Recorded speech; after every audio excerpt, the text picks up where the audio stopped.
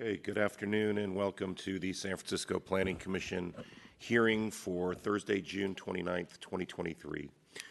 To enable public participation, SFGov TV is broadcasting and streaming this hearing live, and we will receive public comment for each item on today's agenda.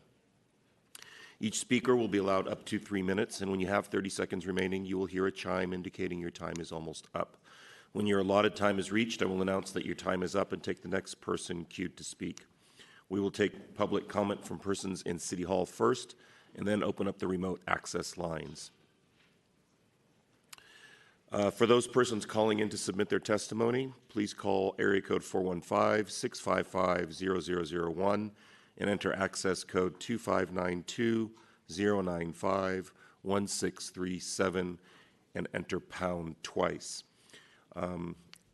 Please wait for the item you are interested in speaking to and for public comment to be announced. To comment, you must enter *3 to raise your hand. And once you've raised your hand, you'll hear a prompt that you have raised your hand to ask a question. Please wait to speak until the host calls on you. When you hear that you are unmuted, that is your indication to begin speaking. For those joining via WebEx, please join us via the link found on today's agenda or on our webpage and enter password CPC2023 and use the raised hand icon to ask a question. Best practices are to call from a quiet location. Please mute the volume on your television or computer. For those persons attending in person, please line up on the screen side of the room or to your right. Please speak clearly and slowly, and if you care to, state your name for the record. And finally, I'll ask that we all silence any mobile devices that may sound off during these proceedings. And now I would like to take roll. Commission President Tanner. Here. Commission Vice President Moore. Here. Commissioner Braun. Here. Commissioner Diamond. Here. Commissioner Imperial. Here. And Commissioner Koppel. Here. We still expect Commissioner Ruiz to be absent today, but we do expect her to return at your next hearing on July 13th. Commissioners, first on your agenda is consideration of items proposed for continuance. Item 1, case number 2022-009099 CUA at 1111 California Street. A conditional use authorization is proposed for continuance to July 13th, 2023. Item 2, case number 2022-004605 DRP at 2574 Union Street. A discretionary review has been withdrawn. Further, Commissioners, under your consent calendar, item 6 for case number 2022-006017 CUA at 11 Franklin Street, Unit 604. A conditional use authorization is proposed for an indefinite continuance and will need to be renoticed. Items as well as, well, not as well as, but also item 7, case number 2022-011623 CUA for the property at 555 9th Street. A conditional use authorization is requesting a continuance to September 28th, 2023. And finally, Commissioners, under your regular calendar, item 15, case number 2022-012051 CUA at 79 28th Street. A conditional use authorization is requesting a continuance to September 7th, 2023. I have no other items proposed to be continued, and so we should take public comment. Members of the public, this is your opportunity to address the Commission on any of these items being proposed for continuance. Again, if you're in the chambers, please come forward. If you're calling in remotely, you need to press *3 or raise your hand via WebEx. Seeing no requests to speak, public comment on your continuance calendar is closed, and it is now before you, Commissioners. Thank you. Is there a motion on the continuance calendar? Commissioner Imperial? Move to continue all items as proposed. Second. Thank you, Commissioners. On the motion to continue items as proposed, Commissioner Braun. Aye. Commissioner Diamond. Aye. Commissioner Imperial. Aye. Commissioner Koppel. Aye. Commissioner Moore. Aye. And Commission President Tanner. Aye. So moved, Commissioners. That motion passes unanimously 6-0. Placing us under your consent calendar, all matters listed hereunder constitute a consent calendar, are considered to be routine by the Planning Commission and may be acted upon by a single roll call vote of the Commission. There will not be any separate discussion of these items unless a member of the Commission, the public, or staff so requests, in which event the matter shall be removed from the consent calendar and considered as a separate item at this or a future hearing. Item 3, case number 2022-011807 CUA at 51 Prosper Street, a conditional use authorization.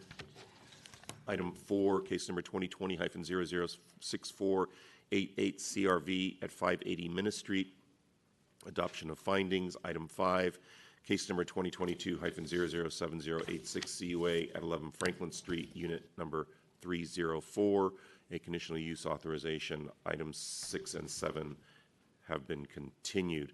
Members of the public, this is your opportunity to request that any of these items be pulled off of consent. Sir, are you requesting that item 3 for Prosper be pulled off of consent? Yes.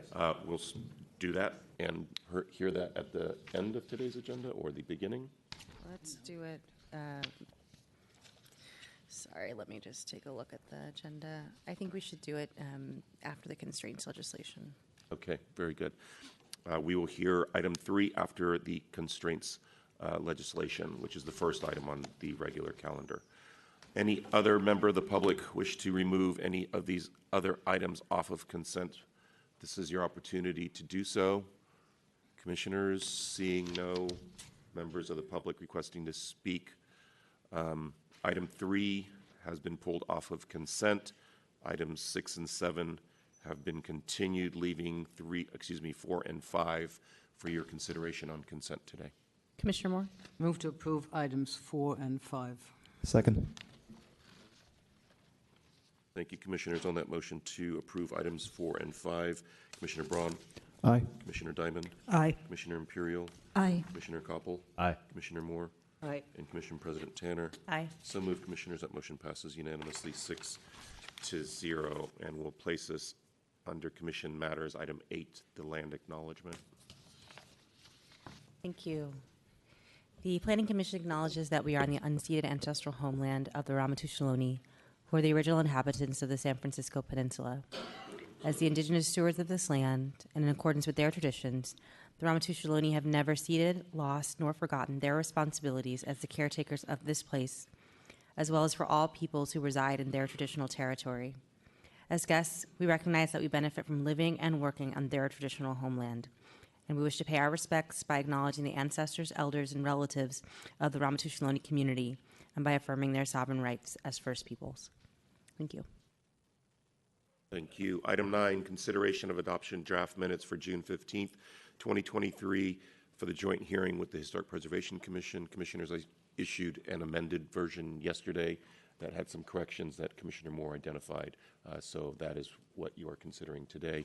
Members of the public, this is your opportunity to address the Commission on their minutes from June 15th. Again, if you're in the chambers, please come forward. If you're calling in remotely, you need to press *3. Seeing no request to speak, Commissioners, public comment on your minutes is closed, and they are now before you. Thank you. Do we have a motion or comments on the minutes? Commissioner Braun? Move to adopt the amended minutes. Second. Thank you, Commissioners. On that motion to adopt the minutes, Commissioner Braun, Aye. Commissioner Diamond, Aye. Commissioner Imperial, Commissioner Koppel, Aye. Commissioner Moore, Aye. and Commission President Tanner. Aye. So moved, Commissioners. That motion passes unanimously 6-0, placing us on item 10, Commission comments and questions. Commissioner Moore? I wanted to share the enthusiasm I heard in the Board of Supervisors meetings the other day. St. Anthony has purchased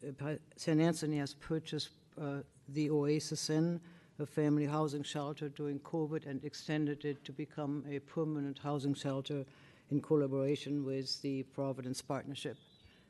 Thank you to the activism of the community. Thank you to Supervisor Preston and everybody else who participated in it. It's a remarkable achievement, and it shows what real good activism can achieve. The other thing which disturbed me a little bit, and I'm sure everybody has been reading about it, that the city of San Francisco is reclassifying its low-income level to be $105,000 a year. I think that will put an extra burden on us to determine of how to think about housing. That's all. Thank you, Commissioner Moore. I just wanted to thank planning staff. Last week we had a tour of the planning department and kind of a little overview of what the planning career and planning field is like for the Presidio Bay Scholarship Program. So I want to give extra shout out to Charles, Trent, Ryan, Megan, Malik, Sinu, Edgar, Kurt, Rogelio, Kalani, Joe, Alex, Wesley, also to Julian, to Elena, to Deborah, to Rich, to all the staff who made it possible, and the students had a really great time. We had a group of students, both rising seniors and early college age folks, so learning about the real estate field, including the planning profession. So thank you all for making time for that. Are there any other comments or questions? Thank you. Seeing none, Commissioners, we can move on to department matters. Item 11, Director's announcements. Nothing from me. Thank you. Item 12, review of past events at the Board of Supervisors. There was no Board of Appeals hearing, and the Historic Preservation Commission did not meet yesterday. Good afternoon, Commissioners. Aaron Starr, Manager of Legislative Affairs. It's been a while since I've presented, so a few things have moved through the process. Also, the Land Use Committee has not met for the past 2 weeks. So since I last presented, the non-conforming public parking lots in the Mission NCT district for the Casements Bar passed its second read. The landmark designation for the Castro Theater passed its second read. Commercial to residential adaptive reuse for the downtown economic revitalization passed its second read. The landmark designation for the Church of the Fellowship of All Peoples passed its second read. And the existing awning amnesty program sponsored by the mayor and Supervisor Peskin, Stephanie, and Chan passed its first read. This week at the board, there were 3 appeals, a CEQA appeal and a CU appeal for 1151 Washington Street, and a CU appeal for 3832 18th Street. The project 1151 Washington Street proposes to utilize the state density bonus program to demolish the existing single-family dwelling on the subject property and construct a 4-story building containing 10 dwelling units. On April 20th of this year, the Commission approved the project. Regarding the CEQA appeal, the appellants argued that the project is not eligible for a Class 32 exemption due to unusual circumstances related to shadow on the Betty Ann Ong Recreation Center, known soil contamination, geotechnical issues, fire department access, and construction air quality. During the hearing, supervisors considered the project's site location, which is uphill adjacent to the Betty Ong Recreation Center, to be an unusual circumstance. They also called into question our practice of only looking at shadow impacts for projects over 40 feet in height. The Department of Public Health was asked to explain site mitigation plans. The supervisors called into question whether or not these measures would be adequate given the project is adjacent to the playground, as well as concerns that the contaminants present on the property. The board also raised the issue of emergency access and agreed with the appellant that the project would create an unusual circumstance related to fire access, primarily due to the long, narrow shape of the parcel and the fact that the access would be provided along a narrow 5-foot wide pathway. There were 4 public commenters in support of the appeal. Comments was largely focused on the shadow impacts of the project, although the hazardous materials and fire department access concerns were mentioned. There were 11 commenters in support of the project. Comments focused on the need for housing, the concern about HCD's interest and potential consequences if the appeal were upheld.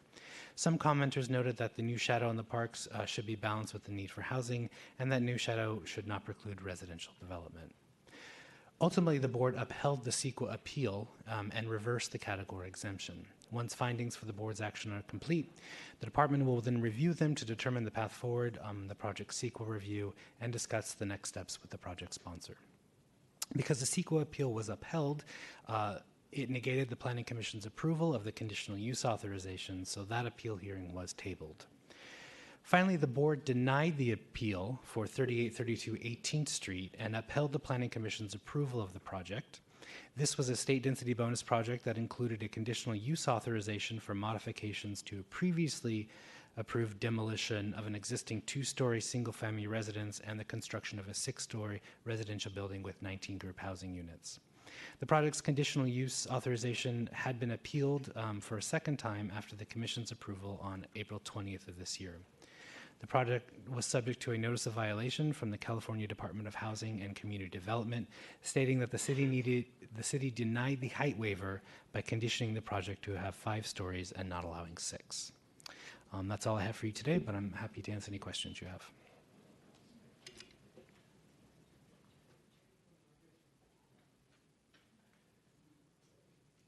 If there are no questions for Mr. Starr, we can move on to general public comment. At this time, members of the public may address the Commission on items of interest to the public that are within the subject matter jurisdiction of the Commission, except agenda items. With respect to agenda items, your opportunity to address the Commission will be afforded when the item is reached in the meeting. Each member of the public may address the commission for up to 3 minutes, and when the number of speakers exceed the 15-minute limit, general public comment may be moved to the end of the agenda. Again, if you're in the chambers, please come forward. You can line up on the screen side of the room. If you're calling in remotely, you need to press *3 or raise your hand via WebEx. If I can have the overhead for the computer, please. Good afternoon. My name is Jerry Dratler. I sent the mayor and the board of supervisors an email regarding the illegal subdivision of 13 housing units into 32 housing units on Alamany Boulevard. You have a copy of that email.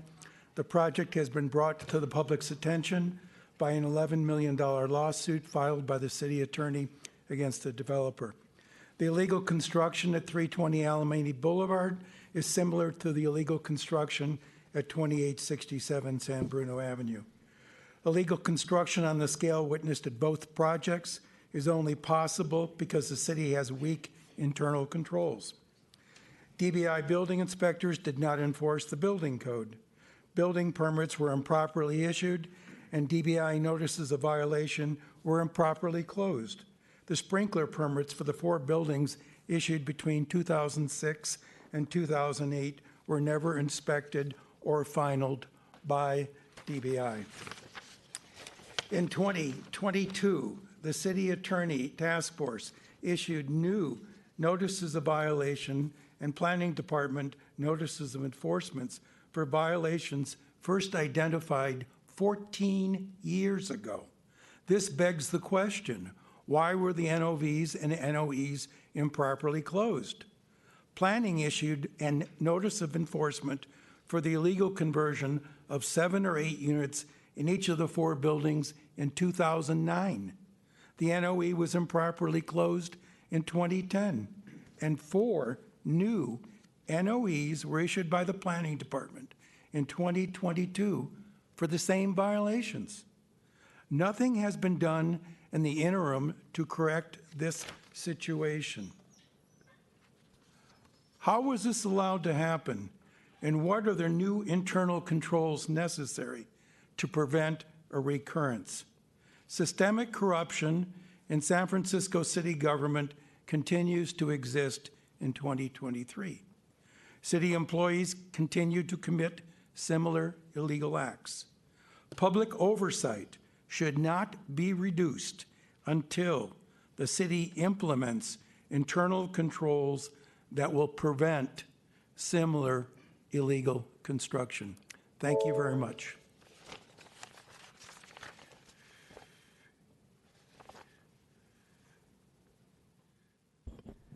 Good afternoon, Commissioners. Eric Brooks, representing the local grassroots group, Our City, and also a new coalition that has recently formed, San Francisco CEQA Defenders, California Environmental Quality Act Defenders. This is the first time I've been before you since 2019, but now I'm finally dusting off the COVID dust to come back in, unfortunately to scold. This is about a previous item that you approved in a previous meeting, the Melgar and Gardio legislation to completely radically change the west side of the city and allow 6-story buildings to be indiscriminately put up without any environmental review, without community review, sweeping undermining of California Environmental Quality Act access to us in San Francisco.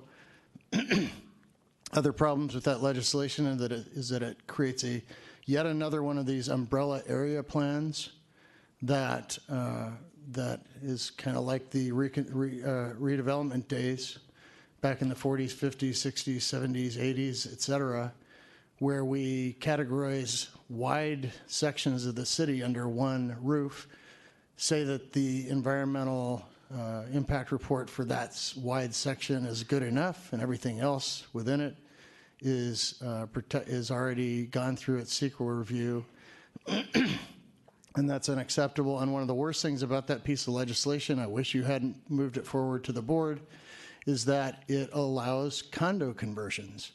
The city's been opposing rampant condo conversions for decades. They take away crucial rental housing that we need for affordable housing in San Francisco. So sorry to start out on a negative note, but it is good to be back to at least see your faces. Take care.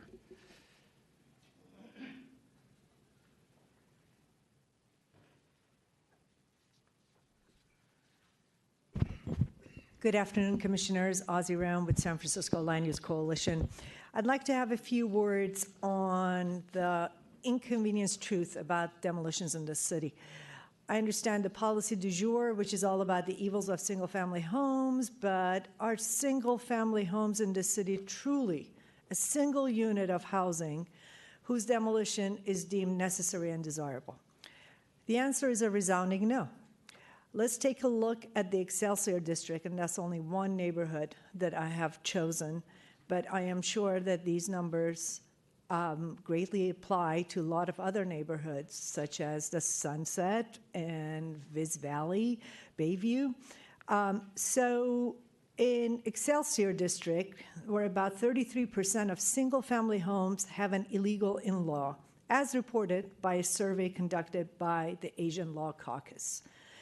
Contrary to the census figures and planning's data that show this neighborhood being primarily made up of homeowners, the Excelsior is nearly 70%, I repeat, 70% tenants, with half of them living in illegal in-law units. That's just Excelsior, but as I mentioned previously, these numbers could apply to other neighborhoods with large single-family modest homes, such as the Sunset. I'm glad that Supervisor Engardio is here to hear this. As it often happens today, developers falsify the building type on their application, a single family with no UDUs, with no legal units. And they're hoping that they're not going to get caught, and they would have to, basically force the right of return for the tenants that they evicted. Such was the case with 249 Texas Street, 228 Vicksburg Street, and more recently with 7928 Street, where an elderly Mexican-American couple were Ellis acted from. Thanks to Director Hillis and Ms. Gordon-Yonkir, they actually reversed the non-existence of a second unit, so I'm grateful to that. And these are only the tip of the iceberg, because these are the ones that came to our attention because of the notification process. Who knows how many of them fell through the crack.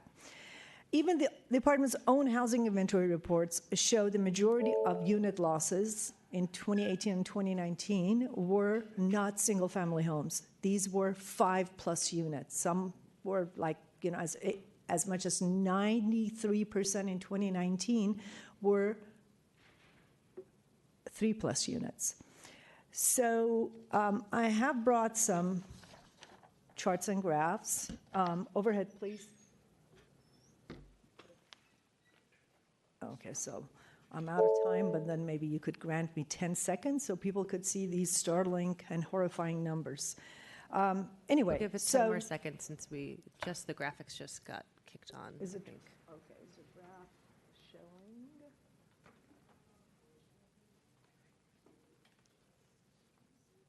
Doesn't zoom out very much. There we go. As you can see, these numbers tell the story. I mean, like in 2019, per department's own data, 5+ units were like 85%, and that doesn't even include 3+ units. Anyway, the point that I'm making is, where is this racial and social justice if our housing policies are doing exactly the opposite? Because majority of people who are living in these units, these are not luxury condos that were being demolished. Majority of people who were living there were tenants. That is your time. Thank you.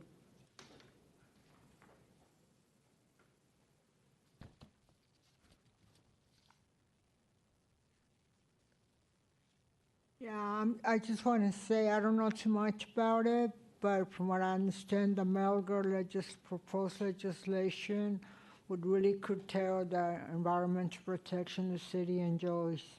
I want to tell you guys something. Even if you do have those houses for $150,000 to $190,000, they're not going to want those people do not want their environment messed up. Maybe I don't know who you guys listen to. Me, I'm poor. My income does not exceed 15,000 a year. You guys have about 105,000 low income. It's not now. It is no longer low income housing, but affordable housing. I don't hear the word gentrification, but that's what's happening in the city. As somebody that has kids, grandkids, and has lived in the city since for at least 30 years, I'm getting upset. I'm getting tired of how the Board of Supervisors and you guys have so little respect and regard for the people that live in San Francisco. And by that, I mean the poor people. I mean the people of color.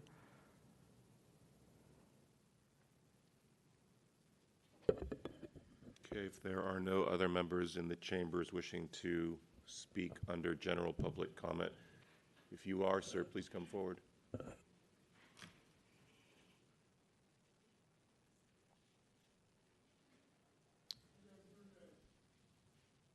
Anyway, my name is Lawrence Hollins, and I'm born and raised out here in San Francisco, and I work with the Coalition of the Homelessness. Now, I share these newspapers, but I'll go around this whole city and I ask 100 people in these tents one question. My question was, would you rather pay rent or continue to sleep in a tent? Now, 85% of these people rather pay rent. The thing is, they just cannot afford rent. What I call it putting a dent in the tents. The reason why I call it that, like I said, I did a survey with 100 people, and I asked 100 people this question: would you rather pay rent or continue to sleep in a tent? The thing is, they just cannot afford to rent here on a fixed income. So I came up with a solution. My solution is that we start renovating abandoned buildings, convert them into SROs. The SRO means single resident occupancy. I'm quite sure you all know this. Because when I go around the city, I ask a lot of the people that run these apartment buildings. Their studio apartments are $3,000 a month or more, and it's ridiculous. Now, I figure with an SRO, we convert these buildings into SROs and take 1/3 of these people's check because they can have something to live on, $200 to $300 for a studio. And I think it's, number one, the residents are affordable. Number two, we get these tents and these people off the streets. And number three is why I call it putting a dent in the tents. So, I'm born and raised here. Why should I have to make 6 figures a year to live in my city? You know, and it's like, it's enough for everybody. I did a survey. It's for every homeless person in San Francisco. There are four vacant places for these people. It don't make no sense. Instead of giving them zippers, give them a key. A lot of people don't want to live. A lot of people want to live on the street. That's their business. But if I can help the people that don't, let's do this. For real, for real. That's all I have to say. You guys have a blessed day and happy 4th of July to everybody.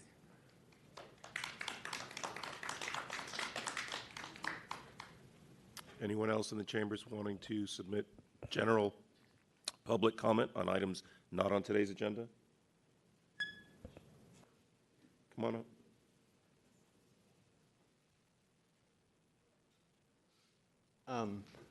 Following up from what was just said, which I think was very impactful, the rent being so high hurts every single person who rents. You know, we're all, more than half of the city rents, and we're all made poorer for how high the rents are. And the only way you can bring rent down is by making it cheaper to build and building more. You can wish all you want that rent will magically go down, but ultimately when you create policy that makes it hard to build and adds unnecessary bureaucracy and makes it expensive and inconvenient and difficult, what you're doing is you're saying everyone in this city should be poorer. And I think that is not a just or justifiable policy to say everyone should have to make money or get out, and even those who make enough money are making less and poorer. And that's ultimately what it comes down to every day. Like, when rent comes along, it's a lot of money for almost every resident.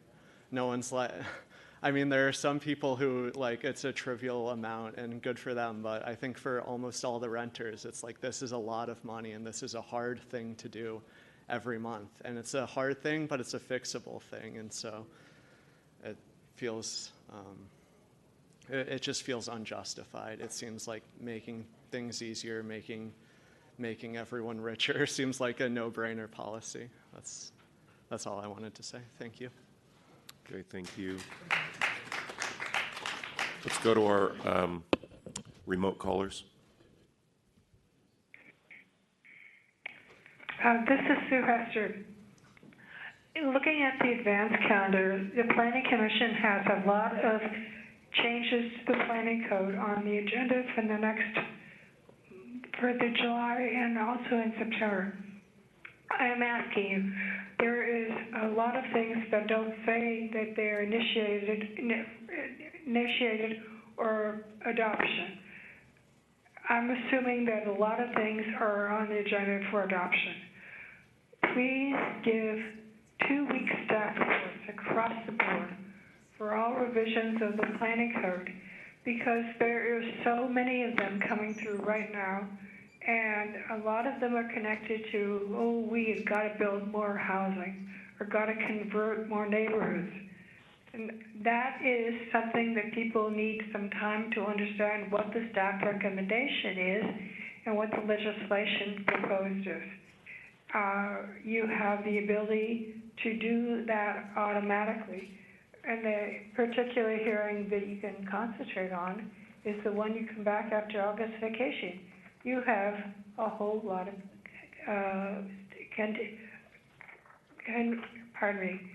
PCAs on there. All those should, the minimum have 2-week staff reports. Planning Commission, say so today. And I would ask you to give a very good clarification on what is the new legislation that's proposed on the ones that are coming through in July. Have a staff member put on them what the legislation is so people can link the legislation if it's coming from the Board of Supervisors, if it's coming from Planning Department staff. It should be initiated and then calendared a hearing before the adoption hearing. Thank you. It's very important. You're going to have one right now, constraints reduction ordinance. That is not simple legislation. So I will leave that to that later on the agenda. Thank you very much.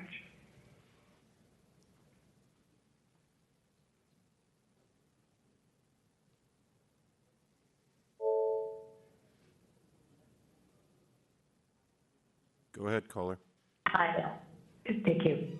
Hi, this is Renee Lazier, and I'm calling in regards to item number 13, file code number 230046. Okay, if you're calling, if you're speaking to item 13, ma'am, you'll have to wait until that matter is called. Oh, okay, I thought we were speaking on that now. I apologize. We're just taking general public comment at this time.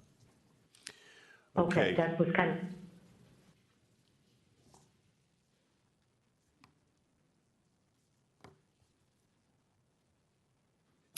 Hi, this is Renee Jenkins. I'm a former Bayview resident, and I have family members that live in San Francisco and work and worship in the Bayview. And I am really concerned with redevelopment and tearing down CEQA. We need to reinforce it. We need to clean up our environment, our air, our water, and our soil for the future generations. We need to follow the climate action plan that you guys set up for the goals 2040, 2050.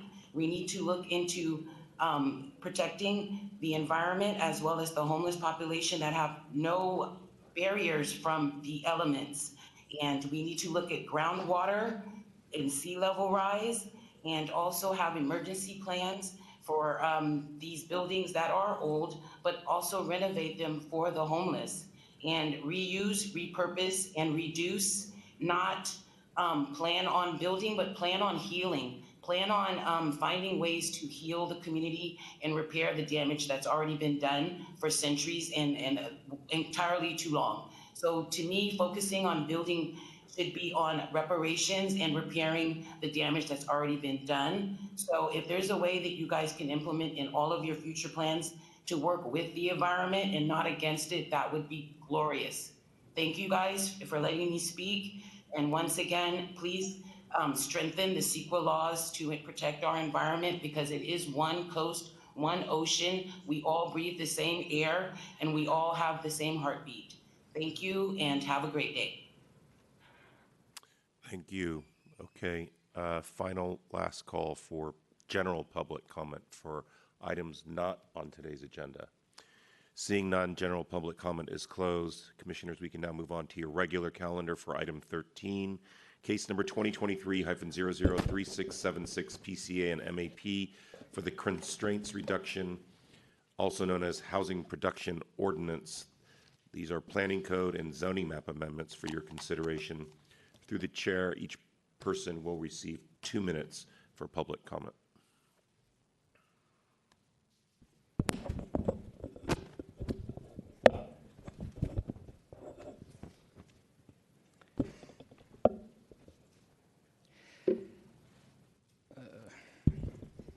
It's always awkward on this thing.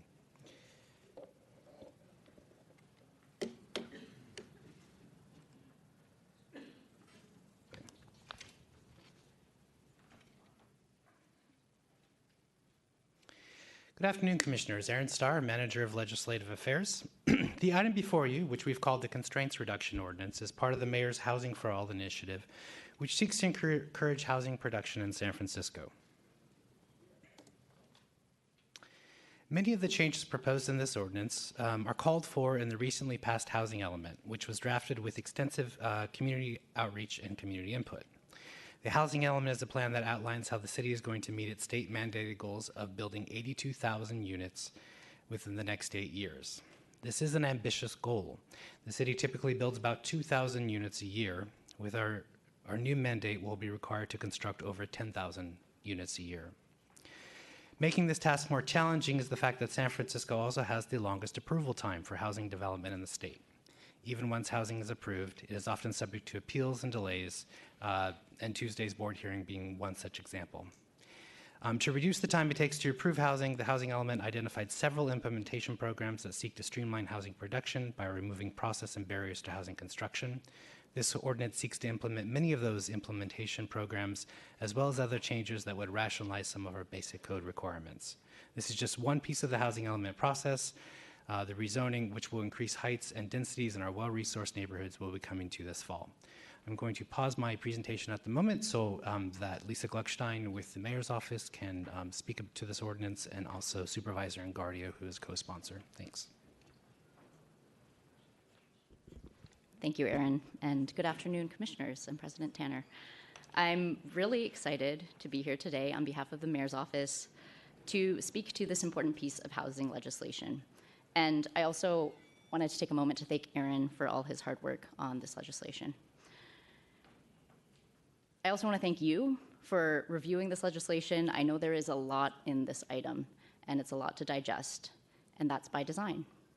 This legislation is a key part of the Mayor's Housing for All plan, the first package of major process reforms that delivers on the promises of our city's housing element, which this commission unanimously recommended for approval 6 months ago. As part of accommodating over 82,000 new units over the next 8 years, San Francisco's housing element requires the city to take hundreds of actions, including passing significant reforms to our housing approvals process, which this legislation does. The California Department of Housing and Community Development, or HCD, as it's affectionately known, the agency that enforces state housing law, has stated its support for this legislation as a necessary step towards meeting our obligations under the housing element. If we fail to fulfill the promises in our housing element, we risk as a city losing out on hundreds of millions of dollars in state affordable housing funding and transportation funding. But these reforms are about more than just meeting our legal obligations. These reforms are necessary to cut down on the long timelines and uncertainty that makes it difficult to construct new housing and drives up the cost of new housing in our city. This legislation also standardizes complex code requirements to make them easier to follow. In San Francisco, it takes over 2 years and often longer, as you all well know, for a housing project of over 5 units to make it through the planning approval process. This legislation would change that.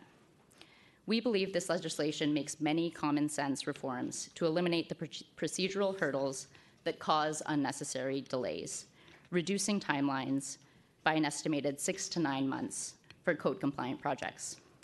It would save hundreds of hours of staff time and commission time spent on review and hearings for projects which the department has very little ability to alter. We fully acknowledge that this legislation is not a panacea to our housing affordability crisis, but it is a large and very necessary step in the right direction. Thank you all for your time today, and I look forward to your support and our continued work together as we fulfill the goals of our housing element. And now I'll turn it over to Supervisor Engardio. Thank you. Good morning, or good afternoon, commissioners. So when I was here earlier this month, I spoke about a housing concept called domicity, short for domiciles in the city. It's 5 stories of housing above a cafe, grocery, senior center, or childcare that all residents in a neighborhood can benefit from.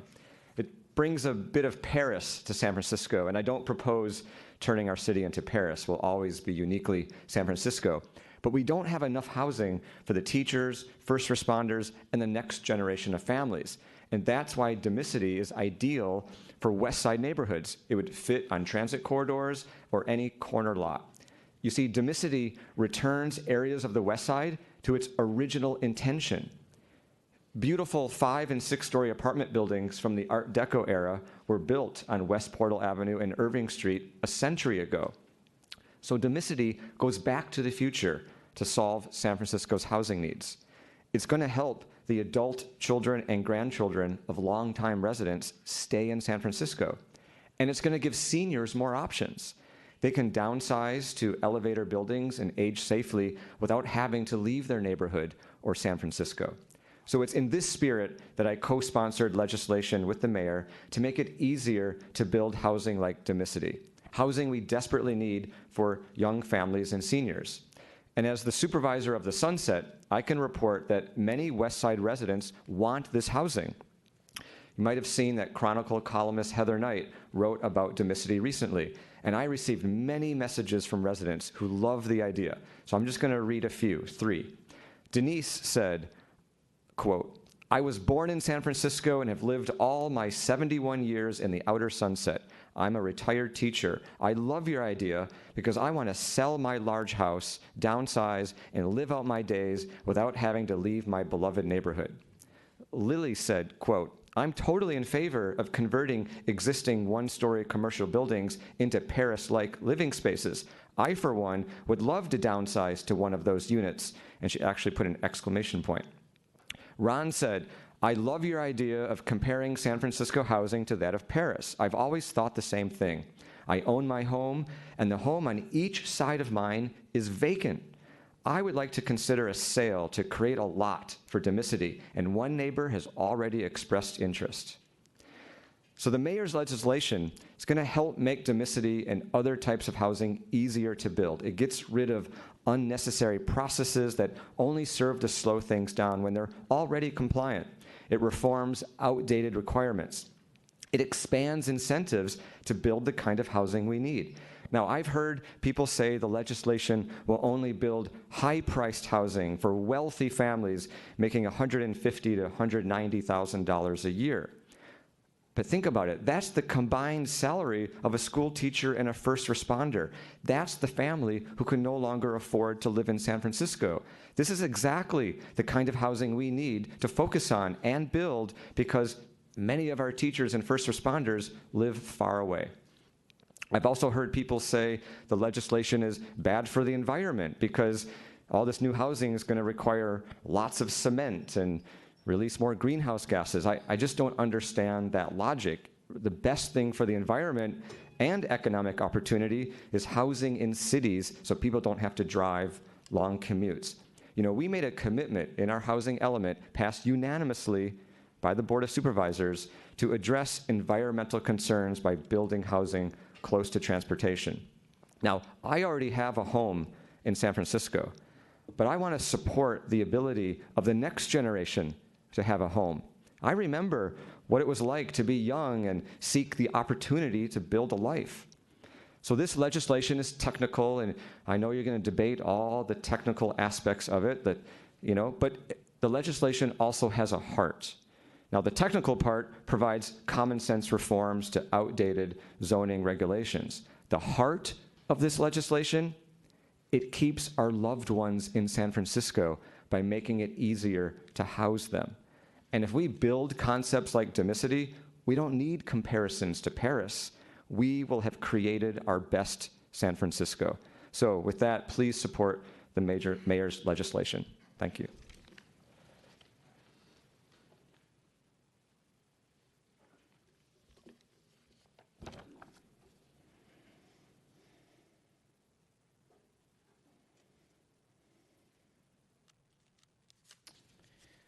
Thank you, Lisa and Supervisor Engardio. So my presentation is divided into 4 topics. The first is the creation of the Priority Equities Geographies SUD. The second topic is process improvements. The third is building and zoning standards. And the last is affordable housing incentives. So the ordinance proposes to create a Priority Equities Geographies SUD. The proposed boundaries of the SUD mostly follow the housing element's Priority Equity Geographies boundaries. However, any overlap with the Rail Resource Neighborhoods map has been removed from the boundaries of the SUD. Also, the SUD's boundaries have been expanded to include Japantown and areas west of Mission in the Outer Mission neighborhood. The ordinance uses the SUD to maintain neighborhood notification and demolition controls within the SUD, and the SUD could also be used in the future to advance other racial and social equity-centered initiatives. The ordinance makes several changes to the code to remove and reduce process. Many of these processes require conditional use hearings before the Planning Commission, but base approval on subjective criteria and findings. The ordinance would remove conditional use requirements for height in our RH and RM districts, large lot developments in our neighbor commercial districts and Chinatown districts, as well as several SUDs, and lot mergers in our RTO districts.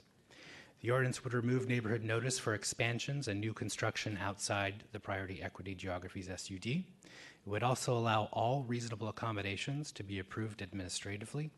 Reasonable accommodations are intended to comply with the Americans with Disabilities Act by allowing deviations from the planning code to meet the accessibility needs of the occupant. It would also allow double density for senior housing in all zoning districts without conditional use authorization. Allowing senior housing in all zoning districts will provide greater housing choice for seniors to allow them to age in place in familiar surroundings and where they may have existing community. It also removes hearing requirements for state density bonus projects. These projects are required to have a hearing before the Planning Commission, even though the Planning Commission's discretion is limited when it comes to denying requested waivers, incentives, or concessions, as we saw with the 18th Street project. In addition, if the project is code complying, the Planning Commission's ability to deny or reduce the density of the project is also incredibly limited by state law. The proposed ordinance would also amend Section 317 to allow housing demolitions so long as the project is not located within the Priority Equity Geographies SUD and met all of these 5 criteria: that the unit to be demolished are not tenant occupied and without a history of no-fault evictions within the last 5 years, no more than 2 units subject to rent control would be removed or demolished, the building proposed for demolition is not a historic building, at least 1 additional unit is being added, and the project complies with SB 330's replacement, relocation, and first right of refusal provisions. The next category is building and zoning standards. The ordinance seeks to standardize and rationalize some of the planning code standards to make compliance easier. The proposed ordinance standardizes required rear yards, so instead of requiring a larger rear yard for higher density neighborhoods, as in the case in our RH districts, the required rear yard would be amended so that lower density districts have a 30% rear yard and all other districts would have a 25% rear yard. The ordinance also amends averaging calculations and maximum setback requirements for front setbacks. Currently, front setbacks are determined by averaging the adjacent neighbor's front setback. The code also allows a maximum required front setback of 15 feet. The ordinance proposes to change this by basing the front setback on the shortest adjacent neighbor and reducing the maximum front setback to 10 feet. The ordinance would change the minimum lot size to 1,200 square feet and lot frontage to 20. This is consistent with SB 9 and called for in the housing element. It's not intended to facilitate high-density development. However, it does remove process for those wanting to subdivide through lots, for example. The ordinance would amend the code so that through lots in RH, RTO, RM1, and RM2 districts can be developed on both street-facing property lines and allows all zoning districts subject to Section 134's rear yard controls to wrap the lot of the building and place the required rear yard at the inside corner of the lot. It also rationalizes open space requirements by removing the inverted ziggurat open space and exposure requirement and allows a code-complying balcony to count towards required open space. For residential uses, it expands the definition of active use on the ground floor for residential buildings to include things like laundry, lobby, mailroom, and bike room. It makes group housing and homeless shelters principally permitted in all zoning districts, which is called for in the housing element. It eliminates the one-year ownership requirement for the fourplex program, which will facilitate the conversion of single-family homes to multi-unit buildings. It amends the definition of dwelling unit to allow up to 2 employees that are not residents in the unit to be employed in home-based businesses. And finally, the ordinance amends the definition of dwelling unit to be consistent with state law by allowing worker housing with up to 6 units. The planning code and state law already provide a lot of process waivers and incentives for affordable housing, but the code does have some provisions that discourage affordable housing that this ordinance would remove. Those include allowing all 100% affordable housing projects with up to 120% AMI to receive a fee waiver, including qualifying state density bonus projects. Currently, only housing projects with up to 80% AMI and funded by specific agencies are eligible for the fee waiver, and 100% affordable housing density projects are not eligible for the fee waiver.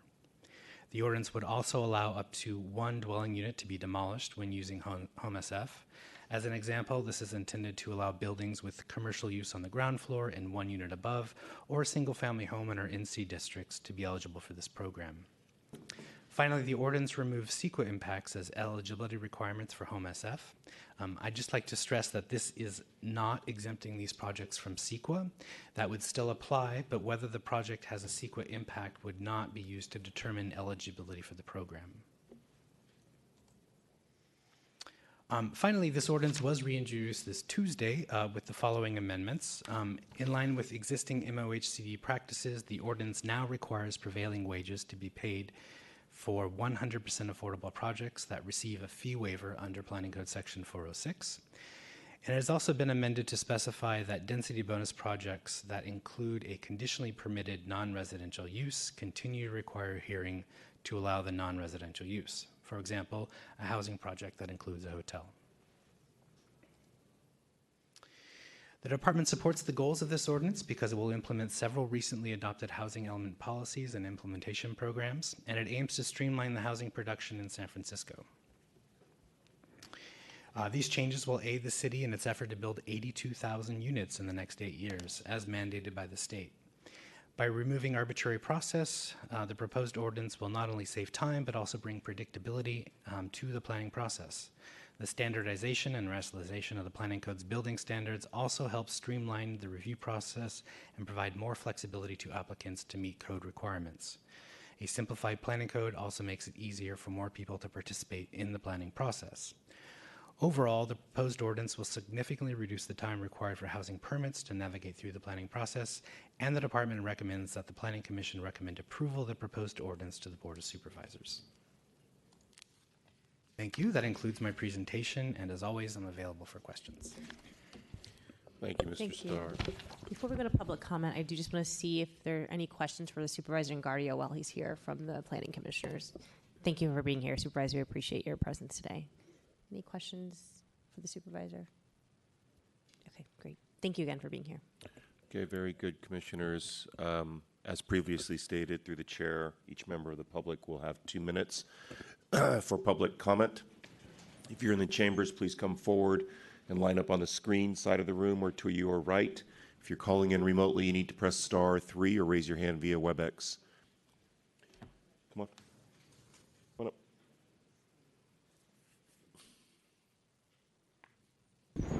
Good afternoon again, Commissioners. Eric Brooks with Our City San Francisco and San Francisco CEQA Defenders. First, I got to say, I think the sponsors of this legislation have their geography off by a few thousand miles. This does not bring Paris to San Francisco. I certainly wish it would. This brings Houston, Texas to San Francisco, and that's frankly unacceptable. Just to get into some of the details of the legislation, it's not even necessary. We already have 40,000, at least 40,000, possibly 70,000 vacant housing units in San Francisco. If you go with the middle, 55,000, you include the housing that's in the pipeline, and you include the several thousand empty office spaces that we can convert into housing, there is zero need to build any new housing in San Francisco. What we need to do is take all of the housing that's already vacant and is way too expensive for most people to live in and force the people that own it to put it out at prices that people can afford, that working class people can afford. This is also terrible for the environment. You know, the sponsors keep talking about the climate crisis. Well, anyone who really knows the climate crisis, as I do, because I work on that as my main job, knows that in the next 10 years, we're hitting climate crisis tipping points beyond which we will not be likely to survive if we don't reduce emissions now.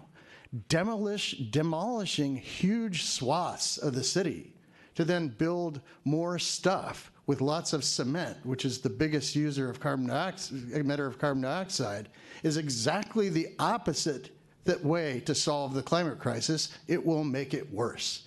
This is not something that the West Side or anyone supports, and you need to vote it down.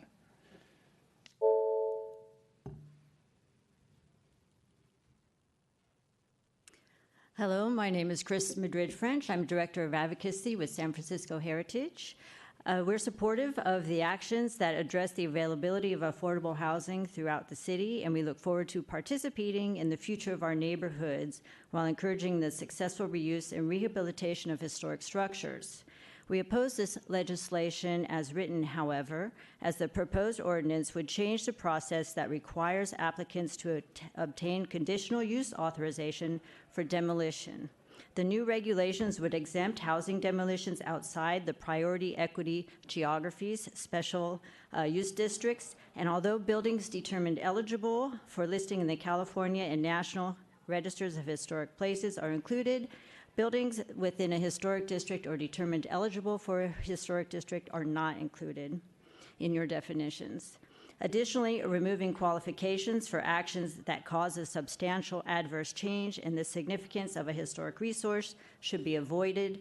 For example, in the review of the impact of proposed projects on historic structures within the SUDs, such as Van Ness Special Use District and Broadway Special Use District, by the Historic Preservation Commission and the Planning Commission have been removed in that ordinance, and they should be reinstated or otherwise addressed. Thank you.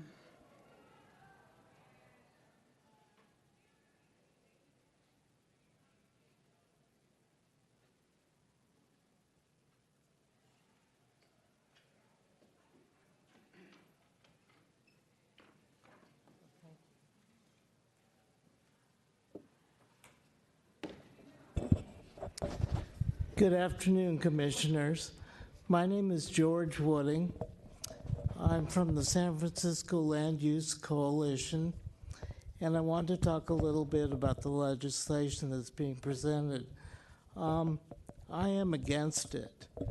I do not feel that it's going to be helpful to the city of San Francisco and create valuable density and create the desirable affordability that everybody's talking about. Density does not equal affordability. And I hope people, if you remember one thing I say, I hope you remember that. This is a wild goose chase trying to build 82,000 homes.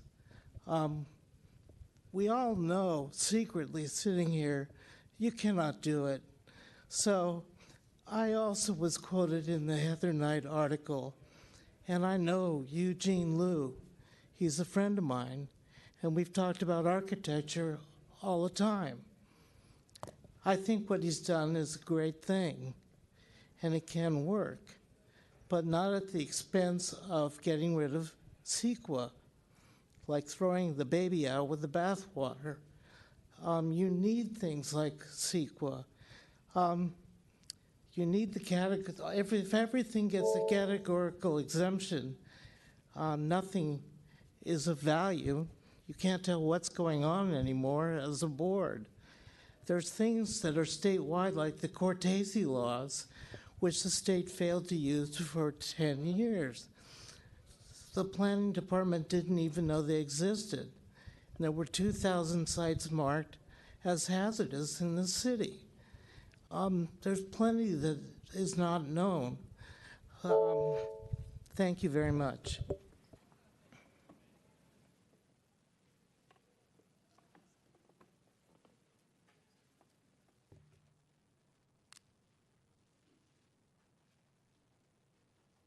Good afternoon. My name is Sandra Dratler. I am here today representing Faith in Action at St. James Episcopal Church in the Richmond District.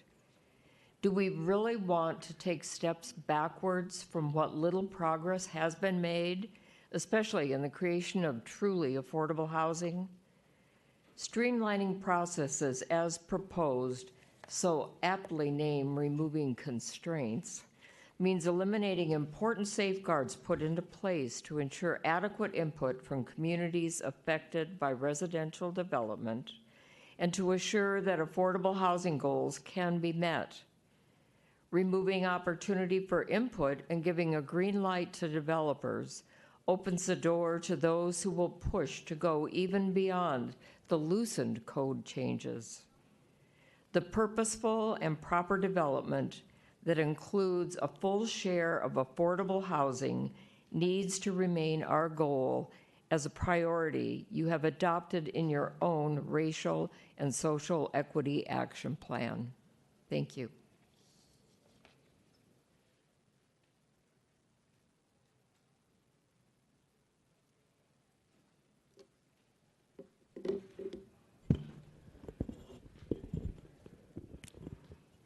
Good afternoon. My name is Jean Barish. I'm a D1 resident and a member of the Board of Directors of Planning Association for the Richmond.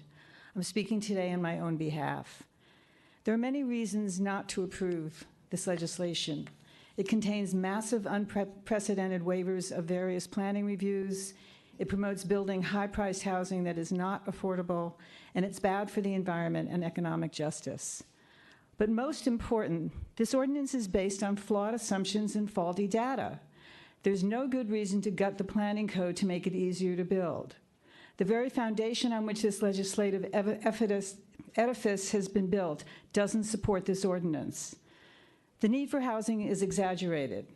The state housing needs assessment number that's now the gold standard for revising the planning code is overinflated. A state audit supported by other organizations gave a blistering report that these RHNA numbers have been inflated up to hundreds of thousands of building units. But not only is demand overstated, supply is understated. First, there are currently about 40,000 empty unoccupied units in the city.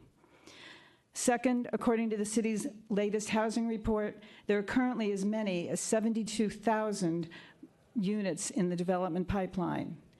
And finally, plans are afoot to repurpose empty office buildings in downtown San Francisco, providing even more housing. It just doesn't add up. Not enough demand, too much supply. There's no good reason to change the planning code now. Don't approve this ordinance. It's just a gift to developers, for whom housing is an asset, not a place to call home. This is a legislation project that should not be given a permit. Thank you.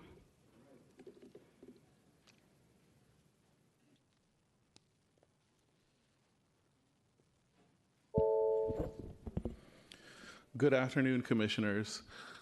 I'm opposed to London Breed's legislation because it's harmful to the majority of San Franciscans, meaning the tenants that make up 64% of the population of this city. Back in 2017, I filed a DR against a rogue developer who was later sued by the city and forced into $1 million plus settlement for his crimes. His project in my neighborhood did not mention a word about the existence of a 93-year-old tenant, Carl Jensen, who had rented the property for over 60 years.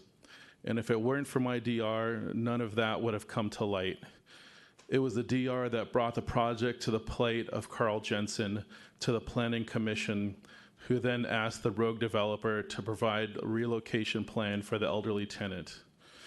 Carl died in that house, most likely because stress from the eviction, but the point I'm here to make is that DRs and CUs are not just for privileged homeowners and their issues with light, air, and privacy. Majority of demolitions in the city is not centered around single-family homes, as the planning's own data shows.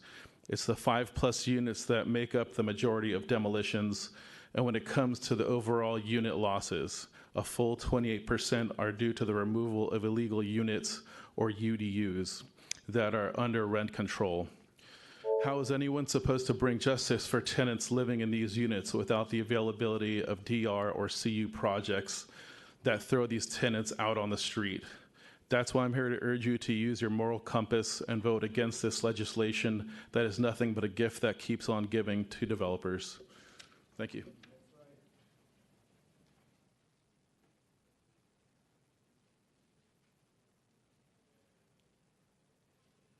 How much is the minimum wage? I added it up 19,000. I added it up to $81,200 for somebody that works 40 hours a week, 12 months a year.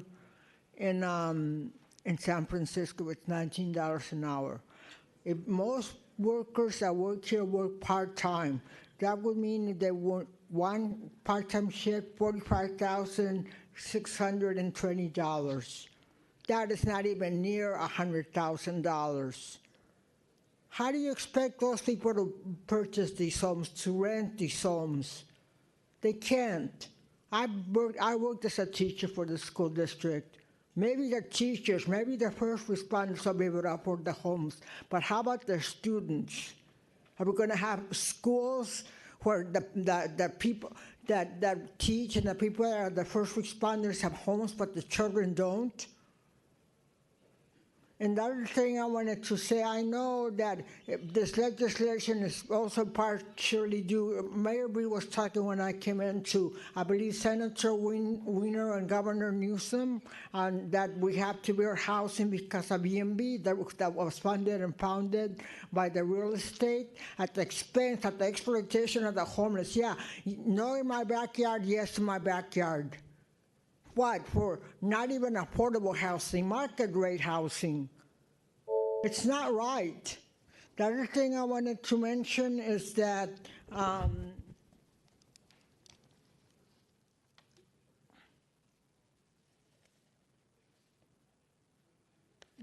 that's what I wanted to mention. Who is this housing going to be for? For more homeless people, more homeless young, more homeless seniors, more homeless adults. They're predicting a 10 times senior people that are living now in their own homes to be homeless.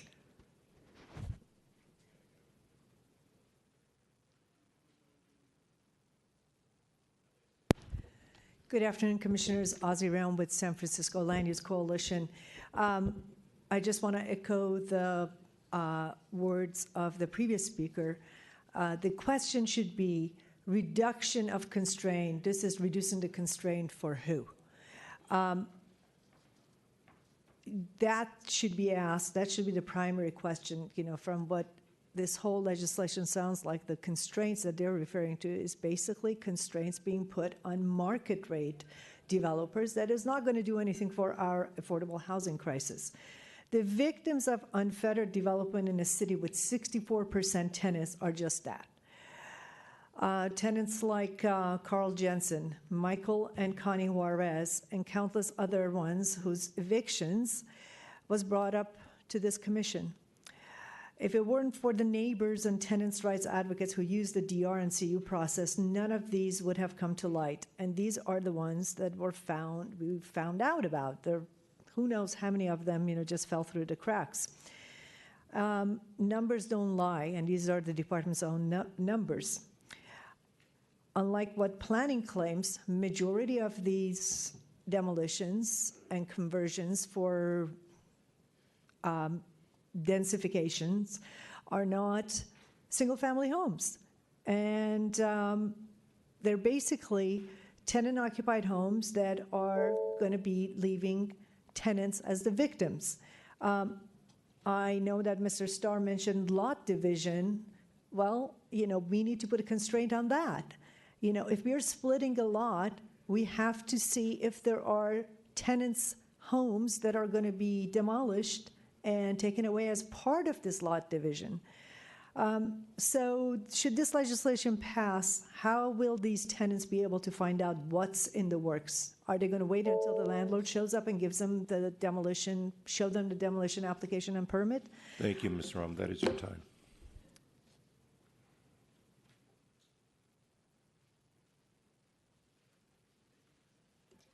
Good afternoon, Commissioners. My name is Serena Calhoun. I'm a local architect. I've been practicing in San Francisco for over 20 years. Contrary to everything you've heard so far, when I read this legislation, I felt an overwhelming sense of relief, because every day I do battle with a planning code that is so complicated. It is almost, you need a PhD to understand what it means. I have a client right now in Bernal that was doing a 3-foot expansion in the rear yard. It's taken 2 years and we're still not through approvals. So the real day, everyday stuff that I see is single-family homeowners trying to do modest additions that conform to the planning code, but have to wait 6 to 9 months to have a 311 notice sent out or appear before a commission. And if a neighbor doesn't like their project, they will delay it for another year. I've seen an elderly couple give up on their project in a house they lived in for 40 years because their neighbor battled their conforming 12-foot rear yard addition. I've seen a young family with their first child trying to do a vertical addition because they had a 1-bedroom 1889 Victorian give up after 5 years of going through a conforming addition. So this common sense change to the planning code doesn't just apply to developers. It really impacts single-family homeowners, families, elderly people, all of my clients. I do not agree that this change to the demolition calculation will result in the demolition of San Francisco. We still have so many protections for historic properties, and truthfully, doing a vertical addition with an interior renovation often triggers the understanding that it's a demolition, even though the building is still standing. There's 125,000 about single-family home units in the city of San Francisco. If just half of those units built one additional unit in their home, which may require an addition, then we would have 50,000 housing units immediately.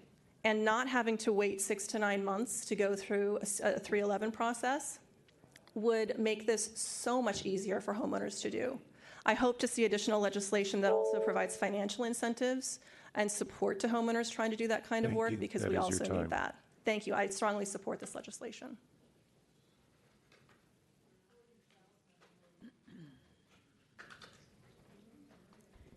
Good afternoon, Commissioners. My name is Avi Gandhi, and I'm a community planner at the Chinatown Community Development Center. We were both troubled and disappointed when we saw the Planning Department's executive summary of the mayor streamlining legislation. The Planning Department has extensive research and technical capacity to provide neighborhood and parcel-level assessment of impacts and outcomes. However, in this executive summary, there is an apparent lack of analysis of the possible adverse social, economic, and equity impacts of this legislation, particularly on the city's priority equity geographies.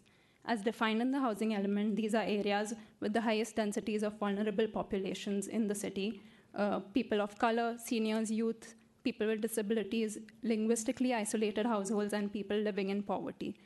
The housing element has several actions that talk about minimizing displacement risks for low-income people of color and community-serving businesses in priority equity geographies.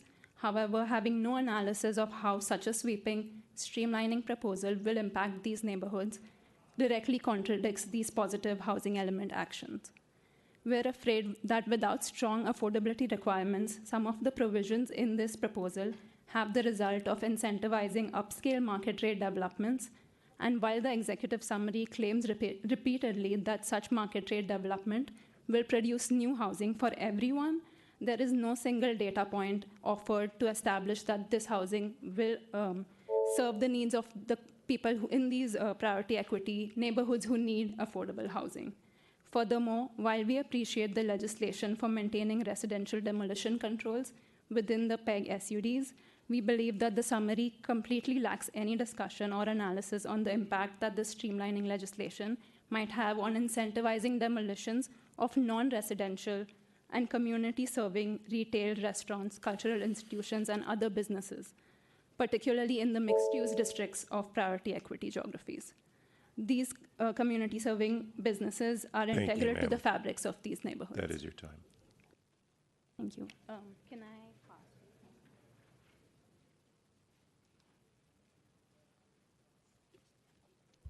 Good afternoon. My name is Kathleen Chubatoni. I live in Forest Hill Extension, which is near West Portal, and I am very lucky and thankful to be a homeowner. This is my story. My nephew and his wife and 2 sons are renting an apartment in Southern California. They both lived and worked in San Francisco when they were single. They would very much like to return and raise their boys in our amazing city. My husband and I don't have grandchildren. We would love to have these family members nearby to enjoy and share our lives. However, being an artist and a nurse, they don't have the income to rent or, let alone, buy a home in San Francisco. Having our family live close by is important to us, and San Francisco needs middle-income people like my nephew's family, teachers, muni drivers, nurses and medical workers of all kinds, artists, construction workers, service workers. These working families should be able to live where they work, as they also contribute immeasurably to the diversity and vitality of the city. San Francisco must get lots of housing built. The board has already agreed to implement our housing element. I implore the board to improve the process to build this housing. Greatly reducing the conditional use authorizations will speed up the timeline for housing production. Please approve this and the other policies before you today. Make it easier and faster and less fee-laden to build all kinds of housing now. Thank you very much. If we can refrain from applause in the chamber, that would be great. Thank you. Hello, Commissioners. My name is Bob Akisfandiari. I'm very lucky today to be here as a representative of myself, a representative as a volunteer with many of my fellow friends in San Francisco YIMBY and YIMBY Action, and I'm also able to represent the United Democratic Club today, a club of over 400 members here in San Francisco. I'm going to tell a personal story because that's the easiest way to get across the point of why I think it is so important, and the organizations that I mentioned also think it's important to pass this legislation, to not tinker with it and make it more watered down, and to make sure that we send a strong signal that this city intends to uphold our commitment to building the needed housing that the state has said we have to build. A decade ago, I was living in Santa Clara, California. I was going to college, starting my senior year, and I was starting my second year on a lease in a home just behind a Taco Bell on a area not too far from campus. And we were informed by our landlady that there was black mold that was developing underneath one of the bedrooms due to leaks in the bathroom and all that. And that was really troubling for us, and we started to call her a lot and ask, well, what are we going to do about this? We want to make sure we are helpful in the addressing of this to the best of our ability. It was me and 5 other gentlemen living in a 4-bedroom single-family home in Santa Clara County. And her response was to give us radio silence for a month and then evict us. And that sucked. That was a really, really terrible time, and we were panicked. We were just starting our senior year. We did not have time to go and get a lawyer and do all that stuff that I'm sure, we have the protections here, and we should continue to strengthen tenant protections in San Francisco. But the best tenant protection, and I've said this before and I'll say it again, is abundant housing. My friends and I were able to just pick up, move, find another home less than a mile away, and enjoy the rest of our senior year in peace. Abundant housing is the best tenant protection you can have. Right now, everyone here knows, and there are a lot of good stories, if you lose your housing here, it's like a death sentence, or you have to go to Vacaville or worse. So please, pass this ordinance, make it easier to build housing.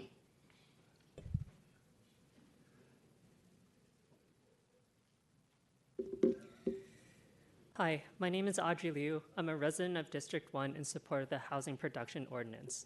San Francisco, among many things, is a tech hub and a bastion for queer liberation. From 2010 to 2015, it has added 8.2 jobs for every new housing permit, a boom in high-wage workers, but not the housing to match.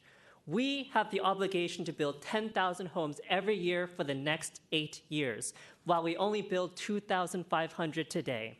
We have systemically made it more difficult to build a larger table, and the vulnerable, people of color, queer, elderly, and anyone who quite frankly doesn't make six figures are being pushed out of the city. I say this both as a techie and as a trans woman. When I came out to my parents in 2019, I had no choice. To be myself, to continue living, I had to lose my family, my financial support, and my home. But I got lucky. I got a software engineering job in San Francisco. I found the love of my life, and I found people who accepted me just the way I am. This city embraced me when my own parents didn't. The high cost of housing in San Francisco has endangered queer people who come from unsupportive and abusive homes, and has made it harder to protect themselves through financial independence.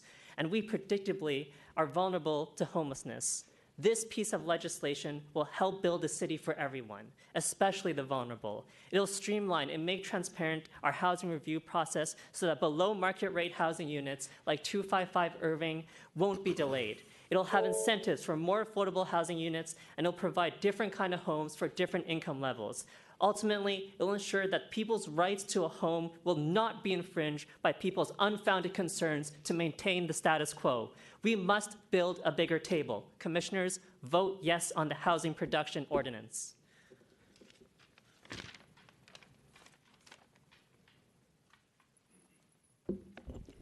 Good afternoon. I'm Karen Payson. I'm an architect in San Francisco. I've lived here for over 30 years. I am a homeowner. I am a former co-chair of the AIA Public Policy Action Committee, and I'm here to broadly support the Housing Production Ordinance. I believe in the law of supply and demand.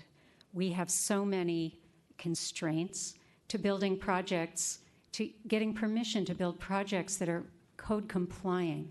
At the very least, code complying should mean code complying. We should not be having more public hearings about a code complying project. We shouldn't need special use permits, conditional use authorization for a code complying project.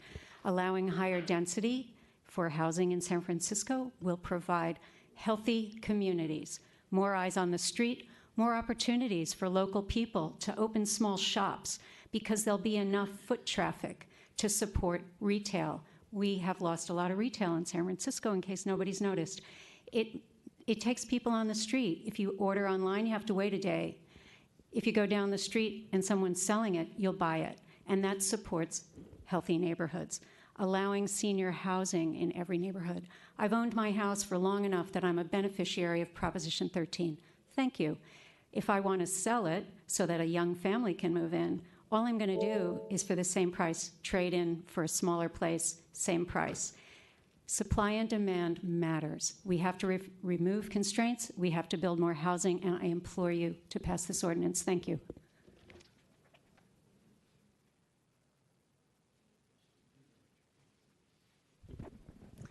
President Tanner, commissioners, it's an honor to speak in front of you today. You're going to hear a lot of opinions. I have one, and we all have one. But I want to take a slightly different point of view. I went to SF State, not Harvard, but I believe we live in a representative democracy. And today, I'm here to show my support for the mayor's initiative. If you listen to her speech, Madam Mayor, in front of this building, just before we came in, she spoke at length about us as a city getting out of our own way. I'd like to elaborate on that and suggest that all of us, especially those of us who are in positions of power, get out of her way. This is a really hard city to lead. I don't know nothing about nothing, but that's what I hear. In part because of all of us educated people who have really strong opinions. And San Francisco's in a hiccup. I think we can all agree on that, whatever side of the aisle any of us are in. There's a hiccup.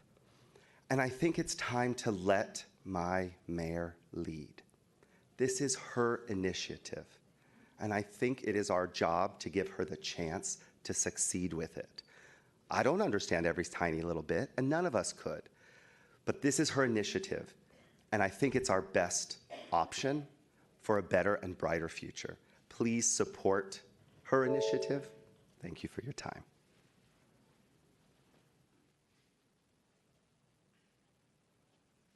My name's Richard Becker. I'm with the Mission Liberation Center. I lived in the Mission for 42 years. This ordinance promotes the idea that it'll bring more housing. It's not going to. It's going to bring more housing units that are investments. It's ridiculous to call housing built mostly for families making $150,000 to $190,000 per year, to call that affordable. San Francisco doesn't need a policy to speed up the construction of more unaffordable housing. I mean, there are 60,000, 70,000, 50,000, whatever the number is, of vacant housing units. That's the reality. So it's not that the more housing is needed, more truly affordable housing is what's needed. And there's a kind of an absurdity here, and that is that the more housing that's being built, this high-priced housing that's built for investment, the more empty units there will be, as we've just witnessed, undeniable. And that will mean, and does mean, the investment housing means higher rents. And higher rents means more homelessness. So we have this absurd circle that more high-priced housing means more homelessness. That's the reality of this situation. I believe that while the Planning Commission, and I noticed that the mayor and representatives didn't stick around to hear people, I believe that while the Planning Commission says all these nice words about inclusion, and if you go to the website, about government for the people and all that, I think it's really a kind of a corrupt process that exists here.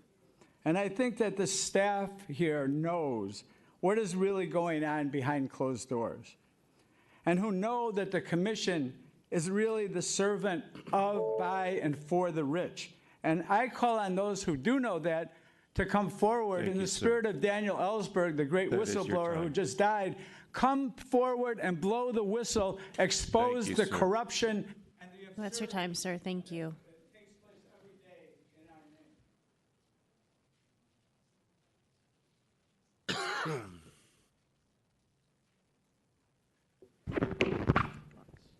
name. Hello, Commissioners. My name is Jessica Pola, and I'm a local real estate agent, and I'm here to ask you guys to approve this ordinance.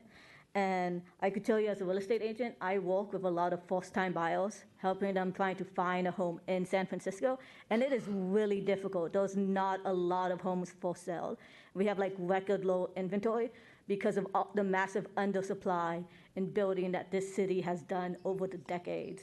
And it's really, really hard to help them find where they want to live, where they want to, like what neighborhoods they like best, because there's just such a low supply that we just end up looking anywhere that's just for sale for them, and they get frustrated because it's just not enough homes at all. So I asked you guys to approve this ordinance so that we could have more housing built across the city, so that more people could live in the neighborhoods they want to live in, and not just what they want to settle for. Thank you very much.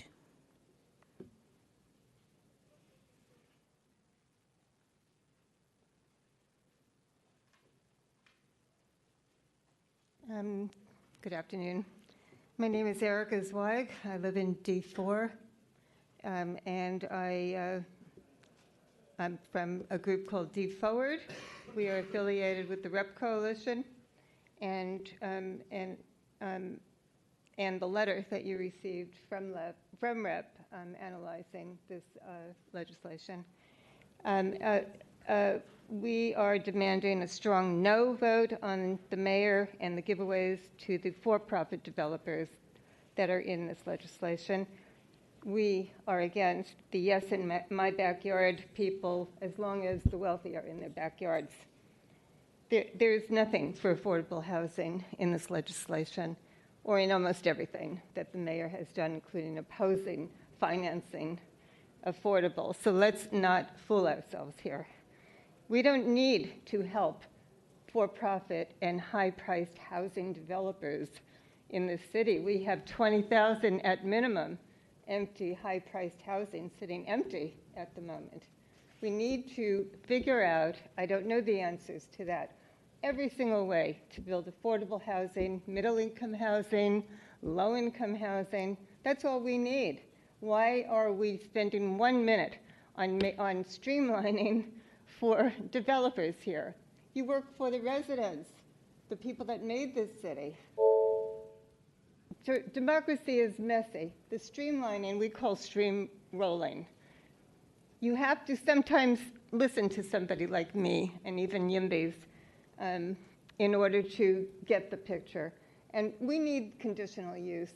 We almost always lose in front of you, but sometimes we make small changes. We need conditional use. We need CEQA. You do not have racial and social equity, your action plan that you wrote, if I recall. You're taking that away. This is being taken away. It is not front and center as you promised to have. So please reread. Thank you. That's your time.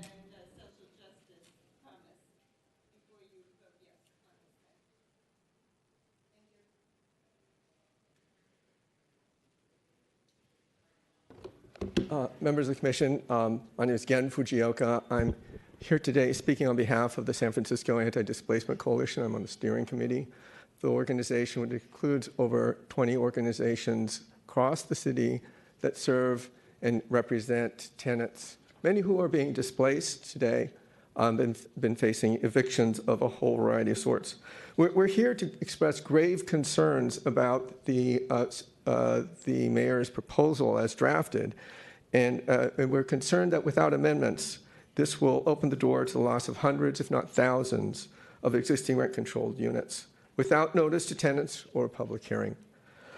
We also are particularly concerned about the staff report, which inaccurately states the tenant protections that are allegedly provided by this legislation.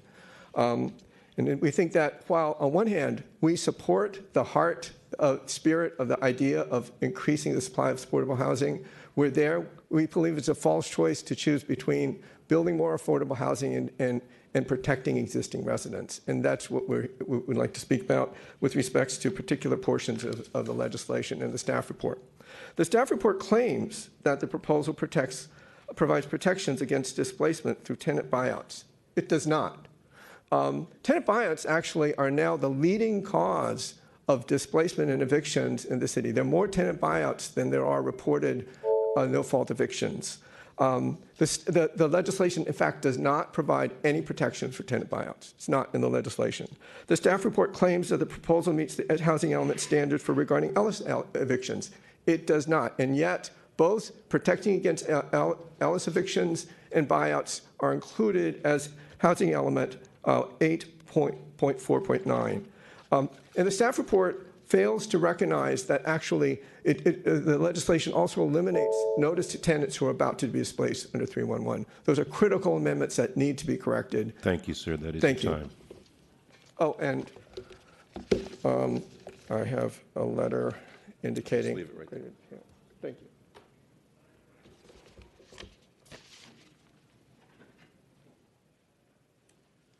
you. Good afternoon. My name is Brandon Powell, resident of District 9. I have served on the Northwest Bernal Heights Design Review Board for more than a decade. I ask you, as someone who would love for my children to be able to afford to live in the city of San Francisco, should they so choose, please put the Design Review Board out of work. Streamline San Francisco's planning process so that we can get some more housing in this city. It's utterly essential. San Francisco is a fantastic place. It is welcoming to so many people of different backgrounds.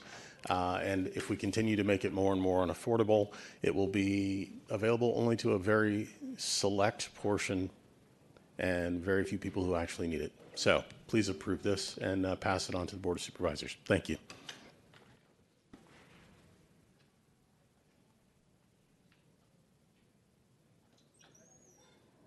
Good afternoon. My name is Kyle DeWolf. I'm representing myself. Many of the points I was going to make have already been made, so I'll just kind of summarize them. We have a phenomenal number of open units now, and most of the figures that list these are from before the tech layoffs occurred. So we have tens of thousands of people that have been laid off in addition to that. I would like to point out that on the last November's ballot, propositions D and E, which had very similar functions, were voted down by the people. This seems like this is a workaround to the will of the people, which is we don't want more quote-unquote affordable housing where people who are minimum wage cannot live in the city because they can't afford housing. If you want to put 6 people into a studio apartment, maybe. This will not help that in any way, shape, or form. So here they are removing even the pretense of having affordable housing by making it 120% of the AMI. Low-income people cannot afford it here, and they are part of the cultural diversity of this neighborhood. So if we want to have nothing but .commerce living here, this would be great.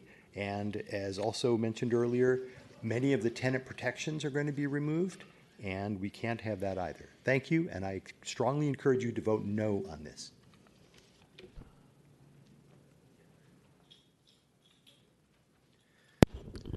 Good afternoon, Commissioners. My name is Mike Chen, and I'm a 9-year resident of San Francisco. Thank you for your time today. I'm here in support of the constraints reduction ordinance from the Mayor, Supervisor Joe Engardio, and Supervisor Matt Dorsey. And I'm here because I'm tired.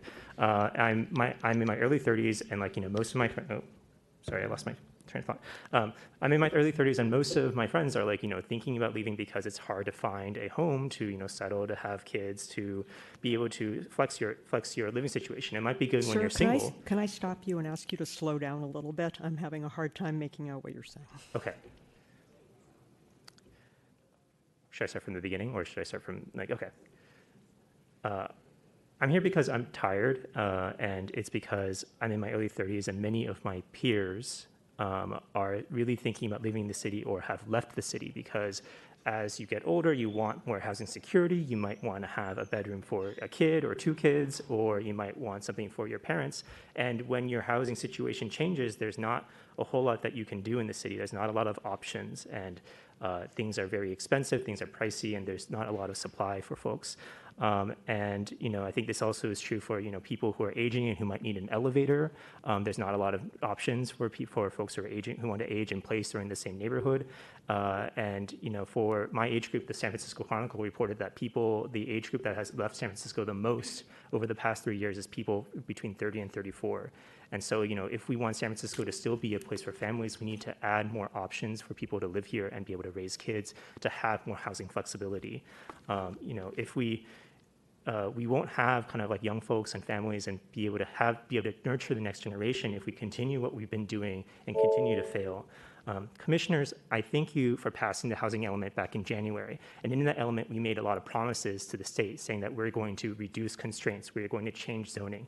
I implore you to pass this ordinance which follows through on those promises. If we do not do so, we risk legal liability from the state attorney general. We risk losing hundreds of millions of dollars in affordable housing funding and transportation funding. And we risk losing local control over our zoning and permitting under the builder's remedy. Thank you very much.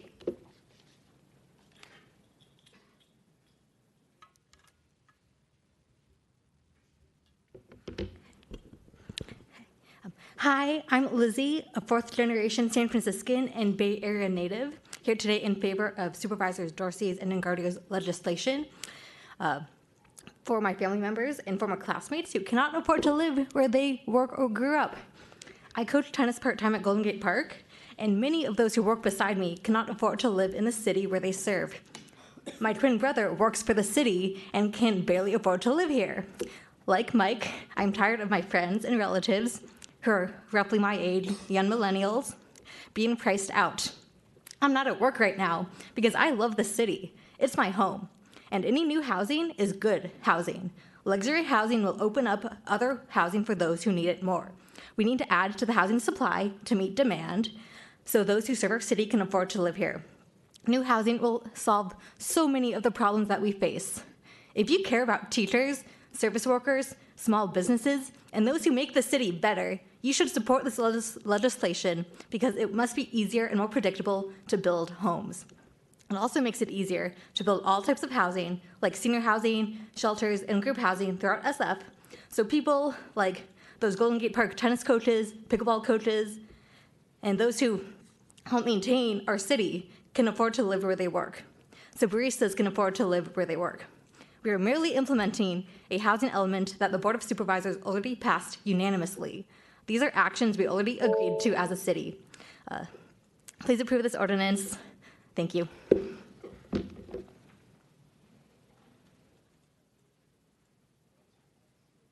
Hi, my name is Susan Satterholm. I'm currently a very low-income senior. Back in the olden days, I took 2 graduate courses in economics at UC Berkeley, and I agree with Lizzie, supply and demand rule. There are hiccups, but supply and demand. 4 of my great-grandparents lived in the Mission in the late 19th century when more and more housing was being built in San Francisco to accommodate families. I think that if we pass this sort of legislation, work hard, take out the hiccups in the whole picture, we can have more and more families doing as my great-grandparents did, coming to, well, they had already been here in San Francisco, but living in San Francisco in housing, raising families. Thank you.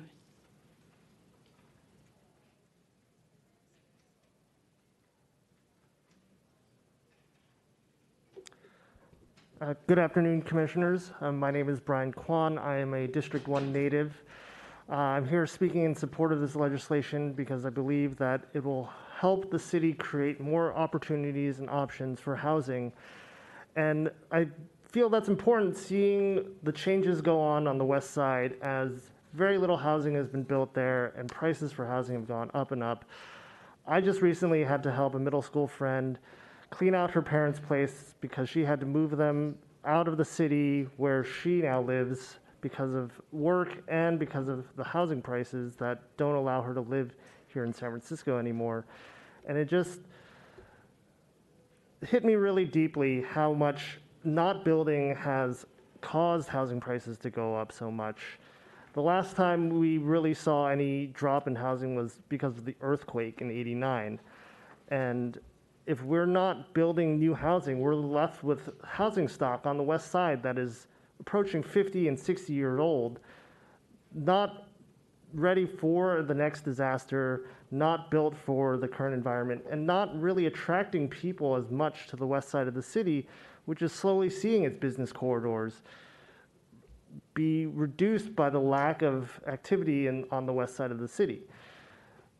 Allowing this new construction, allowing and making it more transparent for developers to come in and provide potential new housing for the west side will help attract people back to the city and bring back some of this vibrancy that we're starting to see not coming back after COVID.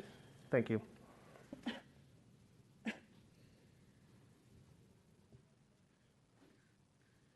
Good afternoon, Commissioners. My name is Richard Perina. I live in District 3.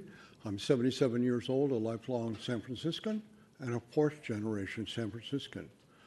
My great-grandfather was a police officer in the 1860s, 70s, and 80s. They lived in their own home. My grandfather was a firefighter. He lived in his own home. My father and mother, my father worked in this building for 40 years in the controller's office. My mother was a teacher. I grew up in the marina in a lovely home. My wife, my late wife, was a nurse at UCSF. I was a private sector accountant. We bought my father's home. My children, all making at least $450,000, all three of them cannot live in this city, and they would love to. My grandchildren, all making at least $300,000, cannot live here. What I hope you will do is pass this legislation so my great-granddaughter, who happens to be 3 years old, will one day be able to live here. Thank you very much.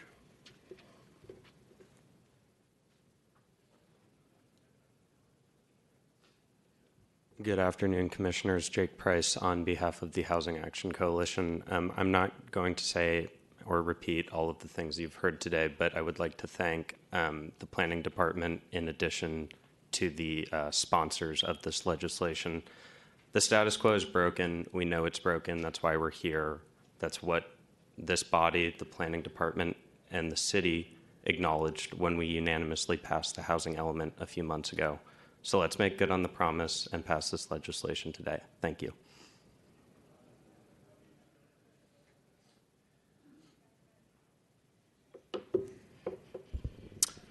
Good afternoon, Commissioners. Jane Natoli. I am the San Francisco Organizing Director for YIMBY Action. You heard from a lot of our members today telling you passionately about their stories, about their families, and about the impact our housing crisis has had on them. You have not heard from many members who don't live here anymore. They've been priced out. They live somewhere else. They wanted the opportunity to call San Francisco home. They tried for a while, and they left.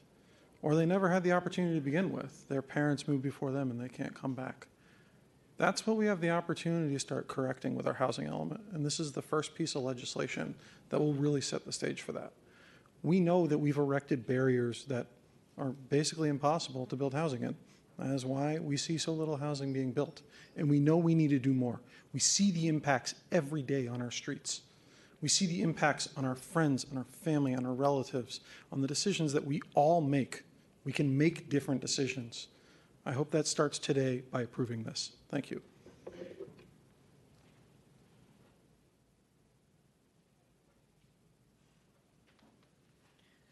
All right, I might be last up. Annie Fryman here, newly with Spur. I'm speaking up in support of the legislation today. You commissioners know more than most that San Francisco loves civic theater in the middle of a weekday afternoon, because that is a lot of the role, unfortunately, of being on this commission, especially when it's about things like brew decks and shadows and apartment buildings. And public comment today has especially been theater because we all know this is a procedural vote. And I just want to take the mask off really clearly that we know this is not some tortured deliberation. I want to thank you for your patience and grace about this theater that we all have to participate in. But we do not really have a choice about whether we pass this ordinance or not, because that decision was made in 2017 and 2018 when state laws like SB 828 and AB 1397 and AB 686 were passed in the state legislature. And that decision was made again this January when this commission and the Board of Supervisors adopted the city's housing element, knowing full well what the risks of not complying with that were. As for my part, I wrote the state housing laws that strengthened the RENA process and the housing element process when I was working for Scott Wiener in Sacramento, and had a hand in a lot of these different rules and setting up this scaffolding that has made these decisions procedural and not tortured deliberations like many of the ones that often go through this commission. And so I just want to, again, thank you for your patience and your grace and your tolerance of, unfortunately, this theater that we all have to participate in today. And thank you for, in a few moments, taking a no-brainer, common sense, procedural vote that we have to take to stay in compliance with state housing law. We have far too much at stake to play games with this ordinance. We have hundreds of millions of dollars on the line that we could become disqualified for, that would fund affordable housing, that would fund public transportation, as well as the risk of losing local permitting power, local zoning power, and increased legal liability for the city. That is your time. Thank you. Thank you.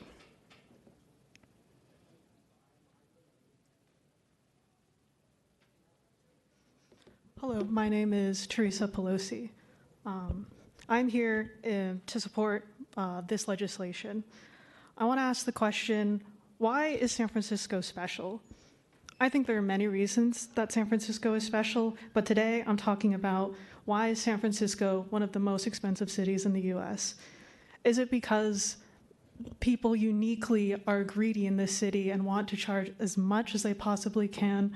Or is it because people truly want to live here? And many people are moving into this city because they recognize how beautiful it is. I think it's the latter. And I think the best way to solve that is to build so that these people can live here and not displace the people who are currently. Build so that our children and our grandchildren can stay with us instead of being forced out. And letting the people from the past who wanted to live here but can't to actually come back to this city and make it a beautiful place. I urge you to support this legislation. Thank you. Okay, if there are no other members of the public in the chambers wishing to speak, let's go to our remote callers.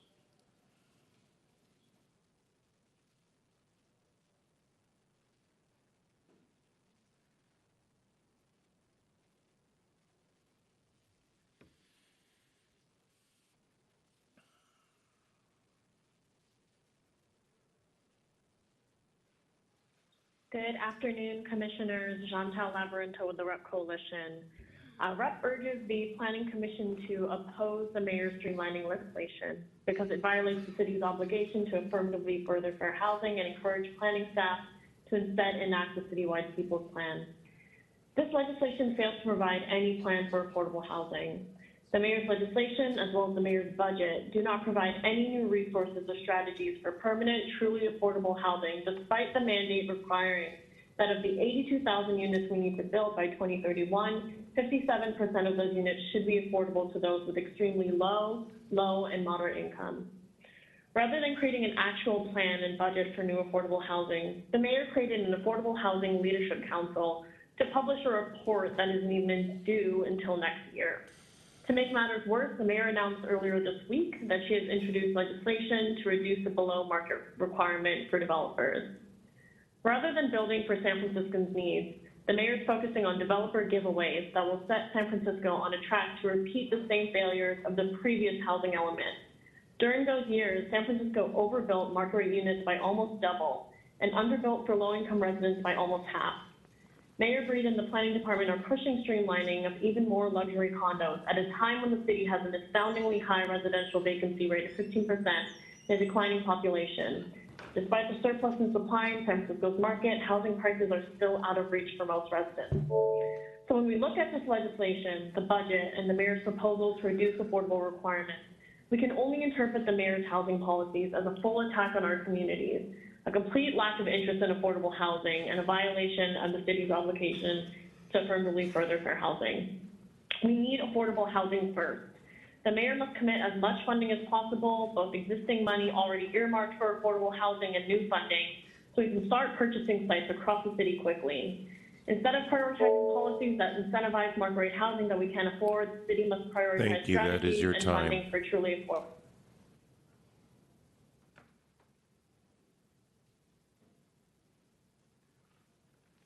Good afternoon, Commissioners. Joseph Smook with the Westside Community Coalition and the Race and Equity in All Planning Coalition.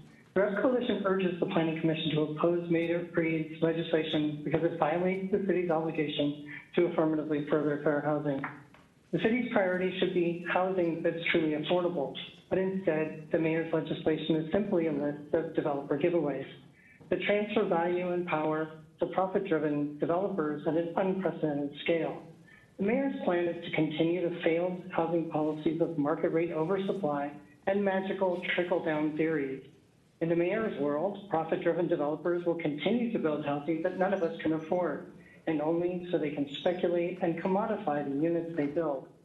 At least with prior attempts to add value, there has always been an effort to balance added value by capturing a portion of the added value for public benefit. The housing element has Action 1.4.6, which says to utilize value capture as a strategy to support affordable housing. This legislation confers value to developers by eliminating public noticing and public hearing requirements, so the mayor proposes to silence communities and undermine democratic process without demanding anything of benefit from developers in return. It's important to remember that even in today's imperfect system, developers don't have any problem getting their projects approved. There are more than 60,000 units approved already, and there are more than 60,000 units sitting vacant. These real-life statistics make even more clear that the mayor's constituency, those she wants to take care of, are profit-driven developers, while she is actively hostile to people of color and low-income communities who desperately need affordable housing now. Thank you.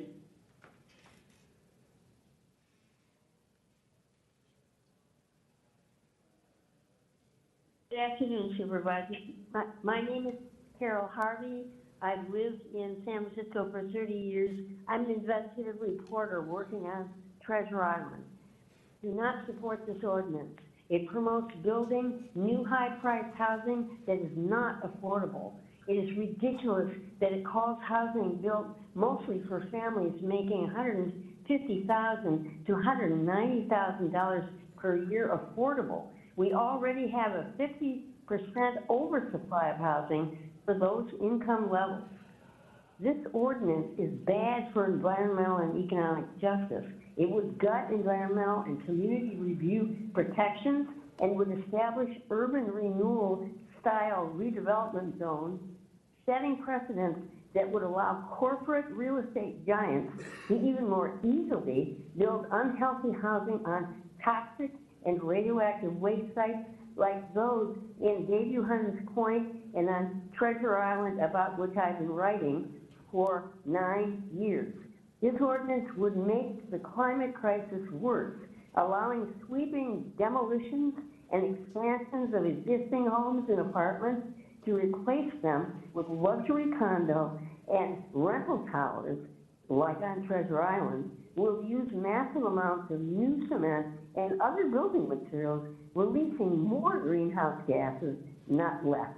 This ordinance would build housing for the wealthy, create more homelessness, and is an environmentally destructive giveaway to rapacious Wall Street and corporate real estate speculators. Please vote down this unacceptable corporate attack on San Francisco's environmental, economic, cultural, and community integrity. Thank you.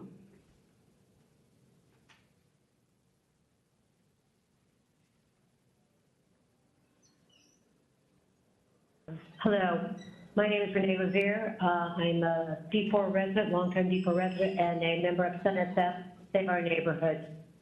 I support all the statements opposing this project that my fellow speaker said so eloquently, but there is no reason to revise the existing code that exists. There is no justification for building 82,000 units when there is and continues to be a drastic drop in San Francisco population, and other options to convert all the other 40,000 plus vacant units, or convert the thousands and thousands of vacant office space into apartments and condos for sale or rent. I don't need to repeat all the other comments made by those who oppose this ordinance, but we do not need to increase the density in and around the city. We are, specifically in the west side, the epitome of density. Magically building 82,000 new homes is not about affordability, which we need, but it is about subsidizing the developers and allowing them to fast-track CEQA and other permitting processes that are vital to safety. Allowing them to pass will set a very bad precedent, overtax already stressed aging infrastructure, affect the environment even more, create greater shadow patterns over the neighborhoods, and ruin the nature and character of the neighborhoods. And sorry, we are not Paris. We are a unique San Francisco.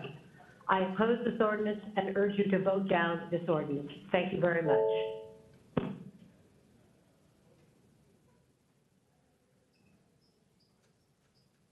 Hello, can you hear me? Yes, we can. Hi. Hello, my name is Dina Aslanian Williams, and I am a resident of District 7. I was the past president of the West of Twin Peaks Central Council. I'm a resident of Forest Hill and have lived there since 1976 on the west side. I'm also a realtor, and as a realtor, I'm sorely aware of the need for more housing in this city at all levels. I'm a mother of an adult son. I'm a widowed mother of an adult son and would love to be able to see my son live near me in San Francisco or anywhere in San Francisco. But this is not the way to do it. Decimating west of Twin Peaks, single-family, established neighborhoods, some over 100 years old, to build more housing is not the way to do it. I'm sorry. I'm a supporter of the mayor, and I'm a supporter of Supervisor Engardio, and I attended the Beat of the Bay Chamber of Commerce breakfast and listened attentively to the mayor talking about bringing housing downtown to all the empty office buildings, where he's creating so much trouble for us and getting us in the news negatively every single day. Why don't we build housing around Union Square? We build housing around and convert already existing building, which is environmentally safer, to housing of all prices, of all levels, from formerly unhoused all the way up, and create housing that way. We can do this. We don't need to mess up what's already working in San Francisco to do this. I very much appreciate Supervisor Engardio. I'm very aware of the Domesticity plan. However, Paris, Supervisor Engardio, is not built on sand, and building 6 units at every corner. Thank you. That is your time.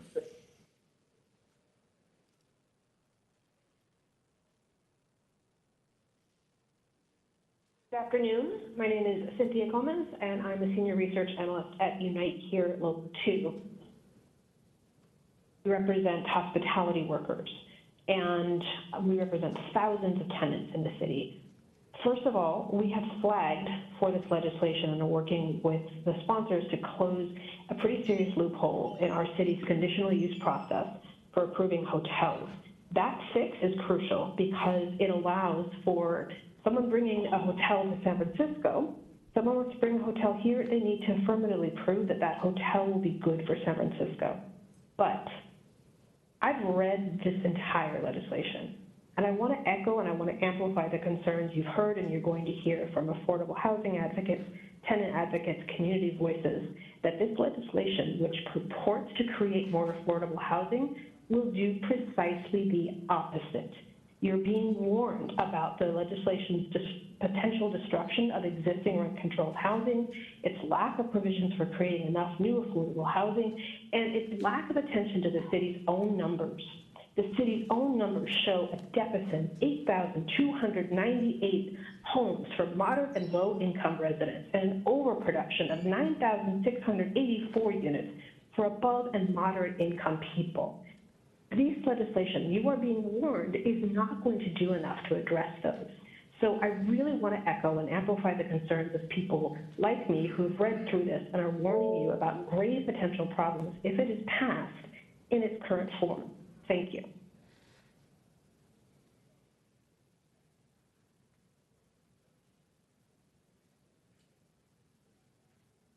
Good afternoon, Commissioners.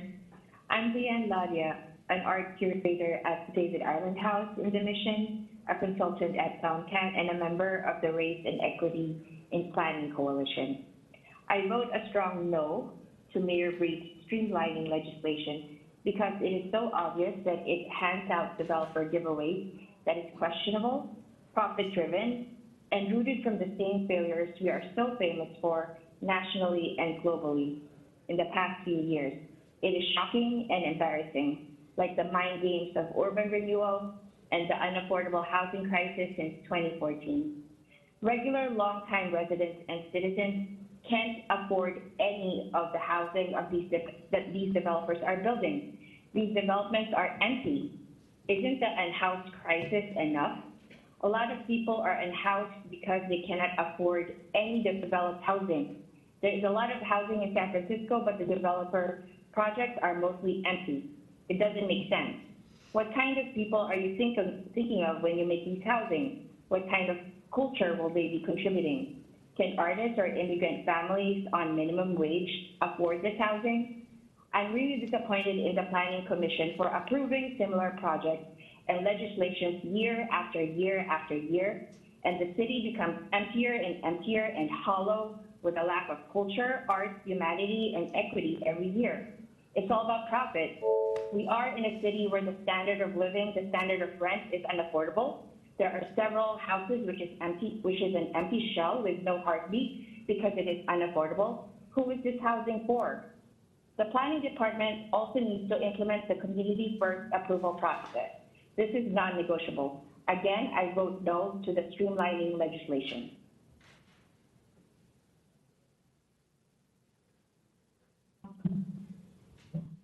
Good afternoon. My name is Stephanie Peete with the San Francisco Land Use Coalition.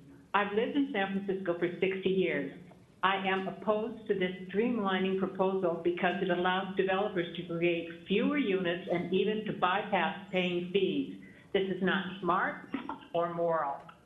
By the way, as you know and have heard today, there are at least 60,000 empty units in the city. We do not need more units. The argument that we need more housing is false. I hope you are as touched as I am by the intelligent and compassionate persons who have spoken out against this ordinance. I ask you to continue operating as a planning commission and do not let developers operate without necessary restrictions and reviews. And finally, we all know that the climate crisis is on us and we don't need more cement, et cetera. Thank you.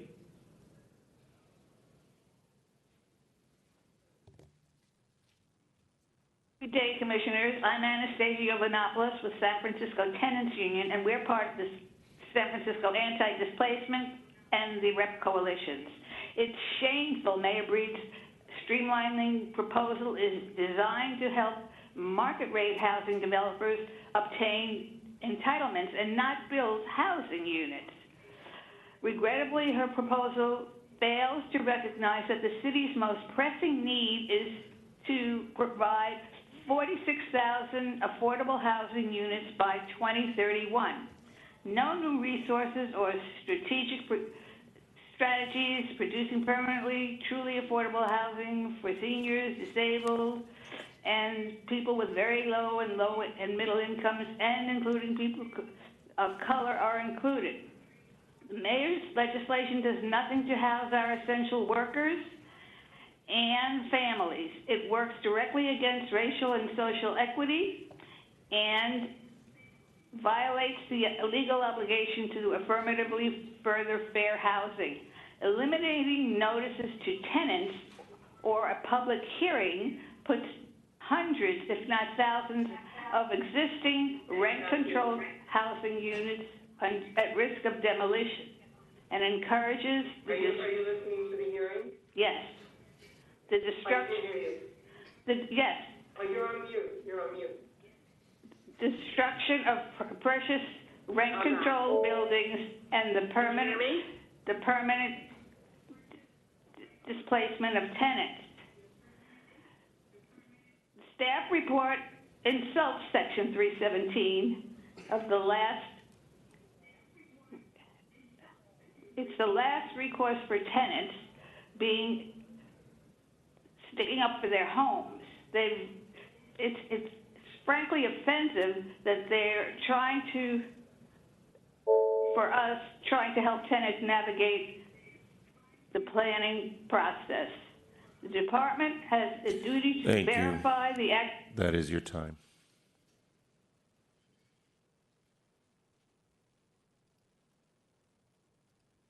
Good afternoon, Commissioners. This is Dave Alexander. I volunteer with Richmond Family, San Francisco. I have 2 small children who go to public school, and I'm just going to tell a quick personal story about their school. I am so tired of seeing their friends leave at the end of each school year because they can no longer afford to be in the city and find a good apartment here on the west side. We need to build on the west side, period. And I'm sick of seeing their classes get reduced to one class per grade because most of the children have left. And so, again, I'm calling to support this ordinance. Thanks so much.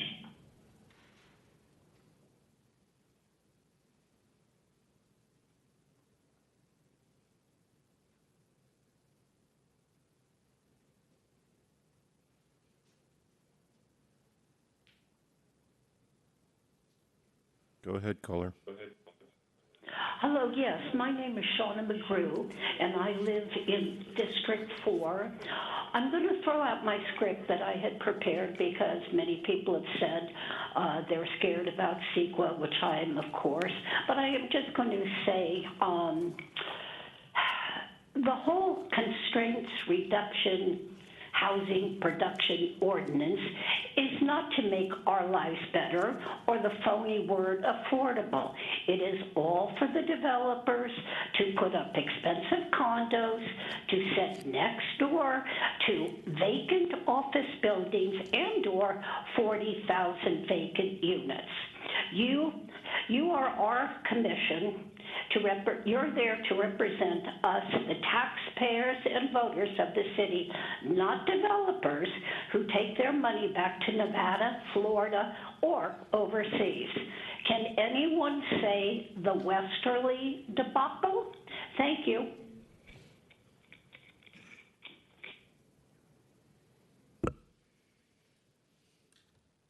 Good afternoon, Commissioners. This is Teresa Flandrick, North Beach Tenants Committee. I'm calling in to ask you to please not move this legislation forward, not until there are actual safeguards in place. As it stands right now, there is, of course, no real plan for the truly affordable housing that we need, as well as demolitions of two-unit buildings. I'll speak specifically about that. That is a huge risk, and as I told you in my letter to you, that there have been cases before you that showed the various abuses and the impact on tenants directly. And so I ask you today to first prioritize affordable housing, to again make sure there are safeguards so that tenants are not displaced, and that you actually, during the pre-app stage, go to the rent board, go to the tenant counseling groups, the actual tenants and neighbors with TUs and notices that actually can help you prove vacancy, when that occurred, what happened. And again, I support the San Francisco Anti-Displacement Coalition letter, as well as the Tenants Union, as well as the recommendations that are part of the Rep SS Coalition. Thank you so much.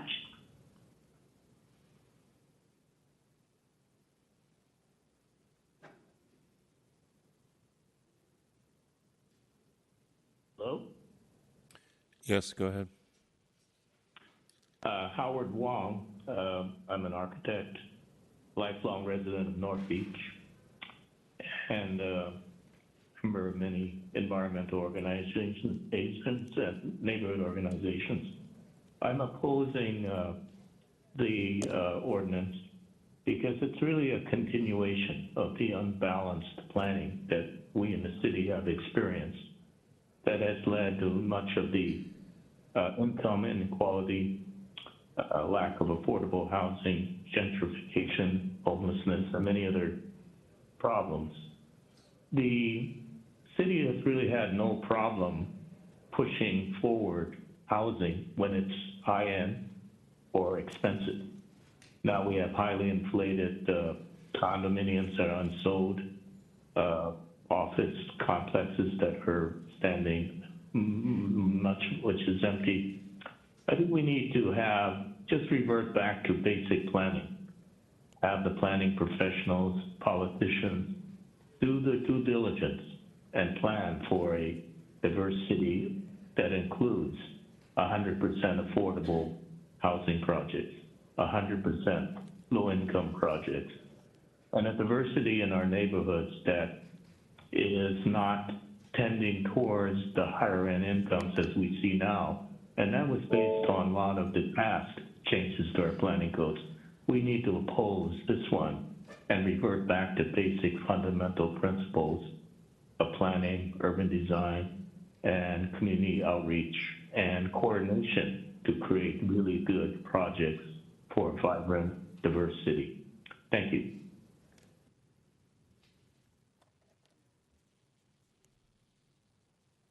Good afternoon, Commissioners. My name is Abram Diaz, Policy Director for the Nonprofit Housing Association of Northern California. And we want to thank you for considering these policies to simplify the process for housing approvals. As an organization that represents affordable housing builders, we really appreciate the efforts to simplify complicated code requirements and expand affordable housing waivers in any ways we can do to create more types of affordable housing projects. Of course, these efforts are all key to implement the housing element in San Francisco and has really broad implications for housing approvals, but also the production needs we need in the city to ensure that we're meeting our statewide housing goals. So thank you all so much and really appreciate the chance to comment today.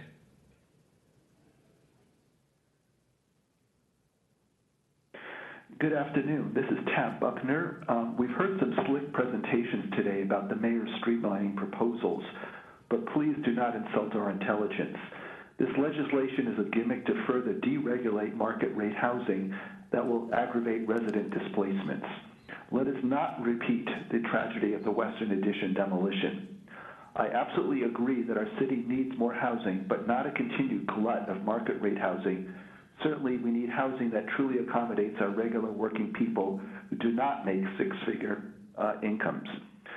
Removing pre-development public notice and hearings is outrageous, as is eliminating consideration of CEQA impacts for eligibility. This is socially and environmentally completely irresponsible.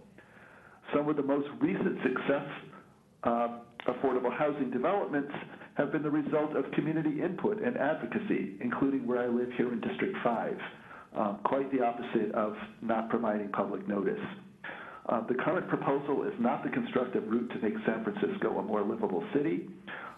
Alternatives such as the citywide People's Plan provides speeding up the permitting process, as well as a guideline to increase housing production. That would benefit San Franciscans who truly need it the most. Thank you very much.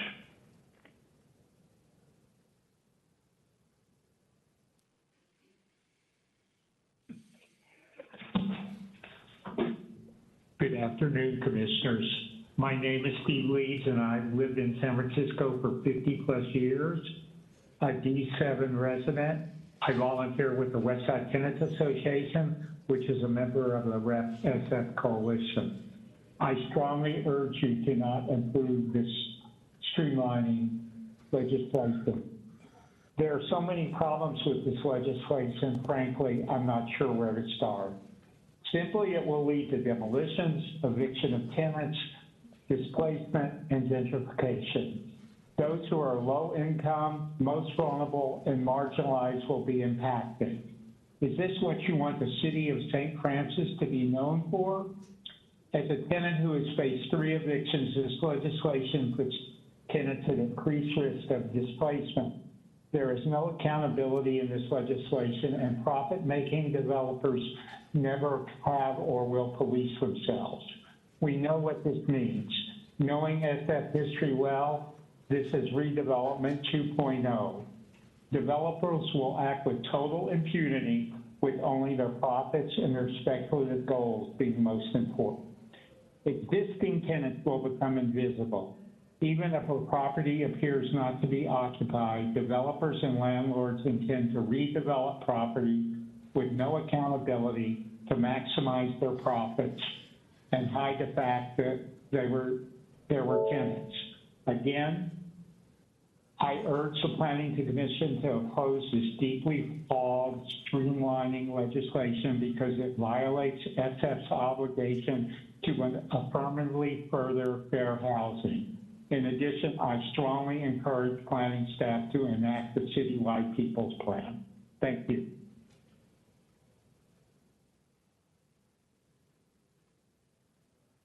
Good afternoon, Commissioners. This is Catherine Petrin.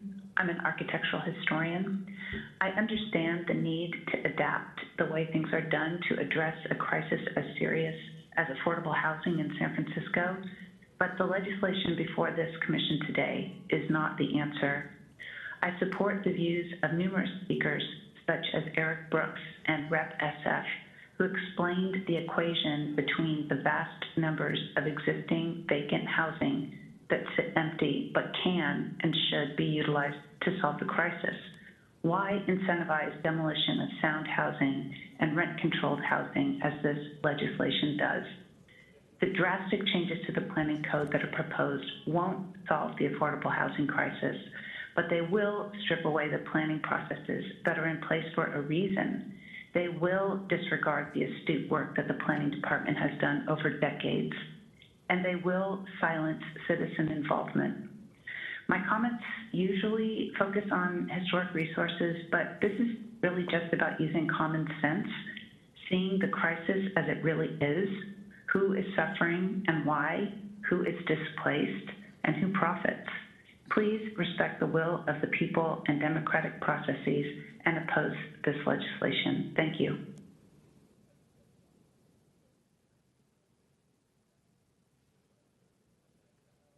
Hello, can you hear me? Yes, we can. Okay.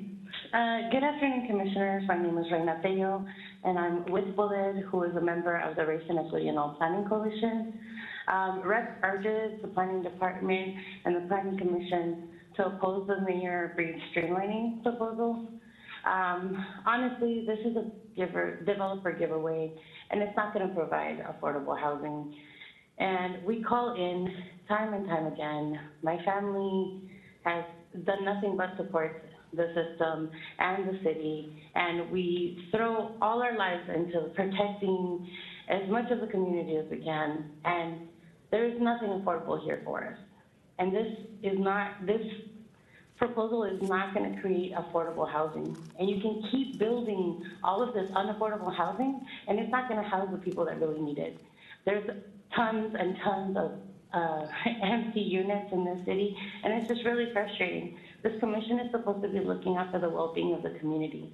So we would really appreciate if you would oppose this and really come up with a solution with the community. The community knows exactly what they need. There's a lot of expertise out there. You can hear them calling on every call. You hear people say where they work, who they work with. Can you just work with us, please? We just want affordable housing so we can live here, so we can work here, so we can thrive here, so our children can grow up here, so their children can grow up here. And there's definitely space. We just can't afford it. So what we need is to focus on what is needed in the city, which is affordable housing. There's an affordability crisis, and we don't even talk about that. We talk about the housing crisis, which doesn't exist. It's an affordability crisis. So please oppose this. We need real solutions, not these made-up gimmicks. And something that pencils out on paper really needs to transfer into like real solutions for the community. We can build these fake solutions on paper and make them look good and have them pencil out. But if they don't really translate into housing people, we're never going to solve the housing crisis. Thank you.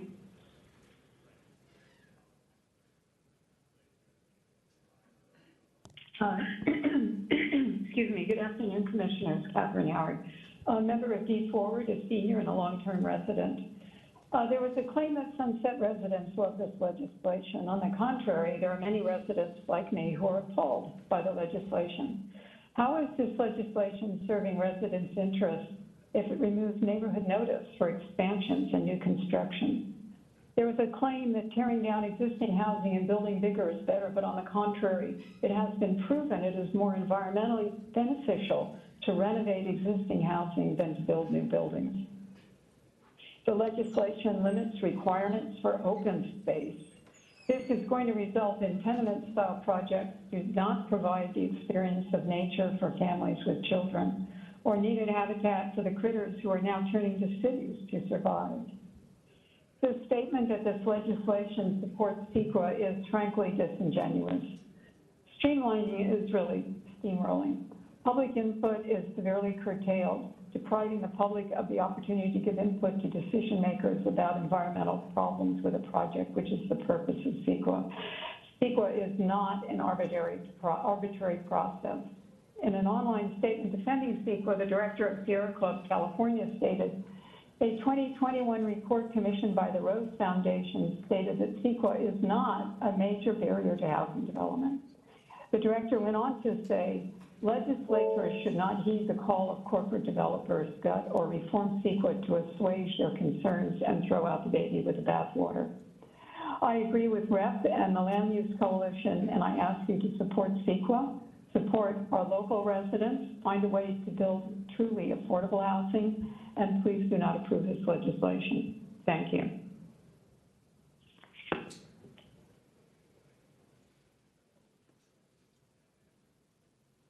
Hi, my name is Curtis Wu, calling in to say I want to oppose this legislation. I really want to push back against this false narrative that we are in a housing shortage. I've recently been priced out of the city, and whenever I look for units to try to get back in on Craigslist or whatever to rent, I never have any issues finding housing. In fact, there's an abundance. If you go into Craigslist or Zillow right now, you will see hundreds, if not thousands of units available to rent. The problem is they're all unaffordable, at least to me. Even some of the units on Dahlia are too expensive. So this whole conversation that we need to build 80,000 units of housing, I kind of find quite ridiculous. I mean, I'm definitely not a quote unquote expert, but just from a layman's perspective, like building 10,000 units a year doesn't seem realistic, and it seems like it's more of a reason to amp up the build, baby, build crowd and to justify more deregulation in the housing market. I don't think it's a realistic goal at all. And also, when the reality is, we know many of the units we have built are either vacant, unaffordable, or even more importantly, developers haven't even broke ground because they're just sitting on them because of outside factors that aren't the Board of Supervisors' control, like financing, et cetera.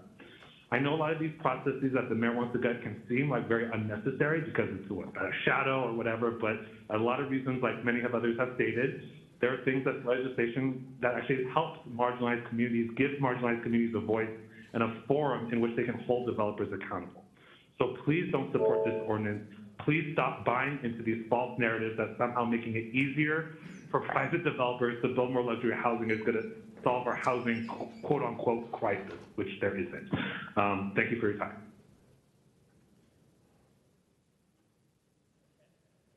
Hello, my name is Charles Ayers. I'm a San Francisco resident, a renter, and I'm calling in support of the legislation.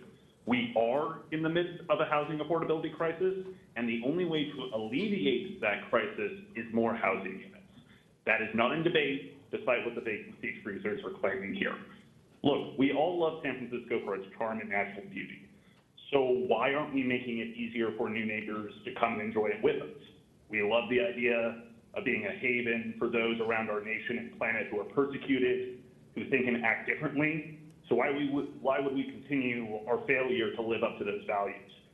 Like, fundamentally, do we want to continue as a city with more dogs than children? I don't. So anyone with eyes can see that our current system, which prizes process over people, is fundamentally broken. We need a change, and this legislation is an important step, so please support it. Thank you.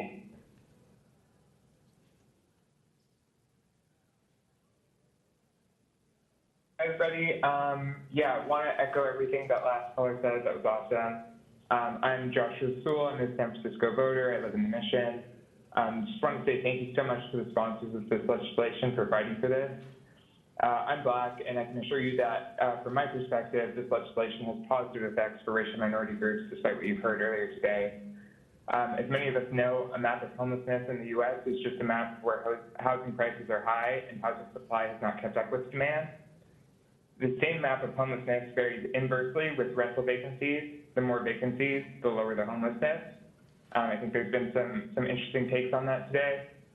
And I also just want to emphasize, market rate housing, additional market rate housing does keep yuppies from competing with grandma for the same unit near the BART station, which is a good thing from my perspective. All that to say, this is a really crucial incremental step in the right direction. And thank you for voting for this. It means a lot to me, and it's great for the city. Thanks.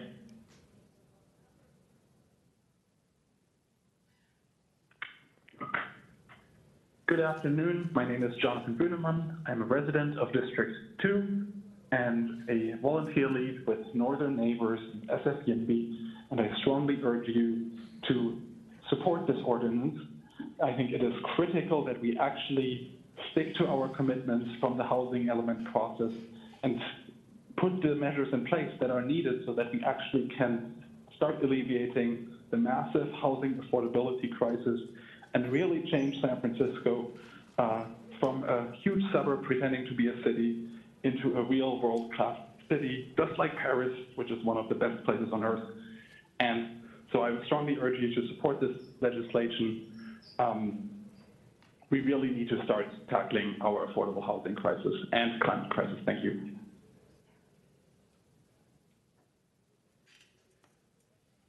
I'm Ann Logan, Coalition for, Sunset Parkside Education and Action Committee in District 4. The district is the primary co-sponsor of this legislation in strong opposition. The proposed ordinance seems to be aligned with the narrative from Big Tech and its allies regarding trickle-down and anti-regulation. The Reaganomics of trickle-down is neoconservative, anti-government, and anti-regulation, except, of course, for corporate welfare such as the Twitter tax break. Reagan stated that government should get off people's backs.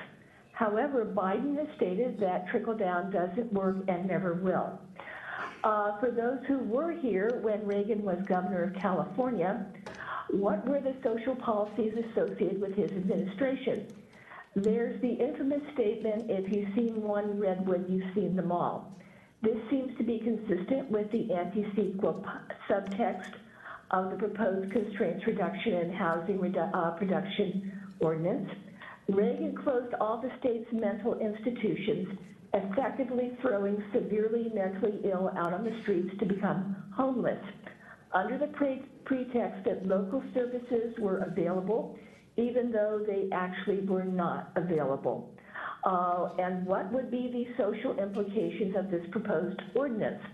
Would it be more homelessness, more displacement, more gentrification, more income inequality, more housing market speculation? Thank you.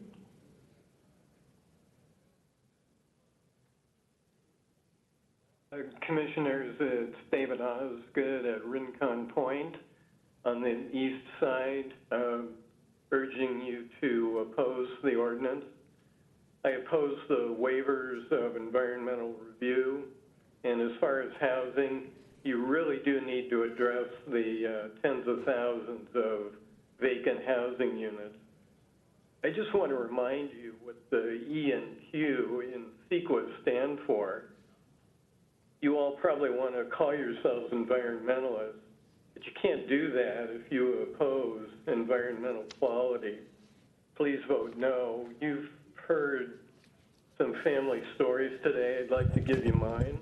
When my great-great-grandfather got off a boat in Yerba Buena Cove 174 years ago, I have it on good authority that some huckster told him that housing would be built all the way out to Van Ness. And the cost of housing will certainly become affordable then. But that didn't work out. Years later, some con man said they were going to build housing all the way to Twin Peaks. Again, the promise of affordable housing was made, and again, it was a con. Then the same flim-flam was said when a carpet of housing was built all the way from the Golden Gate to Daly City. It's amazing that the flim-flam is still being used today. The notion that build, baby, build will lower housing costs has to be the mother of all urban myths. Please vote no. Thank you.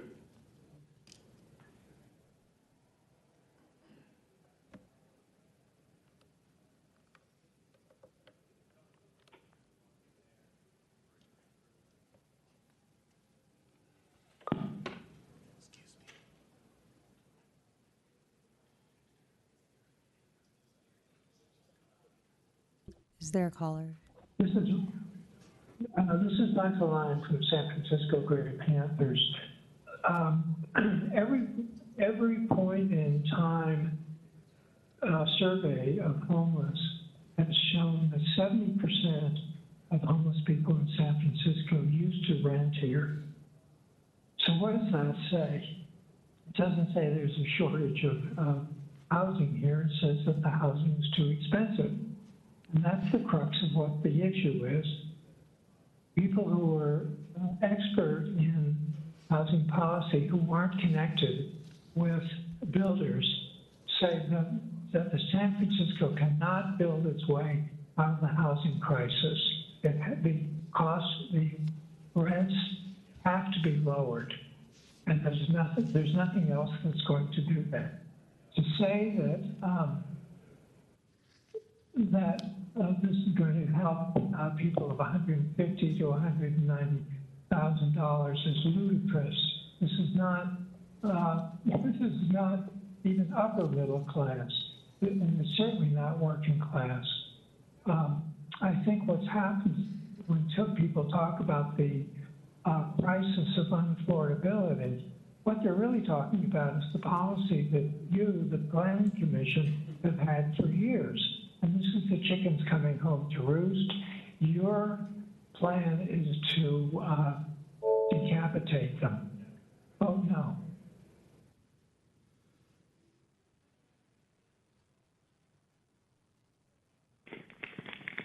Good afternoon, Commissioners.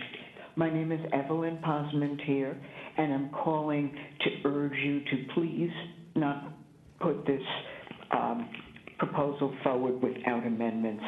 As has been said, 64% of San Franciscans are renters, and there are 60,000 vacant units, empty office buildings, abundant housing, and we can't let that not be contemplated even in this legislation.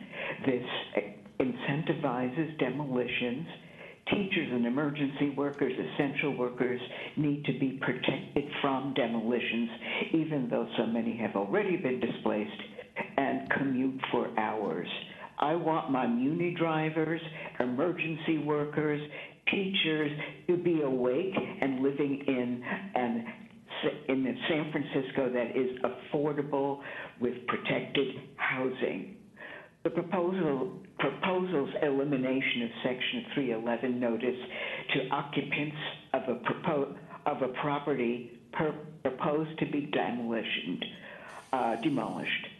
The failure of the staff report to consider the interests of tenants of buildings to be demolished reflects an ongoing insensitivity to real-life needs and vulnerability of tenants. Please do not forget it. Thank you.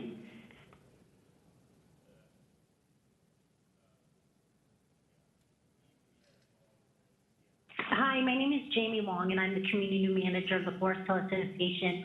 I'm here to read a letter from all 7 board of directors of the Forest Hill Association regarding the pending legislation. We are particularly concerned with the portion of the proposed ordinance that eliminates all neighborhood notice of new construction or expansion projects. Roughly 25 years ago, the Forest Hill Association worked cooperatively with the neighborhood organizations, builders, and the planning department to develop a procedure for neighborhood notification and comment for additions and new construction within the various neighborhoods. This procedure was then incorporated into the planning code. And as far as we are aware, this procedure has worked very well, allowing neighbors and neighborhood associations to discuss a project with the owner and planners prior to design completion, which has often resulted in a better project for the neighbors, the city, and the owner. We understand that advocates for the proposal contend the current process has become cumbersome and causes unnecessary delays in issuing permits. The current proposal, however, takes a sledgehammer to a problem that should be addressed with a scalpel. Rather than depriving neighbors of all notice, stripping away a right that they have come to expect, the process could simply be amended to make it more streamlined. The most critical aspect of the current law is the pre-application notice that allows neighbors to discuss the proposed project with the sponsor and make improvements prior to review by the planning department. This procedure has greatly improved many proposed projects within Forest Hill for the benefit of the neighborhood, the immediate neighbors, and the property owner as well. If notice provisions are completely stripped away, it will encourage speculative development by which could utterly destroy the character of the neighborhood such as Forest Hill. While perhaps that is the goal of some of the advocates of this proposal, this commission should not place its upon outcome. The Forest Hill Association would like to see a more collaborative.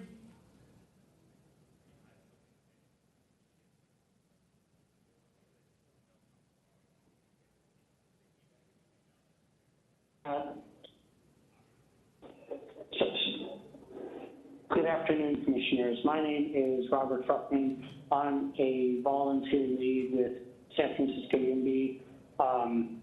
And as someone who advocated for, housing element changes last year, at this commission hearing included, I think that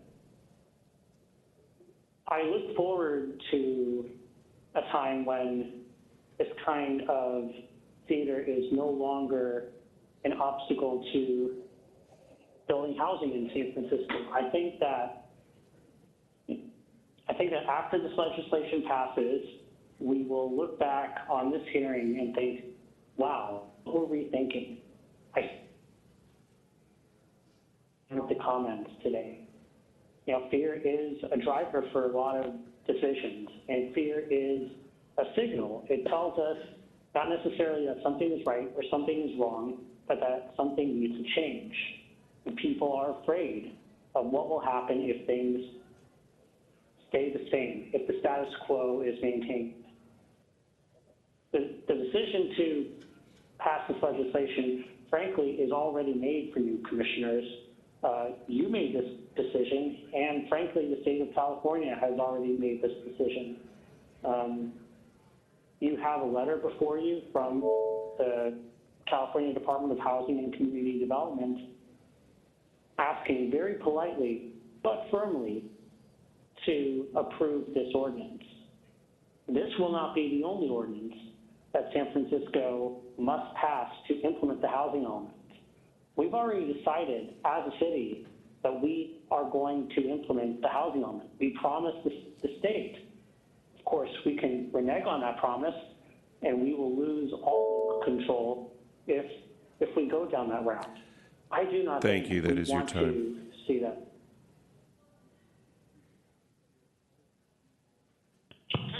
Hi, my name is Ira Kaplan. I live in North Beach.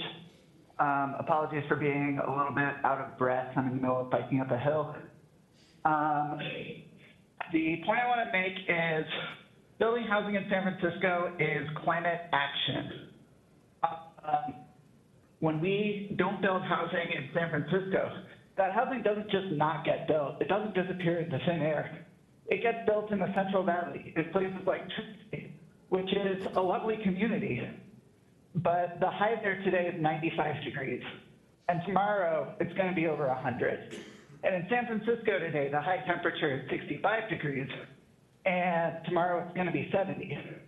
And so when San Francisco chooses to displace people to Tracy by not building housing, not only is San Francisco choosing to cause the carbon emissions of that person's long commute to their job in the Inner Bay Area, but San Francisco is also choosing to cause the carbon emission of that person having to use air conditioning in their home when we have natural air conditioning all around us here in San Francisco.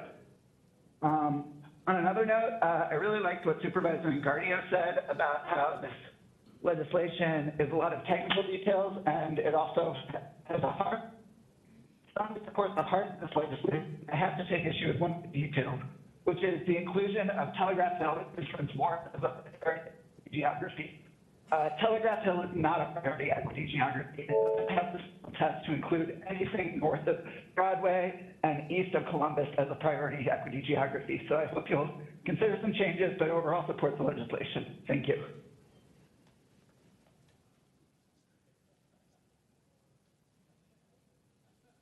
Hi, I'm Apoor Narang. I'm a D2 renter who lives near the Panhandle, and I see this legislation as a generational fight.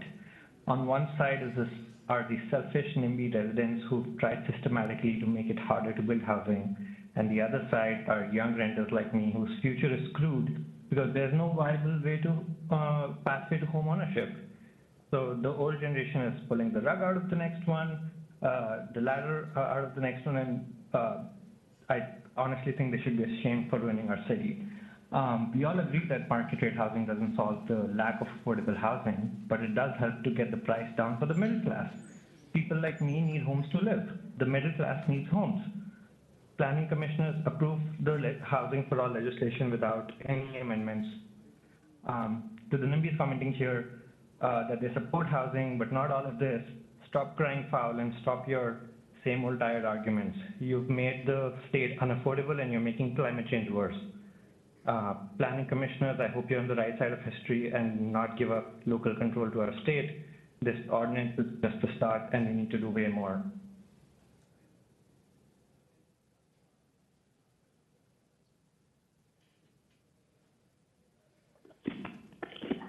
Hi, my name is Priya Prabhakar and our People Power Media and the Race and Equity and All Planning Coalition. Our communities come here hearing after hearing because oftentimes this is the medium through which our communities are heard.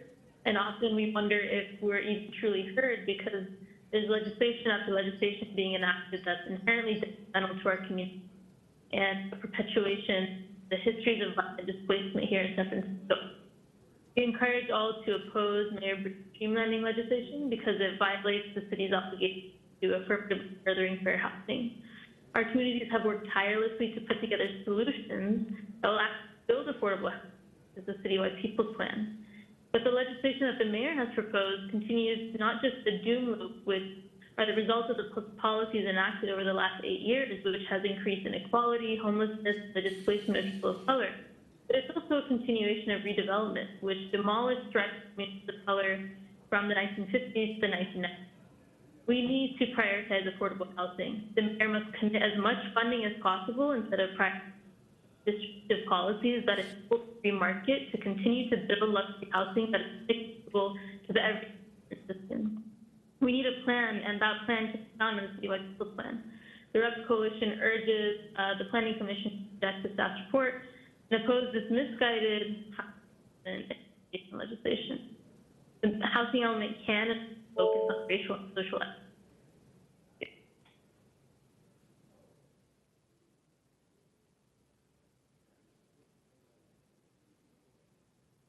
There's David Wu with Soma Filipinas. Soma Filipinas is opposed to this streamlining legislation that only works to silence communities and harm communities across San Francisco.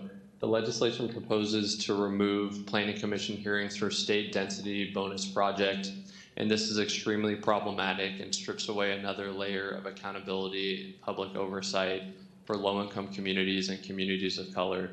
The deck is already stacked against low-income communities, renters, and people of color when it comes to development. Developers have to do bare minimum notifications and hardly ever proactively outreach to community and CBOs in SOMA about their projects. The burden is always on the community.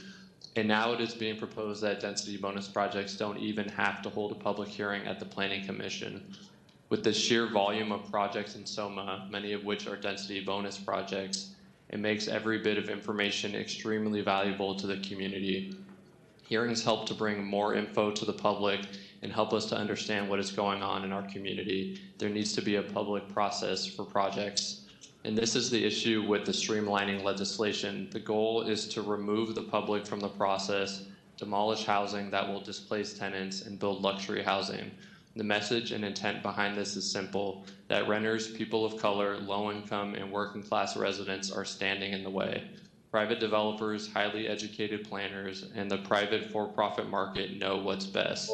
The people who live and work in San Francisco should not have a say in how the land under their feet is used.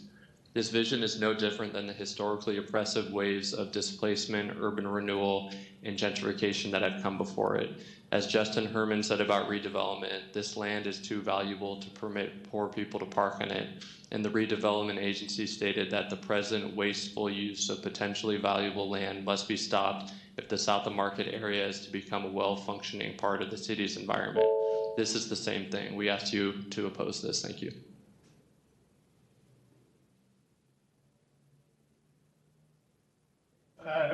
Hello, this is Gerald Coughlin. I'm the former president of a large San Francisco neighborhood group and 2 San Francisco environmental groups. And I actually was here when a lot of the things in that planning code were put together. And I can tell you, it didn't come easy. They were all struggles. And I think everybody here today obviously agrees that it should be more affordable and moderately priced housing. But the way to do it is not to gut the planning department, the planning code. Sometimes the planning commissioners were actually on the right side of a lot of those issues that were fought through so hard: height limits, density limits, setbacks, shadows from buildings, traffic congestion, historic preservation, minimum size. I know one building in San Francisco was at 8-foot wide units there, 8 feet wide, you can believe it. And one last thing about transit-oriented development. I happen to be a transportation professional and advocate for a long time. That is a bunch of baloney, that putting houses near transit is somehow going to affect traffic in a positive way. It won't, because there's too many people who need the car for too many trips. The more you put, the more crowd it's going to be. So I am opposed to this legislation for those and other reasons. Thank you.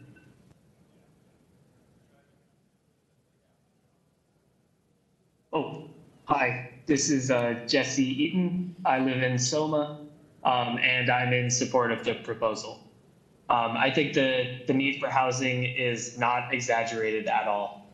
I don't think anyone here would argue that housing is unaffordable in San Francisco.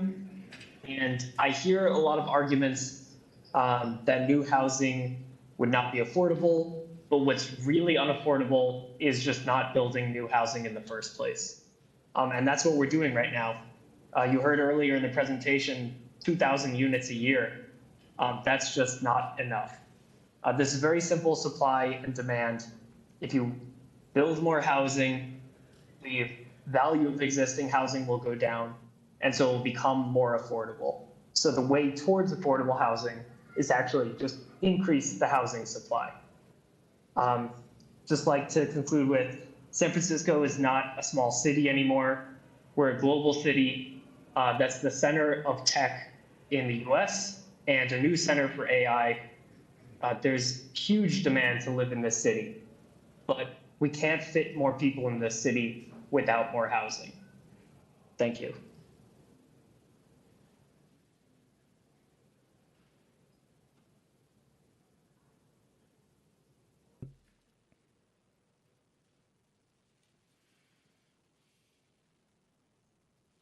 Hello, Commissioners. My name is Kian Feng, and I'm here today speaking on behalf of Greenbelt Alliance and would like to comment as a young San Francisco resident.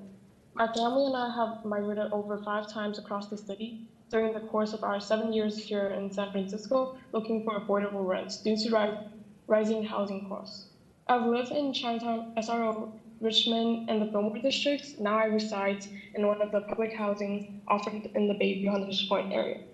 To introduce Greenbelt Alliance, we are an environmental nonprofit and we promote climate-smart housing in order to create thriving, resilient neighborhoods with ready access to transit and house choices for all of Bay Area's people. Greenbelt Alliance is pleased to support the Housing for All legislation and would like to encourage you to approve it. In order to address our climate goals, we need all types of housings. This legislation is an excellent opportunity for San Francisco to intimate climate change, reduce negative environmental impact, and ensure funding is secure to expand affordable housing production. In California, about 40% of climate pollutions come from transportation, the bulk of that from gasoline and diesel burning vehicles on our road. Building more dense housing in the right place using a speedy manner can effectively mitigate climate impacts and reduce housing costs and inequities. We hope the approval of this legislation will inspire cities around the Bay Area to redouble their efforts to grow smartly. Thank you.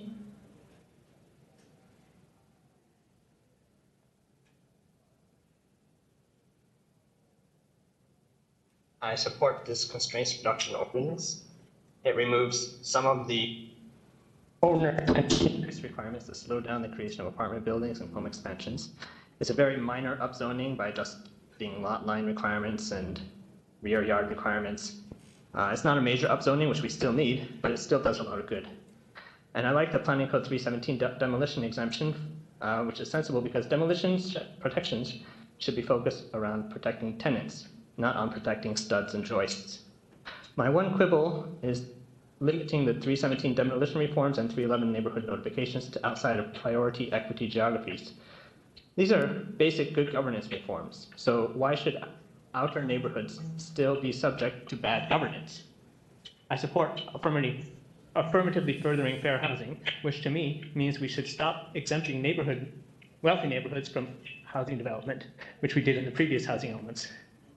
But if both wealthy and less wealthy neighborhoods had plentiful zoning capacity, then the market naturally would channel development to where the demand is. So furthering fair housing means allowing more housing where the demand is greatest. But our poor neighborhoods are actually rich from the perspective of the greater Bay Area.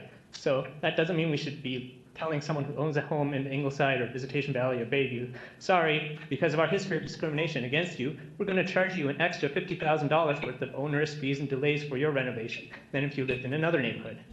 I think upzoning should be the most intense on the west side, but common sense permit reforms should apply citywide. It will help homeowners, small developers, and tenants across the city. So please endorse this ordinance and expand it citywide. Thank you.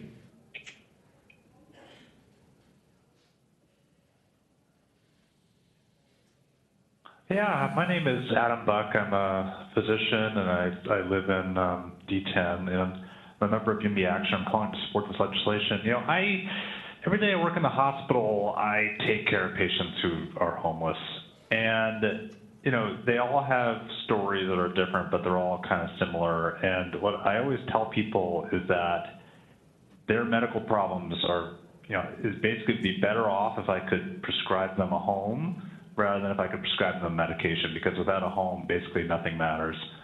I had a patient who basically was heart was failing because she was using meth, and I kept her in the hospital for, I swear, I kept her in the hospital for an extra week beyond where she needed to be in there, waiting for a shelter bed to open up.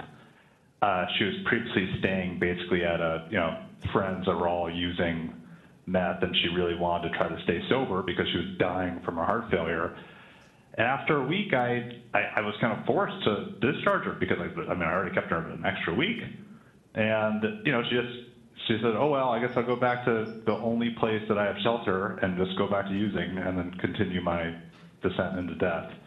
And it really messed me up. And this is why I do, you know, that's why I'm calling in. And, you know, every additional houses that we built is one fewer patient like that I have to take care of. So that's why I'm supporting this legislation. Thank you.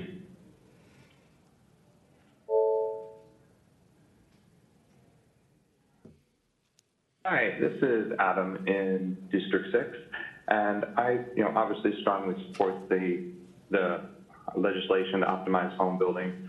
But what I'm concerned about is how do we ensure that what's passed is actually enforced and is not subject to special treatment and special exceptions. Like we just saw this week, the Board of Supervisors overrode the hired experts in planning regarding CEQA and building safety, essentially telling these highly paid specialists that they didn't know what they were doing, they did their job wrong, and the Board of Supervisors said, we know better, and put something back on hold.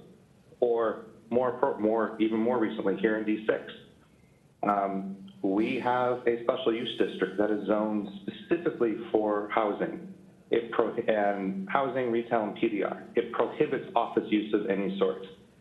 One of the largest VC companies in the country, they have billions of dollars under management.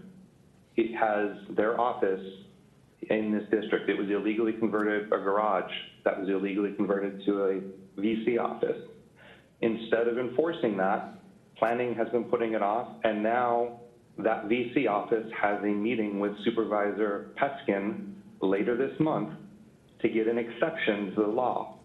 And that's the concern. How are we going to, the laws that we pass are no good if we don't enforce them for all. If a $5 million homeowner gets a BS CEQA exemption because his views are getting blocked and stops a project, or a $1 billion VC fund gets an exemption, a special exemption to the zoning law where they can put an office where there should be housing, what's the point? What are we doing? We need to have, fair, equitable laws for all. Thank you.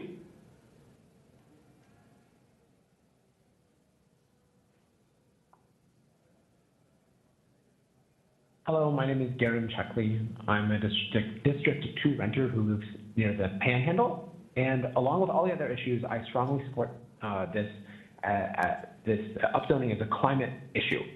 Denser housing means less emissions from transportation and the built environment via smaller, more dense homes.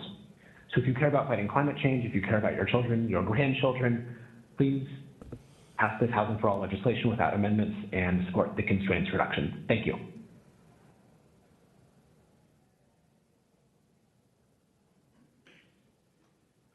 Good afternoon, Commissioners. This is Bruce Bowen from Dolores Heights. This ordinance sweeps away meaningful and beneficial rights that we residents of San Francisco have to effectively participate in the planning process. I'm thinking about the proposal stripping down neighborhood notice, access to DRs, and COAs for demolition.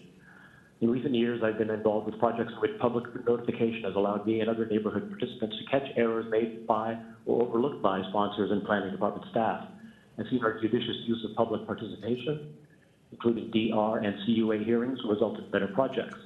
I've not seen any analysis that demonstrates that including the public is the main cause of excessively long approval times for projects when compared with, for example, antiquated or inefficient processes within city departments. I'd also like to respond to earlier speakers' comments that this hearing is nothing but theater. I guess this is what we could call saying the quiet part out loud. Your hearings are theater. Our input is theater. Public participation is theater. So the proposal is, let's just swat away the new public input so we don't have to be bothered by it anymore. I think that's the wrong approach. Thank you very much.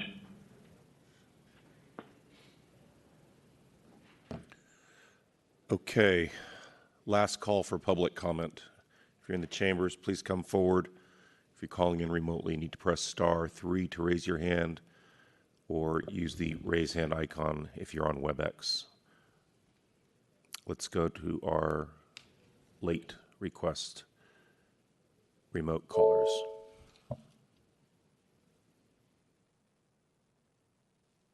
Hi, my name is Michael Nolte, N-U-L-T-Y, and as this ordinance is written, it's not adequate for the current issues for San Francisco's both housing and climate issues.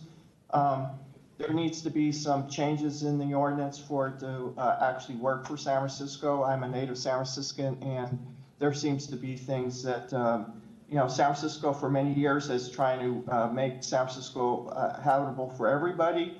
And I'm a native San Franciscan, and it just seems to be, to me, it seems that San Francisco could do better. And I hope that the commission can tweak this if it's going to pass. Thank you.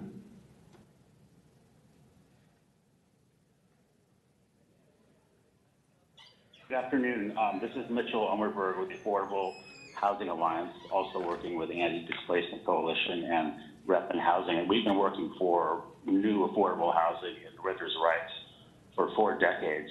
And we've seen a number of proposals come and go over the years that try to address the housing crisis in San Francisco. And they always promise, don't worry, no tenants are going to be evicted. And that's what I wanted to just briefly address here. This proposal is no different than the others. It says no tenants are going to be evicted, but how is it going to accomplish that? In effect, it's going to ask the developers, has anyone been evicted? Will anyone be evicted? And that's just not going to work. Unless you require notice and conduct a fact-finding hearing, it's just wishful thinking to think that no tenants are going to be evicted. You might as well, ask the foxes, were there any chickens in that hen house? That's how effective this is going to be. Thank you very much.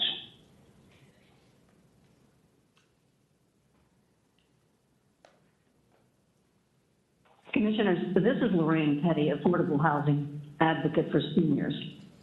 I'm here to recommend continuation of the constraint proposal to allow time for creation of a two-stage implementation plan. Both the housing element and the Board of Supervisors urged priority for equity and affordable housing. But this constraints bill reverses this. It's not housing for all, it's housing for the wealthy few. In a letter to the Commission, I outlined a proposal to enact an Affordable Housing Implementation Act as a first stage. This would give streamlining, zoning, and other cost-cutting benefits only to those who build us the affordable housing we need. The city would be instructed to immediately start work on a plan for the location and size of affordable development and to secure adequate funding for the new housing, and also land banking and preserving existing affordable housing. Area maps would be crafted with the public consultation.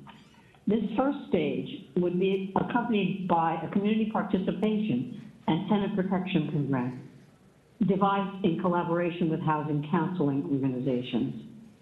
Since we already have a surplus of ready-to-rent but vacant high-priced apartments, it will hurt nothing to wait until significant progress is made toward building the 46,000 affordable units we're required to build.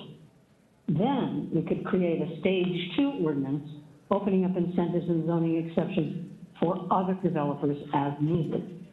Please, I urge you to continue the constraints proposal. Thank you.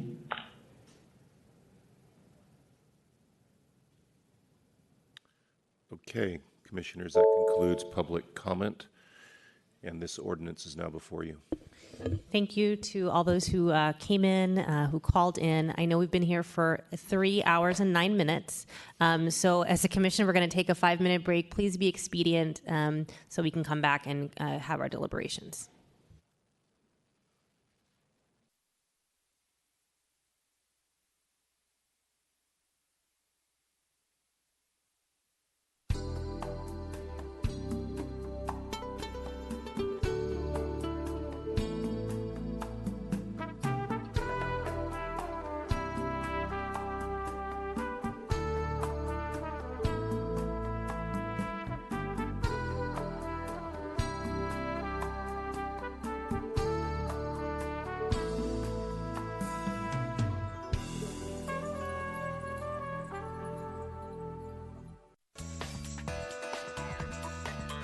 SF Gov TV, San Francisco Government Television.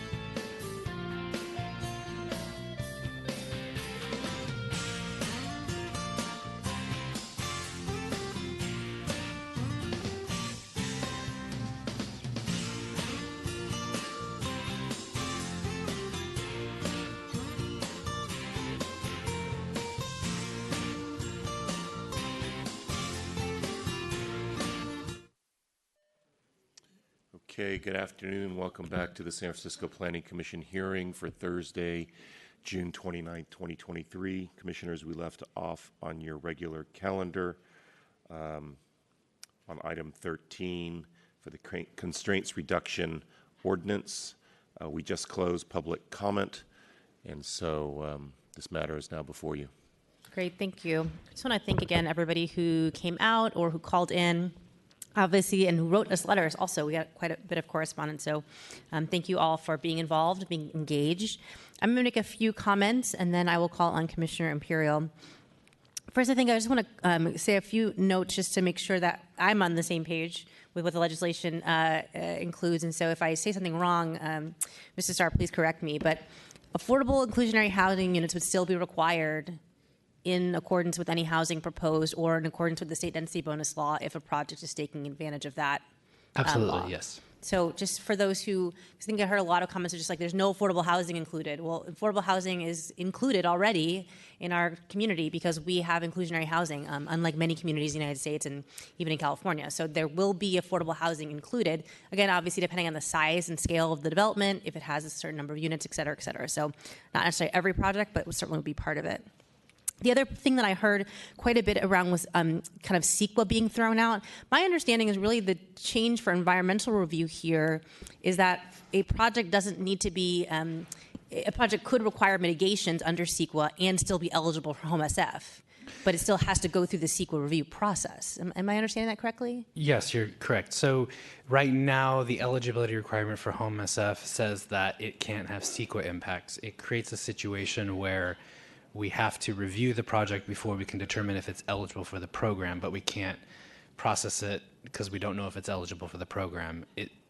And we're required to let people know if their application is complete within a certain number of days. Right. So while we're removing that criteria from Home SF, the project still needs to go through CEQA review. It still needs to be determined if it's a historic resource, if that resource is being altered in a way that can no longer convey its significance. It still needs to go through all the other aspects of CEQA for environmental reasons. Okay, great. So I just want to make sure that that was clear for everyone, just to understand that inclusionary housing is not being changed through this legislation, although there is separate legislation that was introduced earlier this week around changing that based on the recommendations of the Technical Advisory Committee. And CEQA is still part of this. Were there any other parts of the legislation that touched CEQA? I think that was the only...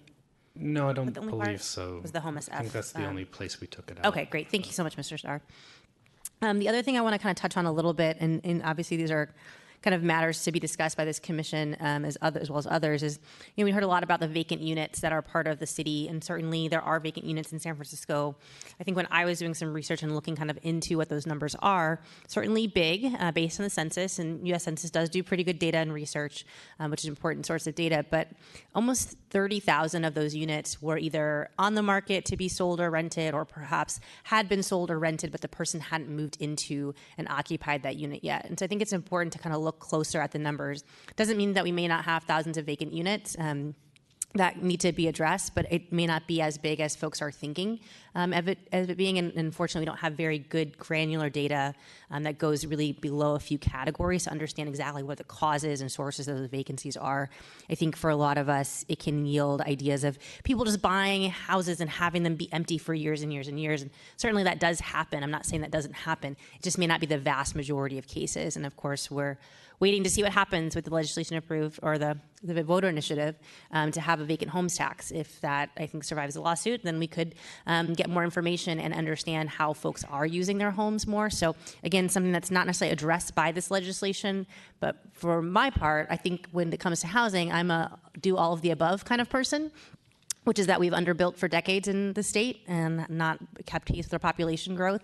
And so now we're trying to play catch up in a big way. And so we need to build affordable housing, we need to build market rate housing, we need to build, senior housing, we need to build ADUs, we need to build giant towers, we need to build single family homes, everything.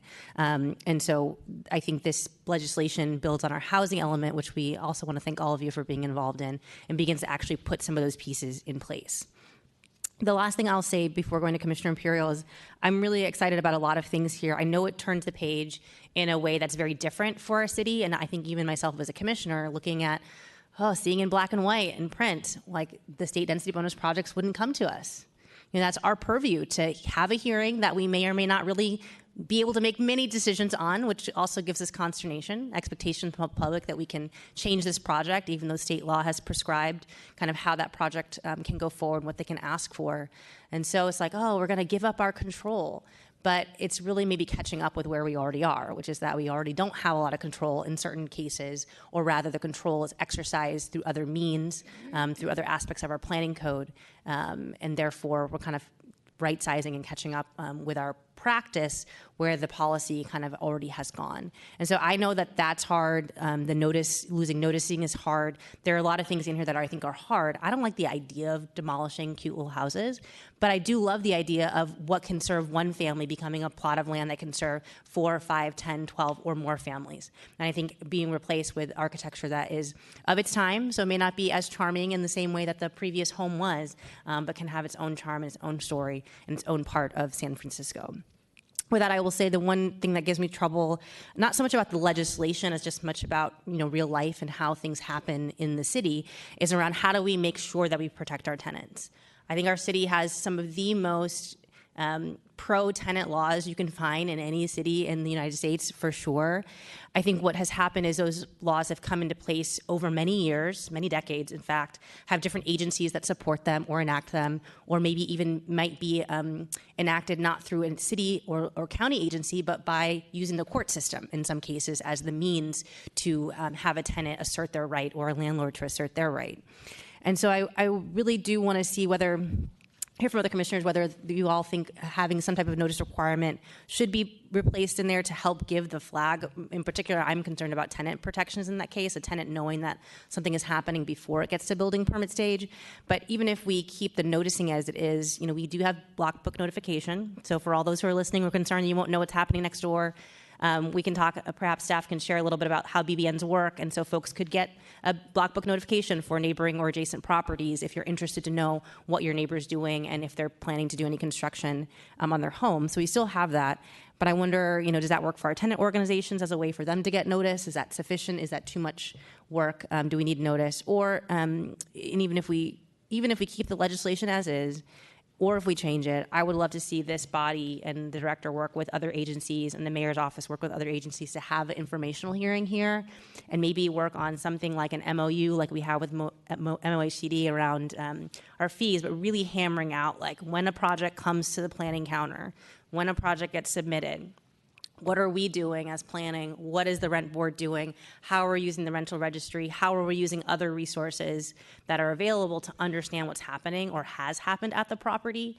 If the city is funding nonprofits to defend people in court, if the city is funding nonprofits to help tenants, should we not be able to get back that information in some form so that we can then use it to determine if someone is in fact eligible for the permit that they are applying for? And I think that is what is not about this legislation or not. That is the level of implementation that we need to get to in order to ensure that our tenant protection laws are actually being implemented correctly. So I want to pause there just to maybe have 2 questions. I don't know who wants to answer it. If somebody could explain for the general public the block book notification process so that they could avail themselves if they wanted to use that. And then just to be interested, Director Hillis, in your response regarding the balance of noticing and or other ways to make sure we can know if we're protecting our tenants. Sure, I'm happy to talk about the block book notification process. So Liz Waddy, Director of Current Planning. And one additional process I'd like to talk about that's similar to that, that we've created with some new technology. So starting first with block book notifications, it's an administrative process that anyone can do. Any individual or any neighborhood group can request at a parcel level to be notified any scope of work that's subject to the planning department's purview. And basically what it does is it prevents a project from being automatically approved over the counter if it's otherwise eligible. And instead we basically press pause. We do a 10-day notification to that person who's requested it, or if that person has, totally fine with the scope of work, the project sponsor can bring a letter documenting that so that they can proceed over the counter. But it basically lets us have a 10-day pause so that the person who's interested can get notified of the project, and then they're able to file a DR if ultimately they have concerns. Would anything in this legislation prevent that from happening for these projects? No. The other system that I just wanted to share that often folks don't know about is we do have a technology system that's called, we refer to called Building Eye.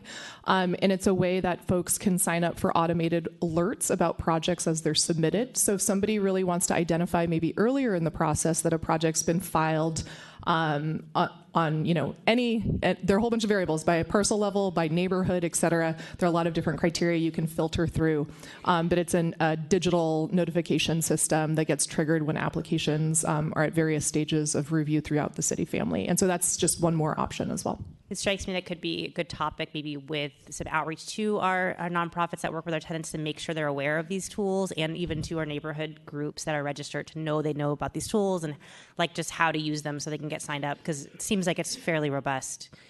Yeah, absolutely. We can look into having those sorts of training or outreach efforts. Sure.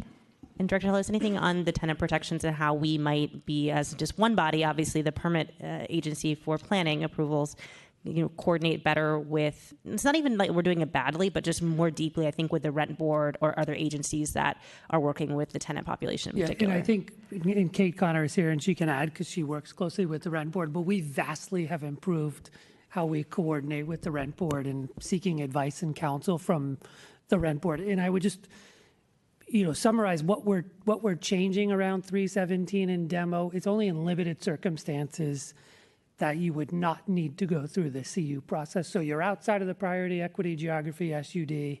It's not a historic building.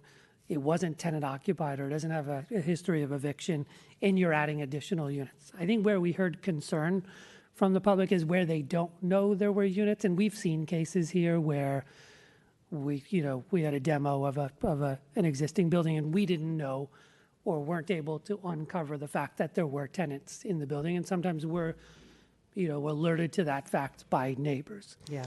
So I think if you want to consider adding back a noticing provision when there is a demolition that's not subject to 317. So 317 again will still exist in priority equity geographies. It'll still exist where if there's a historic building, and under those other circumstances, or where you're not adding a unit to it. 317 will still exist. People will be notified. But if you want to add it in for all demos, again, I don't think we're going to see hundreds of demos, but you've seen demos. Yeah. So adding that provision back in, noticing for those, I think is fine. If Ms. Connor, if you want to talk about just how we apply SB 330 and the requirements to add. That'd be great. Thank you. Absolutely. Kate Connor with the Planning Department staff. So Senate Bill 330 went into effect in 2020, and then it was updated in 2022 with SB 8. And basically what it says in terms of tenant protections is that you have to replace any units that are, that you're going to be demolishing, so there's no net loss. But then it also creates a definition of protected units. And so protected units can fall under, I think, 4 different categories. Any units that have been subject to Ellis within the last 10 years, any units that have been rented by a low-income household in the last 5 years, any units that have a deed-restricted affordable unit, and then any units that are subject to rent control. And so I would say mainly the ones that we're really looking at most often with the demos are ones that are subject to rent control, or those that are occupied and rented by low-income households. And so what we require before any of those demos end up going to the Planning Commission is to receive tenant affidavits for the last 5 years where we are verifying the income and then determining the amount of restriction. There is a different kind of replacement requirement for rental projects versus ownership projects. In some cases, there might be a deed restriction at 80% AMI if it's an ownership project, if it's a rent-controlled unit that was being lost. In a rental project, sometimes if you're removing a rent-controlled unit, it could just be replaced with a rent-controlled unit if it was like an above moderate income level. But so there's a variety of different replacement procedures, but it is something that with every demolition we look at very thoroughly. And as far as when the building, is ready for occupancy, is it really just up to the landlord's honesty to notify the tenant that their right to return is available because there's a place for them to return, or is there any agency or any part of our process or the city that looks into that portion of it? I mean, I think that part is tricky. It does end up being a standard condition of approval. It is recorded against the property. We're working with the rent board as far as trying to figure out like what is the best timing to be able to kind of give the rent board these motions so that they will have this on record. But that is something that I think is still ongoing, but it is something that is recorded against the property in the conditions of approval. Okay. I mean, again, to me, it sounds, hearing just from all of you, I'm less concerned about the noticing because I think we have some other means and more concerned about the functioning of all of these things together and, how we can keep encouraging our agencies to continue building the work that you all doing with the rent board, but maybe it might extend to others just to make sure, because part of it is SB 330 is new state law that we are still figuring out how to like implement as a city, right? And that we have to figure out on our own. Okay. Thank you very much. So those are my first comments, and I will call on Commissioner Imperial. Thank you. First, I'd like to comment that I've never been to Paris yet. But I would like to and really experience what Paris is like. But I've been to Tokyo, and I really enjoyed Tokyo in terms of transportation. I hope San Francisco gets in that way. Anyway, first I have a question about, since we have ended the conversation previously on the demolition, just clarifying questions about the process on the demolition or in this ordinance. And in this ordinance and versus the staff analysis. I believe there's a letter that the ordinance does not really reflect what the staff analysis mentioned in terms of Section 317, and it referenced to the rent board administrative code section as for the no-fault eviction.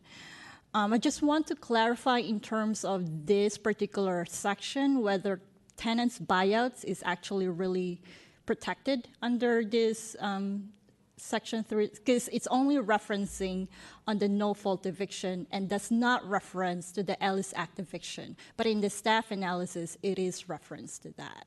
So we may want to clarify that, and perhaps, yeah, I guess that's my question first. I'm not as familiar with the no-fault eviction provision, but if you could point me to where in the staff analysis. I think I had the same question, Commissioner Imperial, I looked through, which is that in the staff write-up, it says, no fault evictions and no history of tenant buyouts. But the question is, the word buyouts is not part of the actual legislation. And the question is that part of the no fault umbrella? Like, how is that captured in the law? I don't believe the tenant buyout is a carve out. So if that isn't the case, could you tell me where in the case report so it says it's that? on Because the, I don't ever remember mentioning that. It's on the summary, actually. It's on the second page, number 2, as under process. It's like 2A. Units to be demolished are not tenant occupied and are without a history of evictions under Administrative Code Section 317A, A12, or 37.9A 14-16, aka no fault evictions within last 5 years. But later on in the staff analysis, under the housing demolition controls, which is on page 6, the proposed ordinance attempts to reform Section 317. It's at the bottom of the page, the last paragraph. Yeah, additional projects may only qualify for the Section 317's exemption if they meet specified anti-displacement requirements, including there cannot be a history of no-fault evictions, tenant buyouts, or owner move-in evictions in the past 5 years. Yeah. I see that. So what does the ordinance say when it comes to It wasn't intended to be to exclude tenant buyouts, from my understanding. So the code section that it references is only for no-fault evictions. So owner move-in evictions. And it looks like there is a separate reference on Ellis Act eviction, which is Administrative Code. I believe the ADC referenced it as 37.9813, which is also not referenced in the ordinance. Yeah. I guess that would be the clarification. If that is, then that is only the no-fault evictions in this ordinance. I don't believe we can hold Ellis Act eviction against a property owner and deny them the ability to. Okay. Okay. I think, Commissioner Imperial, you're asking whether this legislation includes protections or treats potential projects differently if there has been an Ellis eviction. Ellis Act or buyouts. The specific omission of A13 is intentional, but it does include a reference to SB 330, which, as Ms. Connor told us earlier, does have an obligation related to Ellis. So it does incorporate that by reference, but it's not a direct. Through SB 330, yes. which is referenced here in this ordinance. Okay. Which is the government code section, I think, that you quoted. Okay, thanks. Thank you for that clarification. Can I ask a follow-up question, though, while you're on this question? But buyouts are not included in that? It is no fault evictions, the reference to SB 330, so whatever provisions are there, no existing tenant, but buyouts, is that actually part of the legislation, or that's not something the legislation can address? Or at least currently does? I don't know the answer to that. Aaron, do you? I'm not. Buyouts were not. I apologize that it's in the staff report. That was not intentional. I don't know how it got there. But my understanding is that that was not the intent of the legislation. Okay. But if you wanted to recommend that properties that had buyouts, are not included in the exemption from 317, I think you can make that, and we can double check. Yeah, I mean, I think if we're referencing with the racial and social equity, and we have mentioned in terms of the housing element, buyouts is a form of displacement. I would recommend that to the commission to include buyouts as well.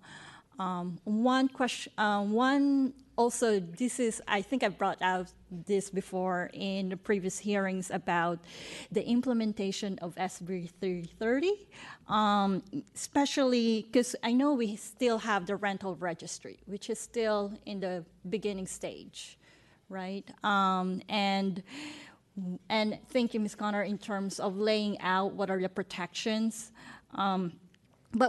But we keep having this, we don't have mechanism yet in terms of replacement of deeper affordability when it comes to the income. What are the tools does the planning have, or for now, what does the planning have in terms of verifying income of the previous tenants? So currently, Kate Connor, Planning Department staff. Currently, we rely upon affidavits that are supplied by all of the tenants for the last 5 years, and so we request that from the property owner. Then when we take a look at the lowest income, then we look at it in comparison to the San Francisco AMI chart and kind of figure out what that AMI level. Then once we figure out that AMI level, then we will restrict the unit to the closest AMI level in the conditions of approval.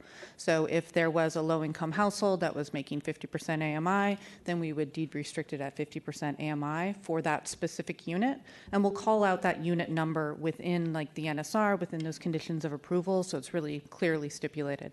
If it does have to be deed restricted, and that would also involve the Mayor's Office of Housing, we do put it into the portfolio that the Mayor's Office of Housing and Community Development runs, so it'll be kind of subject to monitoring and that type of thing.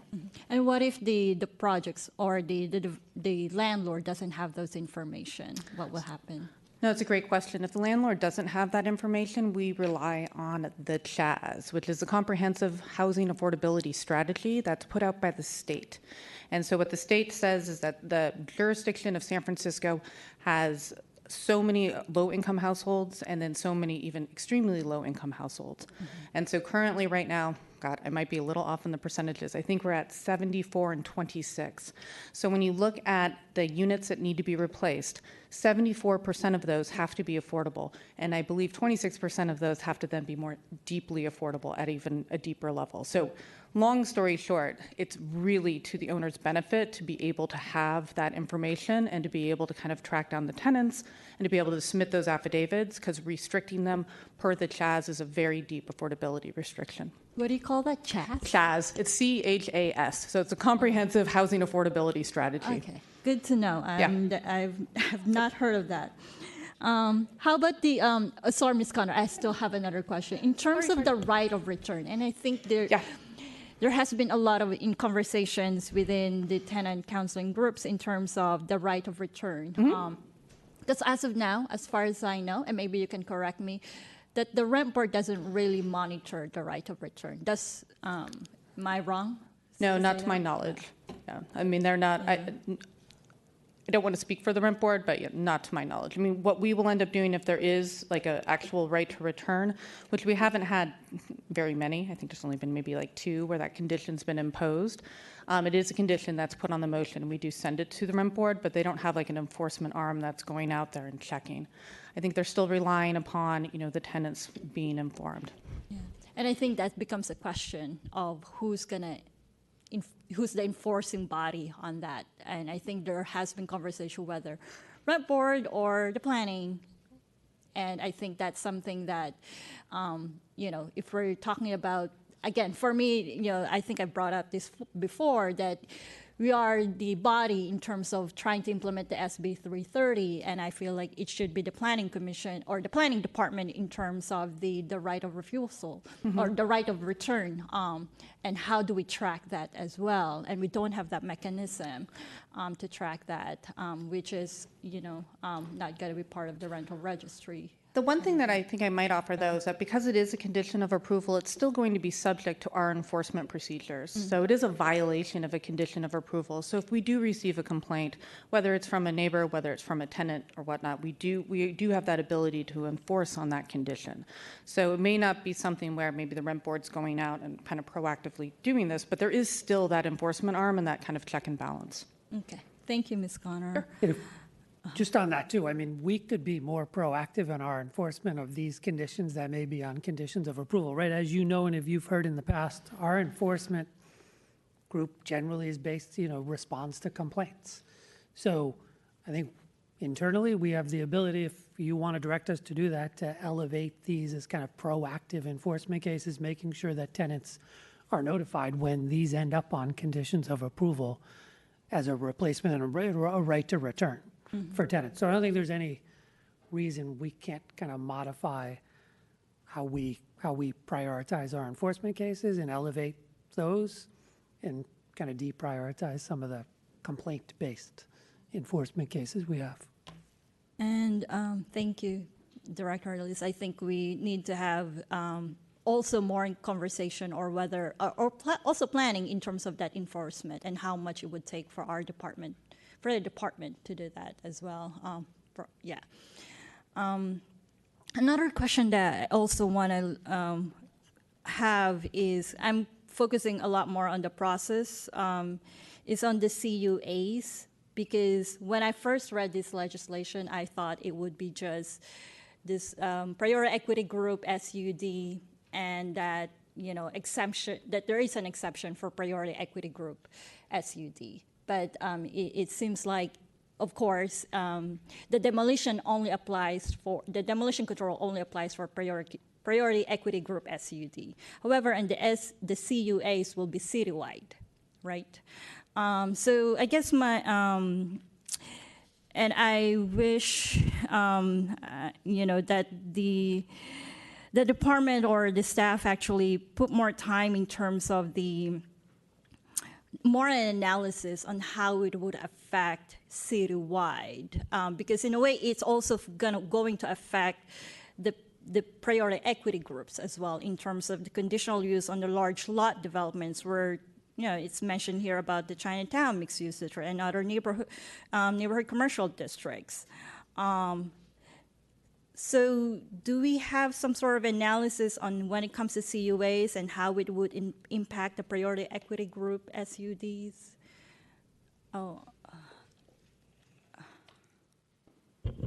That's not specifically in the case report, but this is a policy that was called out in the housing element. So that work was done during that process with the outreach and the analysis on the housing element. So getting rid of CUs for large lot developments is specific, as well as getting rid of lot mergers, but we're only doing that in one district and not in the Mission or other districts. So there are some things that are being preserved even though the housing element tells us to get rid of them.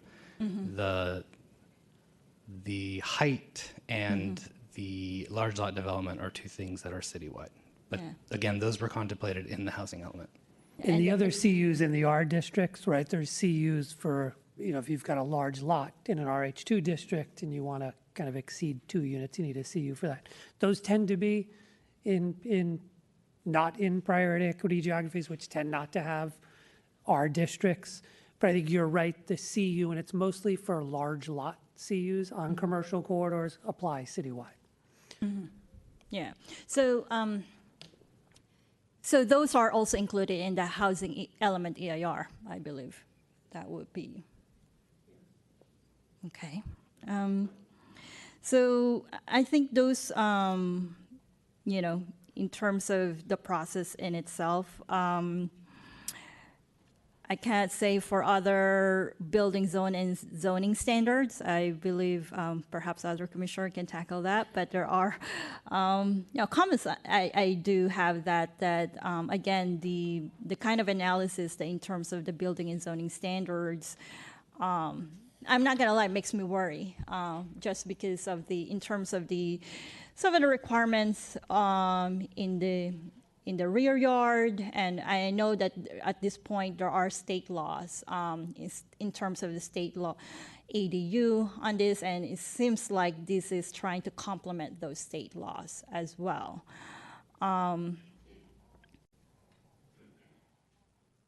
In terms of the 1-year ownership requirement would no longer apply, I also do not adhere to that or agree to that.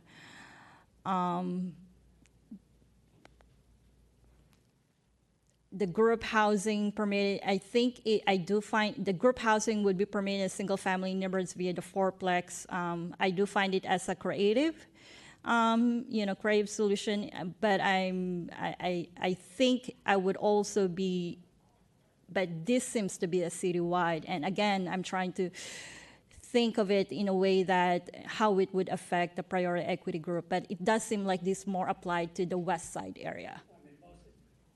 It's in RH1 districts, which in the RH1 are primarily in the western side of the city. Okay.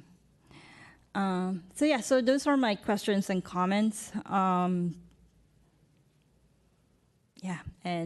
I'll comment later on if there's more. Okay, thank you, Commissioner Imperial. Are there other commissioners with comments, questions, motions? Commissioner Diamond. Yeah, thank you. Just a couple of general comments and then more specifics.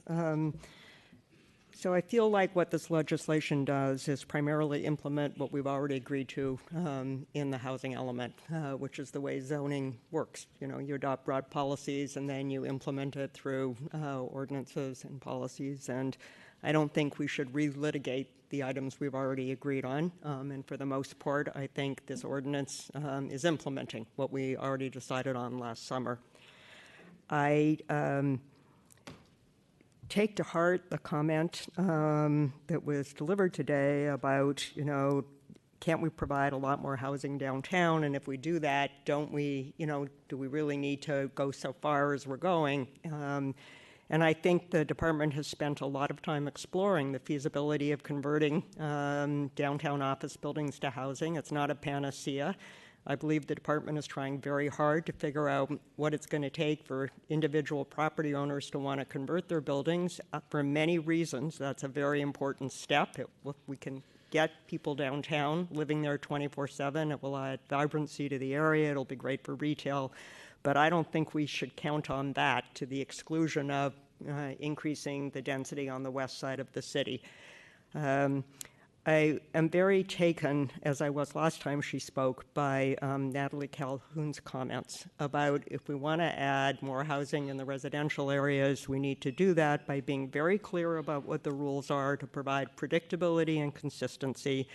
And then we can allow project sponsors or homeowners to process their projects much more expeditiously, which is in sync exactly with what we were trying to accomplish in the housing element.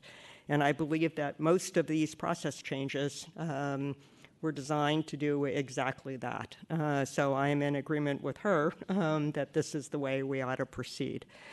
That being said, there were a couple of issues that were raised by the commenters, and then one design review or design change that was proposed that I'm having a problem with. I want to talk about a proposed modification. So on the questions, I believe it was somebody from the DuBose Triangle in their written comment said, how are we supposed to respond to all of these proposed design standards about rear yard setback shrinking and front yard setbacks when we don't know what the actual heights are going to be? Because as you may recall, in the EIR for the housing element, 3 scenarios were proposed, one of which, the first of which I think increased the heights on the residential side streets by significant amounts, up to 80 feet in some areas. The second one, I think, concentrated more of the development on the commercial corridors, but still proposed increasing the height on the residential side streets somewhat, maybe to 50 feet, maybe higher at the corners. And the third one had no height changes on the residential side streets and concentrated it all on the commercial corridors. So I'm wondering, Director Hillis, if you could, respond to that comment, which is how do we think about these design changes when we're not sure what the heights are going to be? Yeah, I mean, I think we've had a lot of discussion about rear yard requirements here. The code doesn't make a lot of sense currently. It's all over the place as far as kind of what you're required to do.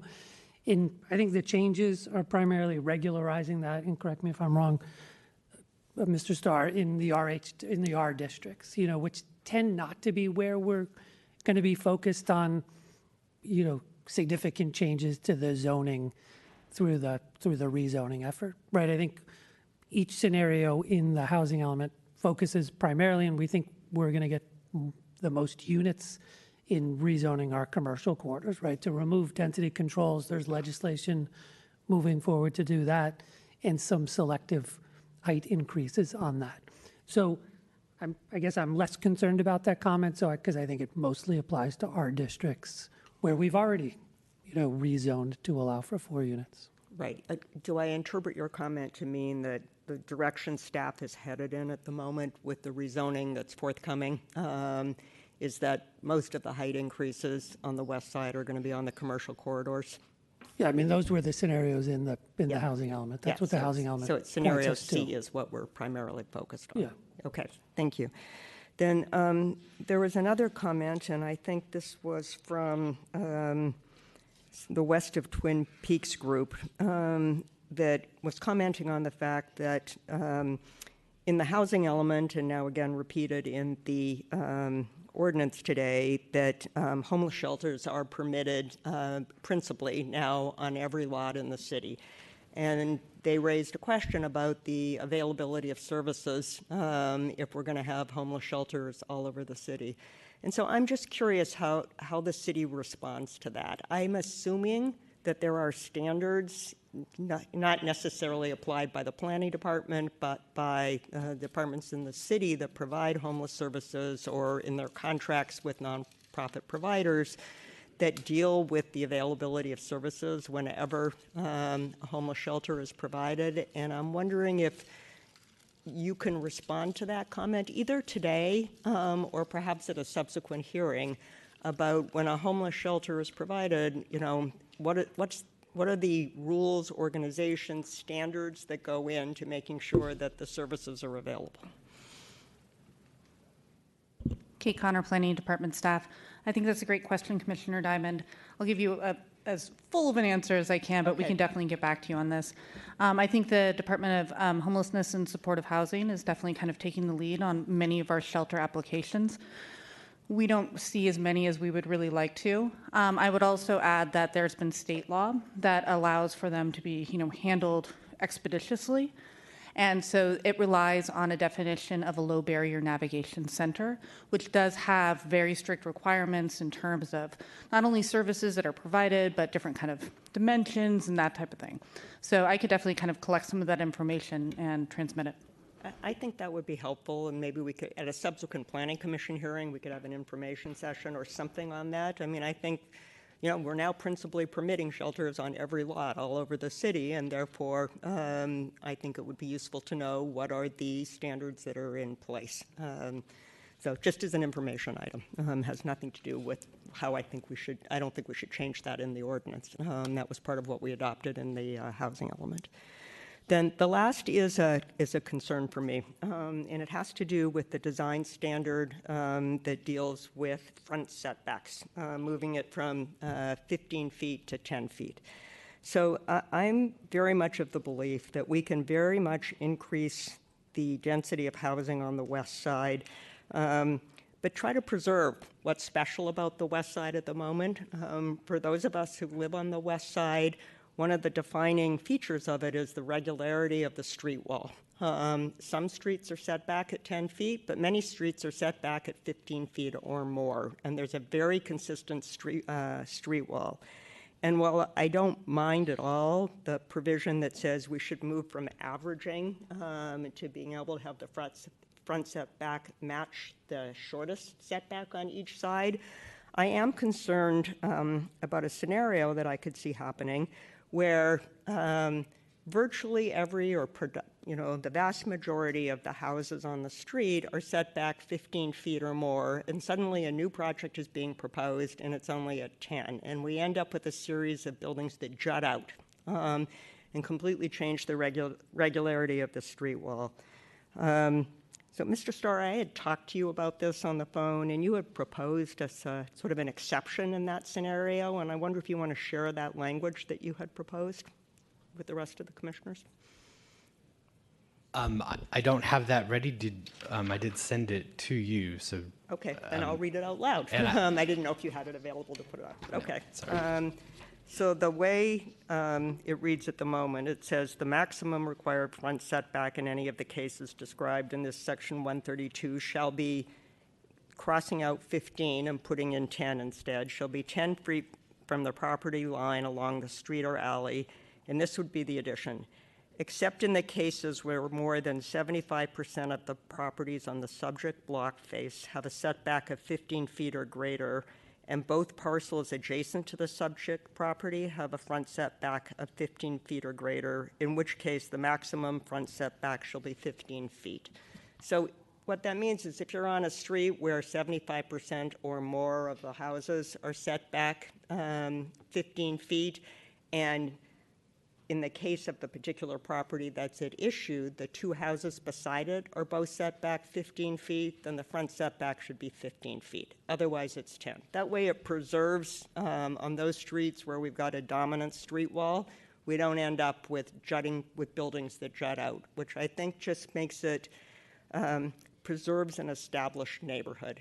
If we were starting from scratch, I'd have no problem with the 10-foot setback, or maybe even a lesser setbacks, because we could have the regularity. But as someone commented, we have neighborhoods that are, 100 years old in many cases, with a very established regular street wall, and I don't think we need to do damage to that and still get the additional density that we're seeking. So I would propose that as a modification to the ordinance in front of it. And I hope the other commissioners would agree with that, and those are my comments. Thank you. For my part, I can support that addition, and very thoughtful and a good example of an objective design standard. It's numerical. Commissioner Koppel. I'm also accepting of those amendments. Just a couple of broad strokes here. Thanks again to Honorable Mayor London Breed and Supervisor Engardio for bringing forth this legislation. It's projects like 469 Stevenson and then Washington Street last week that I think, beg the need for this type of legislation, because if we have certain supervisors doing what's best for their neighborhood and not necessarily getting the housing produced that we need for this city, we're going to have to make some changes. Thank you. Commissioner Braun? Yes. Yeah. First of all, I just want to say thanks to everyone who submitted letters and provide their comments. I mean, we had a huge turnout today, I think even bigger than we expected. And I also appreciate all the detailed analysis that has been submitted as part of some of the comments. It gave me a lot of food for thought. I think a lot of the questions and concerns I had coming into the hearing today have already been addressed, including trying to clarify in the CEQA issues. I'm happy to hear that the through reference Ellis Act evictions are already being addressed in terms of which projects are exempt from the 317 notifications, and or I'm sorry, from Section 317, and as far as Commissioner Diamond's comments on the setbacks, I'm satisfied with those. That's I don't live on the west side, and so I'm not as familiar with the street wall issue there, and so I appreciate your thoughtfulness in coming up with that. I would just say, just big picture, I don't have more detailed questions or comments. This is really a big step in the process of working towards a long-term solution to helping to improve affordability of housing in our city. It's not a tool for there are other tools that can also be applied to deed-restricted affordable housing. As President Tanner mentioned, this is a tool that will still, by accelerating housing production or improving housing production in the city, we will still be getting affordable housing or affordable housing funding through that process as well. But it does seem like this is a step in the right direction. And as has already been stated, I think part of the reason I don't have a lot of detailed comments is because this really does clearly track with implementation of the housing element that has already been adopted by this body as well as the Board of Supervisors. So I'm glad to just be taking this next step in that process. That being said, the housing element had a whole bunch of other implementation actions included in it, and that's where I want to recognize and appreciate Rep. SF Coalition's rundown and the attachment to their message that identified the other aspects of the housing element that are not being addressed through this legislation, but will be addressed through other processes. And I think I appreciate that analysis, that reminder, and it's something that we are still working towards, but this body will continue to monitor that process and oversee that process as well. So those are my comments, and yeah, I just appreciate all the work that's gone into this. Thank you. Commissioner Moore? Thank you to everybody. Thank you to Mayor Breed, Supervisor Engardio. Special thanks to Aaron Starr, having really probably spent every waking hour in the last few months on getting this on the table today. While I believe that constraints reduction is indeed what we committed to in approving and supporting the housing element, which we spent significant time on shaping, I am unfortunately disappointed today that a major aspect of what we try to really support in the housing element is indeed the creation of lower housing and affordable housing for lower income people. And I believe that this particular piece of legislation in front of us today does not fully address that particular aspect. It is just referred to generally as housing. And I personally had hoped that we would have more specificity in this particular piece of legislation to push us forward. When it comes to from the top, obviously, the word of power always weighs very heavily on us.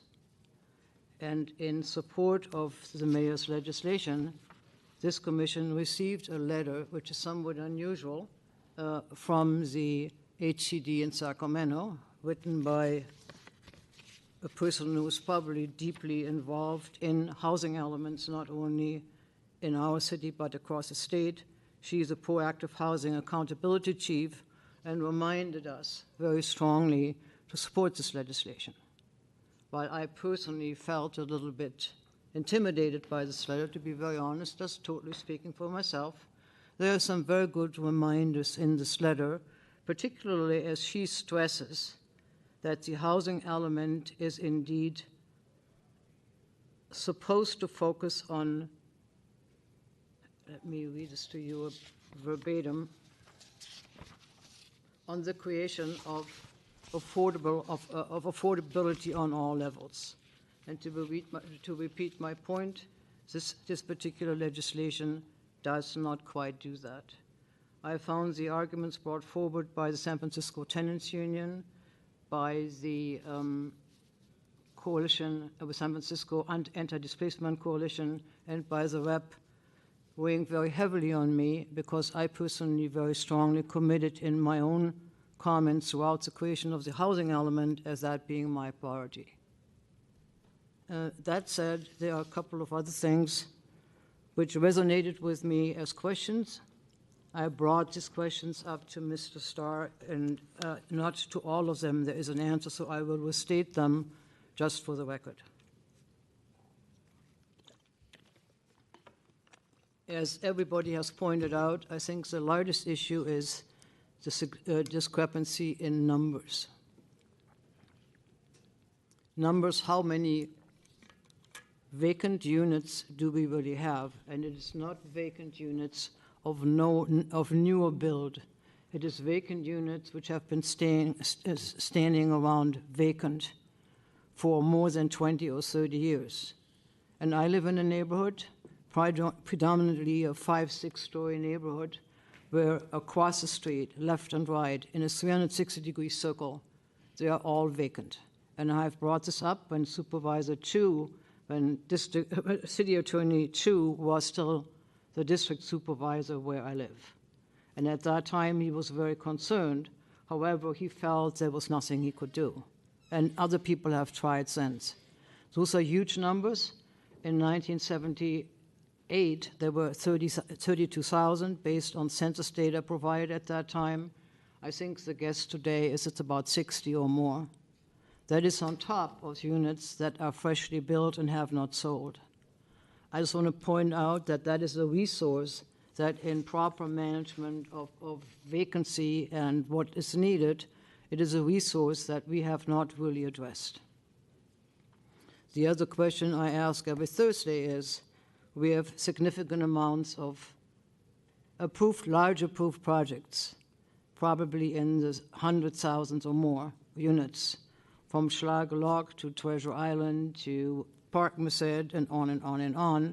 People who have been around long enough know that these projects have not kick-started, and there's always a reason, and it's the economy. But that is the reality, and I personally do not believe that the extreme measures that are being proposed in this legislation will help us to overcome what has always been the issue or the hindrance of realizing housing. And I'm not going to get into the depths of what that is. You all know what that is. It's called money.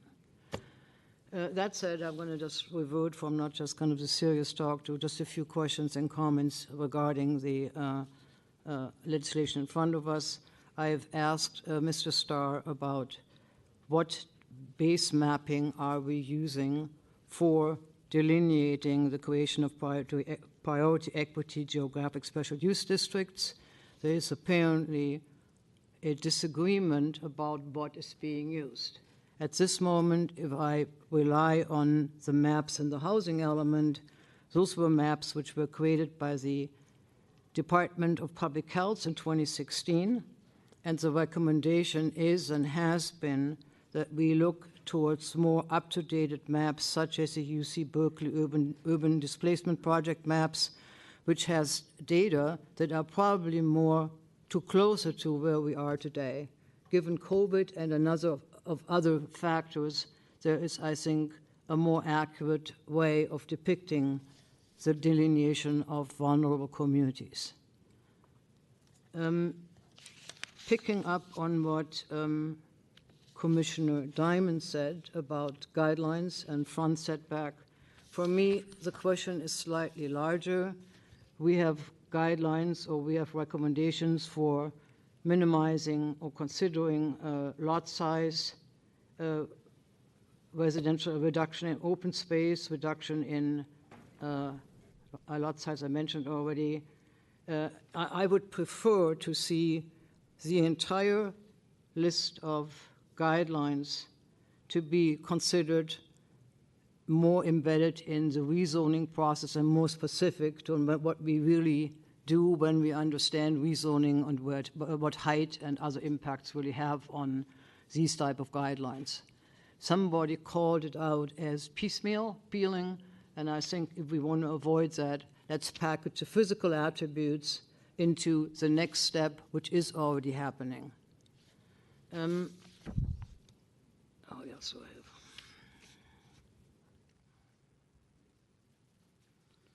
I asked Mr. Starr as to whether or not the constraints reduction legislation supports or contradicts Supervisor Melgar's legislation, particularly because she spent a thoughtful time with us discussing her concerns and her somewhat lighter touch to what needs to be done.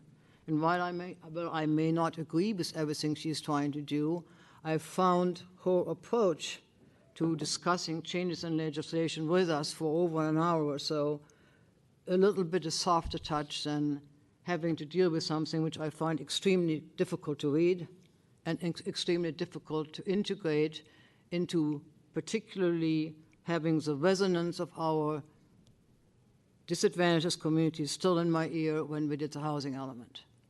I know we've got to get things done, but I'm not sure as to whether or not the approach that is being taken in this exact legislation is something I feel 100% comfortable with. Those are my comments. Thank you, Commissioner Moore. Commissioner Imperial? Thank you, Commissioner Moore. I guess, for me, my overall feeling about, or not feeling, and thoughts and analysis on this legislation, yes, I am part of the commission that also agreed to the housing element, and that is also because there is a promise or a goal of affordable housings, and we do not realize that half of 82,000 we said that we're going to make are actually affordable housing units. That's 46,000. In terms of the analysis of, again, that's why I asked about the analysis when it comes to the CUAs and how it's going to affect the priority equity geographies. There is a, during those hearings that we've had, we did mention about the priority equity geographies and how are they going to be affected. And part of that is also the constraints of reductions. And a lot of the conversation that happened too is how the different departments are going to communicate with one another. And I think there's a lot of processes in terms of how the departments talking to one another and trying to coordinate with one another. And also at the same time, in terms of the public comments or what the CUAs is, I think there's still, we haven't really, I don't remember in our housing element, whether in EIR or in conversations, the thorough conversation on the priority equity groups or priority equity geography. And I think there is still, a hesitation in terms of the using of the map. Again, this is going to be an ongoing conversation or ongoing topic. I think that's going to be brought up to the Board of Supervisors as to which map is going to be used. And I hope the Board of Supervisors are real particular in this, because it's going to affect their constituents, their districts. And I hope they're really looking into how the CUAs is going to affect their particular districts. So in that, in this, in this way, there's something about this legislation that doesn't sit me well in terms of, again, the process of elimination in the public process. In terms of the elimination of process in terms of departments, which I feel like is more problematic because departments are not really talking to one another, and I feel like that's where the constraints is really sitting upon.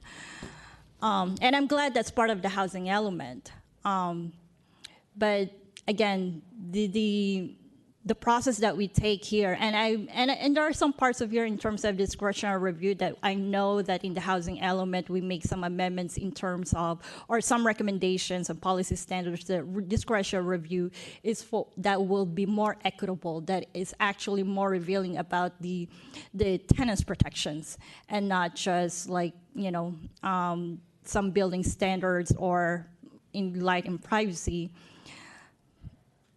and I'd like to inform that to the public as well. But again,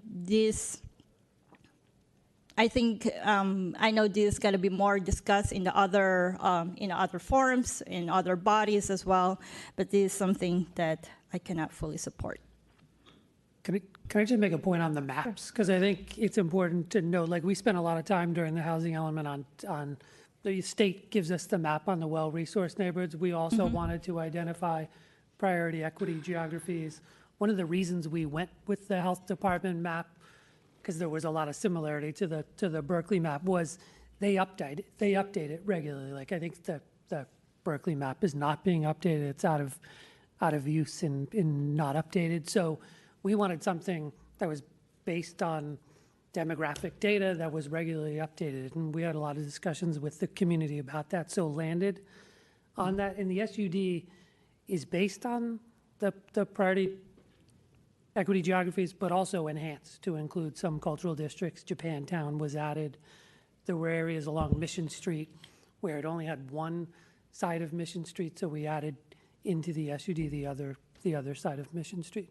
So I think in many ways, this legislation is trying to get at the issues you talked about, where it's pointing more towards well-resourced neighborhoods and making changes to process in well-resourced neighborhoods. I think there are some. Again,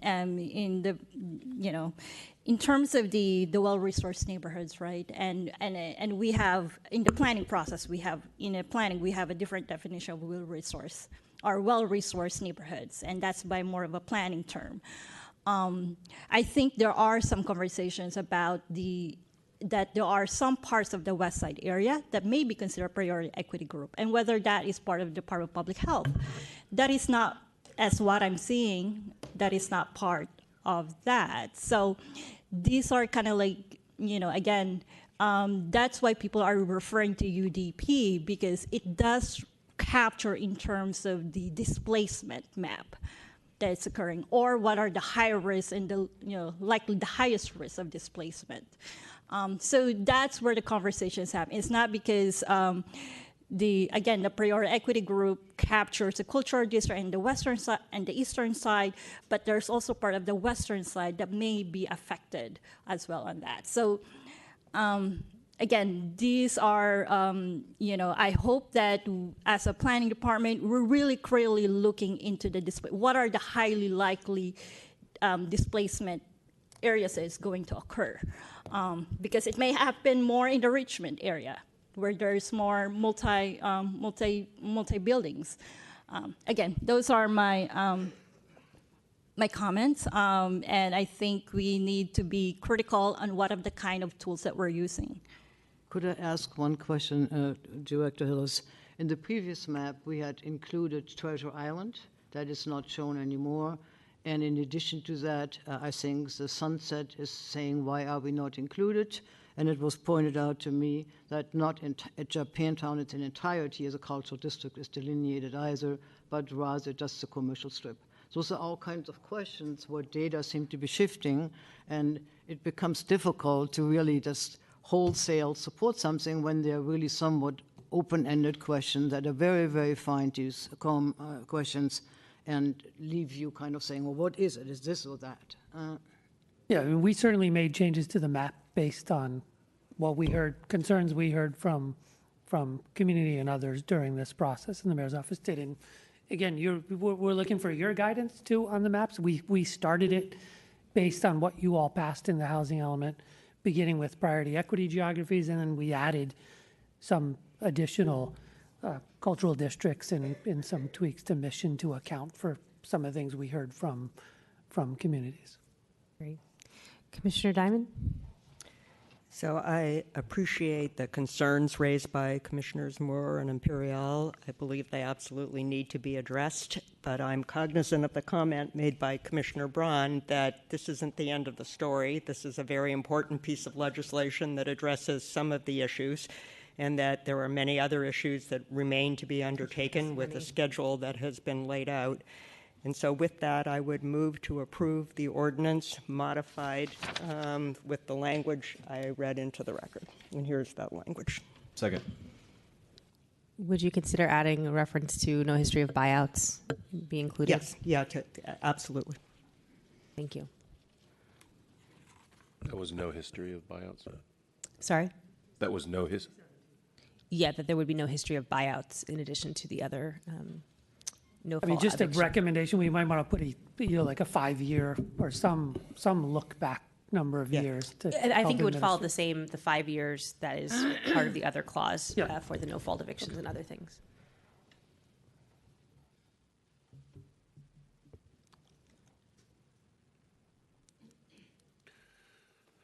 I'm sorry. Commissioner Diamond made the motion. Thank you, Commissioner Koppel. Seeing no further deliberation, Commissioners, there's a motion. Sorry, Commissioner Moore, did you have your hand up again? Sorry, didn't know if you already spoke. I wanted to restate my concerns about the shutting out of community participation and community notification, including a revised role or no role of the Planning Commission in, I think, critical decisions. Being a Planning Commissioner is not a position of power. For anybody who assumes that, they are mistaken. I consider myself, and I know other commissioners do that as well, as serving basically the citizens and residents of San Francisco. That requires a significant amount of work, and that requires a significant amount of being aware of what the real issues are, what is the real tenor of what we're hearing. For how this particular role of the Commission is being reduced in the upcoming efforts is of concern to me. I'll leave it with that. Thank you.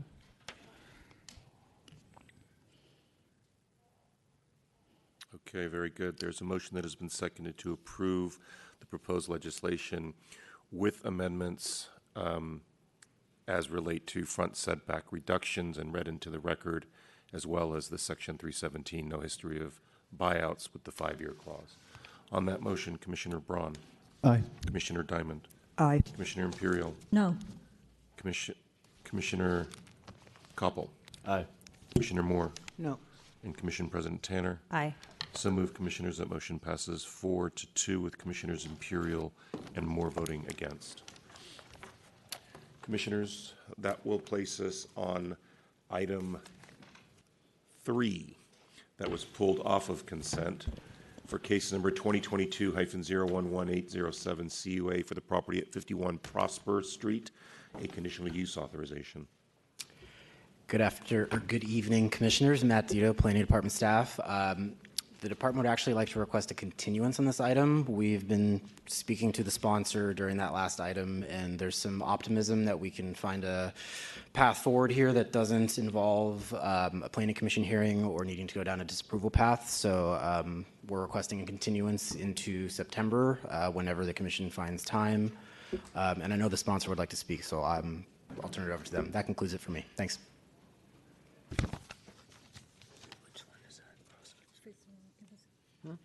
51 Prosper. It's been continued, but they want to speak. That's why he stayed here. God, it's brutal.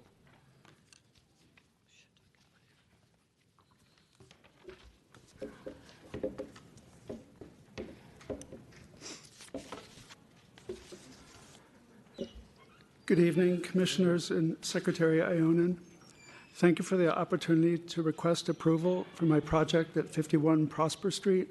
My name is Tom Metz, and I own 51 Prosper Street with my husband, David Brightman. We live in apartment 5. We bought this property in this location specifically because of my disability and specifically so we could age in place. I have a progressive motor neuron disease, and I've been getting weaker for 43 years. It is reaching an urgent stage.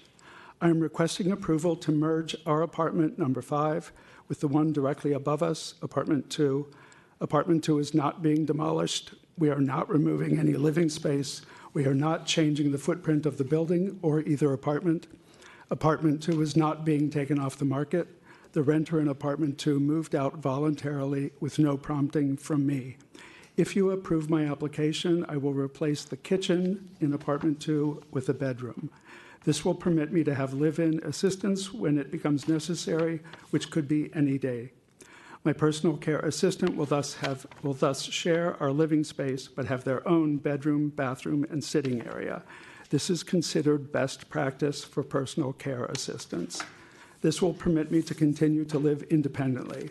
I already need help conducting the daily business of life, and increasingly I need assistance or adaptations for the 4 activities of daily living. These are feeding myself, going to the toilet, showering, and dressing myself.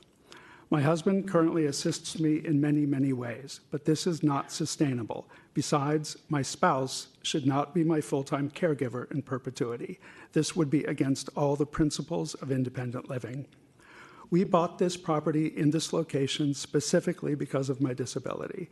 It has many combinations we could not replicate elsewhere. It is in a central walkable neighborhood, and it is well served by transit, and it has ground floor entry, and it has parking, and it has rental income, and the property is subject to rent control. We needed all of these things. Finding this combination was nearly impossible. We can only afford to live here because it has rental income. We could only afford to buy it because it is rent controlled. But San Francisco rent control applies only to buildings from before 1979, which is 10 years before the Americans with Disabilities Act. These old buildings frequently have no parking or have lots of stairs to the front door, and usually both conditions. They're not accessible to someone with a disability, whether as a renter or an owner. Because 51 Prosper Street is in a central location, I can use my wheelchair to access services and participate in the life of the community. This is important because San Francisco transportation policy also excludes people with disability. I love Muni, especially the kneeling buses and surface-level streetcars. I can travel safely to all sorts of places I haven't been to in years, but not all the stops are accessible. The automated lifts are usually broken, and so are the elevators. And I am denied any access whatsoever to taxis, Uber, Lyft, Waymo, and Cruise. If you approve my request, it will immediately benefit my ability to live independently and age in place. But because I am adding a bedroom to replace the apartment 2 kitchen, the combined apartment will have 3 bedrooms instead of just 2. Therefore, in the long term, when I am dead and a future owner rents out the combined unit, it will provide more space for more renters at a lower cost per person. The combined unit will increase San Francisco's supply of family housing, housing for seniors to age in place, and housing for people with disabilities to live independently, all of which San Francisco desperately needs. I have been told that you cannot approve my application because of the California Housing Crisis Act of 2019. But this bill was intended to build more housing, not deny housing for seniors, people with disabilities, or families who need an apartment with more than 1 bedroom. I am asking for your help. Page 4 of Director's Bulletin number 7 states that there are, quote, limited circumstances where exceptions can be made. I believe that my project is one of those limited circumstances. Please help. Please approve my project. Thank you.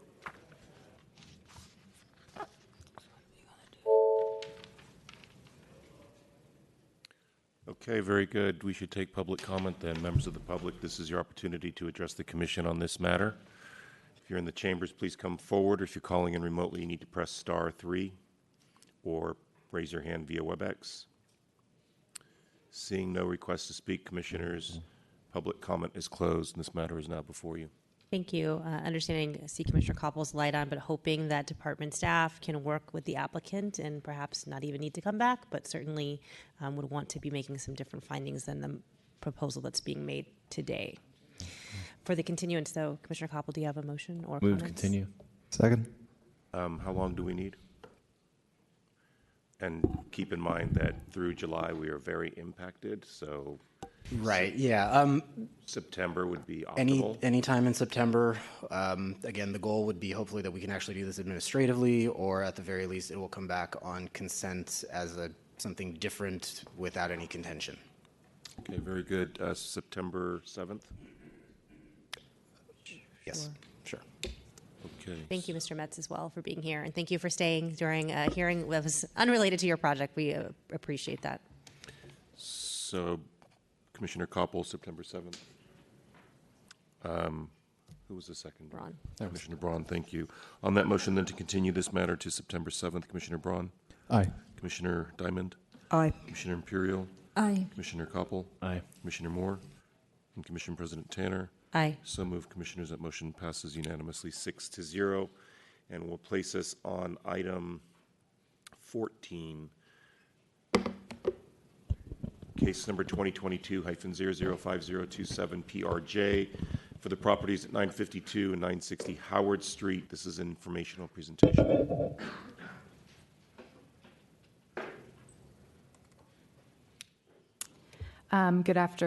Good evening, Commissioners. It's after 5. Monica Giacomucci, Planning Department staff.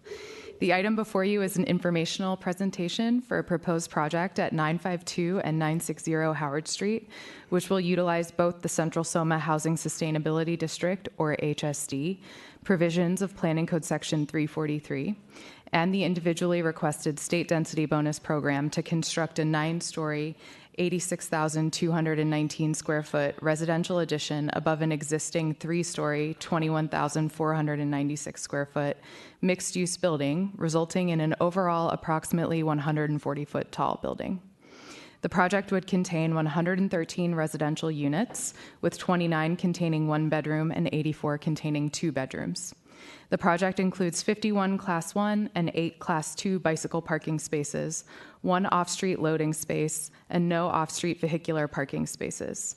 The project site consists of 2 through lots, which will be merged and which are located within the mixed-use residential zoning district and the Soma Pilipinas Cultural District, and they are split between the 45X and 85X height and bulk districts.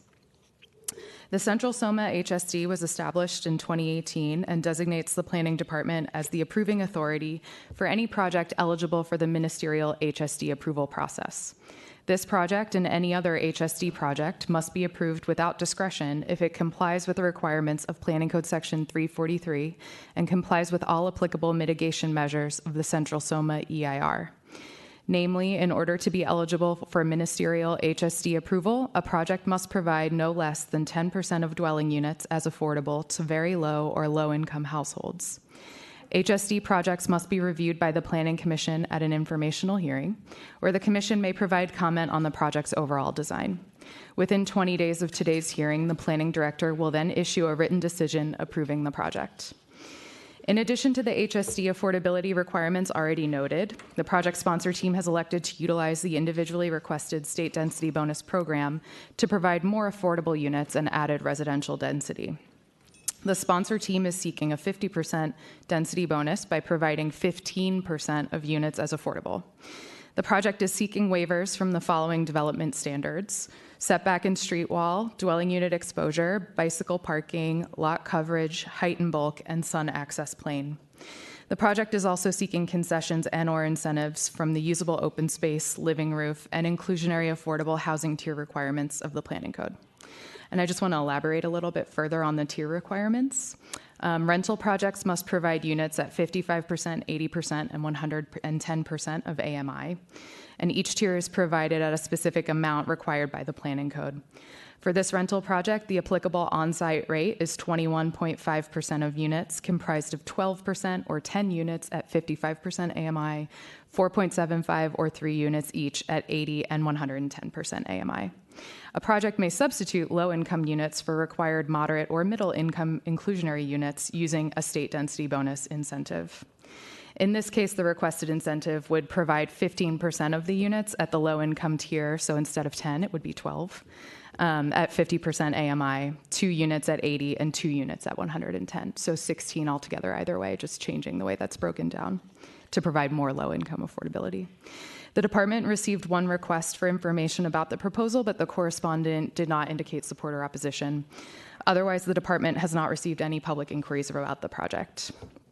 And finally, I just wanted to speak to design a little bit because that is the purpose of today's informational hearing, to allow you to discuss the design of the project with the sponsor team. So I thought it would be helpful to note that the project was reviewed by our department design staff, and the team revised the project according to the comments that were made. Specifically, our department design staff requested more sort of volumetric depth on the front facade rather than what had previously been proposed as sort of applied fins, and the team responded by providing alternating setbacks. And staff appreciated that the project overall employs fenestration and structural expression to help the building blur boundaries between small and large-scale buildings on its block. Otherwise, I certainly will allow the project sponsor team who will follow to walk you through the design in more detail. And as a final reminder, just to reiterate that there's no approval action for you today, just an opportunity to discuss the project and provide feedback on its design prior to the director's ultimate approval. So this concludes my presentation. I'll pass it over to the design team now, and we're all available to answer any questions you may have. Project sponsor, you'll have 5 minutes. Good evening, Commissioners. On behalf of the project sponsor, I'm George Healy, Development Manager with OWOW, and with me is Alice Cow, Project Architect at OWOW Design. We're very pleased to be here today to present 960 Howard Street to each of you. So, as Monica stated, the proposed project consists of a 9-story mass timber vertical addition on top of an existing 3-story concrete mixed-use building, which was approved under a separate site permit. The vertical addition will stand 140 feet tall, provide 113 rental apartment units, 16 of which would be affordable. So the project was designed internally by OWOW Design, and it employs all of these systems, these standardized unit designs and mass timber structural systems that we use across each of our projects. These standard systems both reduce the time that it takes to design our projects and construct them, which in turn lowers our cost, enabling us to provide affordable housing as well as market rate units at discounted rents to our competitors. So during plan check, one of the comments received, as Monica said, was to blend the building into its environment. So to address this comment, one of the routes that we took was providing panel sizes that decrease from Howard Street to Natoma, creating a cascading effect and blending it into the high-rises in the background and the smaller buildings in the foreground shown here in these renderings. Great. Well, thank you. So I want to speak a little about the materials palette chosen for the project. So this slide shows the 5 key materials that are being proposed. The first one is the fiber cement panel, which is used for the white ivory frame. This also has it's a through-body material, and it's also has a texture that is similar to the stucco and the concrete buildings in the neighborhood. The second material is the high-pressure laminate rain screen cladding that is the navy blue. This, in the light, has like a sheen to it, so it kind of reflects and looks like aluminum. The third one, the window wall system here on the Howard facade. So as noted before, it's to, I guess, move from a more monolithic flat facade, we end up with more of like inverted bays that will alternate across the facade. Also, every 3 floors, it flips. So this provides the modulation and also more visual interest to the facade. Number 4 here, we have the punch vinyl windows. So we acknowledge that planning's recommendations was to find an alternative to the typical vinyl. However, we would like to point out that the vinyl windows we are proposing is actually of a very higher quality, premium European-style windows that actually looks a lot like aluminum windows that are common in the neighborhood. And these windows can also be custom colored to like a charcoal gray to blend better with the rest of the building in the neighborhood. And additionally, the vinyl windows do perform better acoustically and thermally, which is important, especially when the building is facing a busy street. And lastly, we have the number 5 is the mechanical screening. So this will be coated with the navy blue to match the rest of the building. So here's a typical floor plan. So of the 113 units, 89 are going to be 2-bedroom units, and 84 are 2-bedroom apartment units, and 29 will be 1-bedrooms. The intent behind providing a majority of 2-bedroom units is that we believe that allows our project to accommodate for families with smaller children, couples, or roommates living with each other. Okay, and lastly, this last slide shows our typical 2-bedroom unit floor plan, which includes the full-size bathroom, the full-size kitchen, the galley type, there's a washer dryer, there's the living space, and also the 2 bedrooms. I'd like to point out the interior bedroom does have a large a sliding barn door with glazing, so this way light can be provided for that interior room. And also the right image shows the look and feel of that space, which is like a modern and simple aesthetic. And this concludes our presentation, so we welcome your comments. Very good. Members of the public, this is your opportunity to address the commission on this matter. If you're in the chambers, please come forward. If you're calling in remotely, you need to press *3 or raise your hand via WebEx. Seeing no request to speak, commissioners, public comment is closed, and this matter is now before you. Well, thank you, staff, and thank you for your presentation. Glad to see projects moving forward again. And I will call on Commissioner Moore and then Commissioner Braun. A few simple questions. When was the three-story commercial building built on top of which this building sits? That project is still under construction. The site permit was approved in 2021, and we are still under review with the project's architectural addendum. Why was this not brought forward as a single project? That's a great question. I don't have an answer for you. It's a good question, right? Okay, we'll leave it with that. I think the tower execution with your stepped massing is fine. I think the more kind of simpler facade is fine. I question vinyl windows. The department generally has concerns about vinyl windows. I share those concerns, particularly with strong west side exposure in San Francisco. Together with a kind of maritime salty air, vinyl does not wear very well. And while you can paint it, I believe that as a rental building, it makes it extremely more vulnerable in this kind of high-profile location to not wear very well. We have, for example, the Museum of Modern Art, where we thought we had really hit a home run with a very complicated custom facade. And even that, while that is not vinyl, we're seeing wear and tear on it that is just unexcusable and really makes us very cautious to support vinyl. I want to very strongly suggest that you rethink that. There are other materials that are probably in a similar price range, and I am not an expert exactly what the deltas are, but I would strongly recommend that that is a condition that should be considered very, very carefully. The other thing I would like to do, and I'm going to be looking here towards Commissioner Koppel, this building implies mass timber construction, which is not very typical yet in San Francisco, and I would be interested as to whether or not that meets the labor requirements that we typically see in larger buildings. Again, mass timber is not 2x4 residential construction of carpentry. This is an expertise which has not been practiced much in the city. We do not have a lot of timber construction. There are some very remarkable tall buildings, but they're not in the city. I just put that out as questions for the rest of the commission to reflect on, but those would be my comments. Otherwise, I think your unit plans are fine, and the other material considerations, except for the windows, are thoughtful. Thank you so much. Thank you, Commissioner Moore. Commissioner Braun? Yes, I'm going to start with a question that's actually also about the base of the building. I'm just curious more than anything else. Originally, that three-story building, the base was going to preserve the facade of the commercial building that preceded it, and it looks like that's now been removed, both from the plans and also just looking at the street, it's gone. Okay, is anyone able to answer kind of what the issue was there, or what happened with that? I'm mostly just curious. Yeah, so the facade that was shored in place, the intent since day one was to keep it.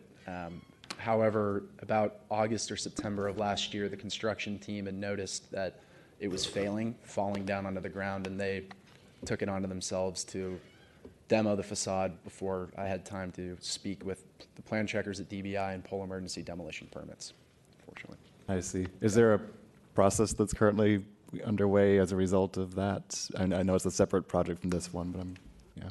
Sure, thanks for the question. Monica Giacomucci, department staff. Yeah, there is an active enforcement case that is under review by department enforcement staff and myself as the project planner. And ultimately, when there's an active enforcement case, the sort of goal toward abatement is to file a permit that will abate the violation. In this case, this permit had already been filed. So we're certainly going to do our standard enforcement process, but because the permit is already underway and under review, the applicant is already making progress toward abating the violation. So ultimately, the final approval will abate it. Okay, thank you for that context. I appreciate it. Well, getting to the current project, I don't have a lot of design expertise or comments on it. I mean, my one note would just be just the overall massing of the building. I'm curious about how this building, if a tall building is constructed on adjacent parcels, this building does not go all the way to the lot lines, but it gets pretty close, and there's a number of windows, and a lot of the units have exposure onto just a couple of feet away from the lot lines, it looks like.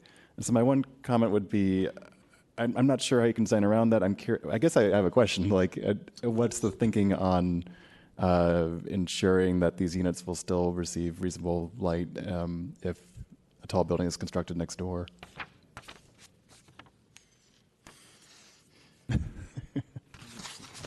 Thank you, Commissioner Brown, for the question. So actually, the building code does, or say planning code requires certain setbacks from the adjacent property lines. So our windows are set back to that, so which it addresses the exact concern you have. Mm-hmm. So it's from a certain, I don't know, again, the technical details, but basically there's from certain stories above the ground plane, there needs to be a certain setback, and then it's 3 feet, and then after each subsequent floor is 1 more foot after. So then the project itself up to at least the 10th floor, the building is set back again to provide that light to the lower levels.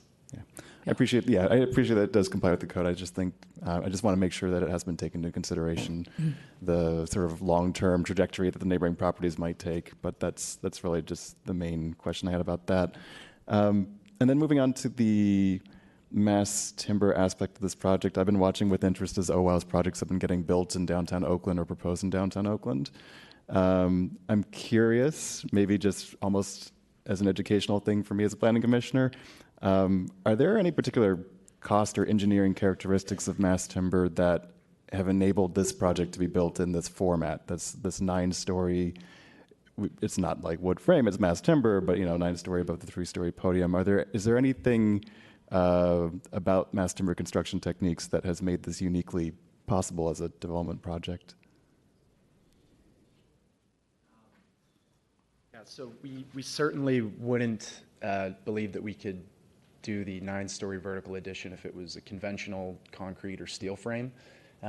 Alice visited 1510 Webster, the high-rise that we're building in Oakland right now, and her comment from her site visit was that it's the loudest noise is just the air horn every time they pick a panel up. There's hardly any noise, and we're doing a floor and a half every single week. So the typical duration from pouring a typical concrete slab, we can reduce that by 50% and with hardly the same amount of noise compared to concrete. Oh. And if you'll indulge me, the question was raised earlier about labor and I think some of it's about labor standards and that kind of thing. But I'm also curious, given that mass timber is such a new construction technique, have there been any challenges in the region related to being able to construct these buildings? No, not necessarily. We're our own GC, but we subcontracted the project in Oakland out to Webcor. They opened a mass timber division just last year. So Webcor is kind of the acting GC on that project, and we plan to use Webcor similarly at 960 Howard. All right, thank you. I appreciate those responses and for indulging me in some questions that certainly went beyond design, so I appreciate it. Thank you. Commissioner Koppel? Yeah, to Commissioner's point, I'm not really aware of any labor issues with this type of construction. I know Dan Kingsley with SKS Architects built the first, I think, timber project in San Francisco, and that went without any issues, not that I know of. But more about this project, I'm a huge fan of the housing sustainability districts. I wish they covered more area, and for future area plans or whatnot, I'm a big supporter of these in every way, shape, or form. I mean, what developer wouldn't want to bypass CEQA? I mean, you want to talk about hurdles and streamlining. This is the way to do it. No CEQA. So I was talking to a developer earlier, 550 unit building. Or 500-unit building, got their project started in 10.5 months. And we heard from an architect today who had a 3-foot addition that was still in planning up to 2 years. So any developers that want to get their projects built a lot faster, please use these sustainability districts if you're in the central Sonoma area, of course.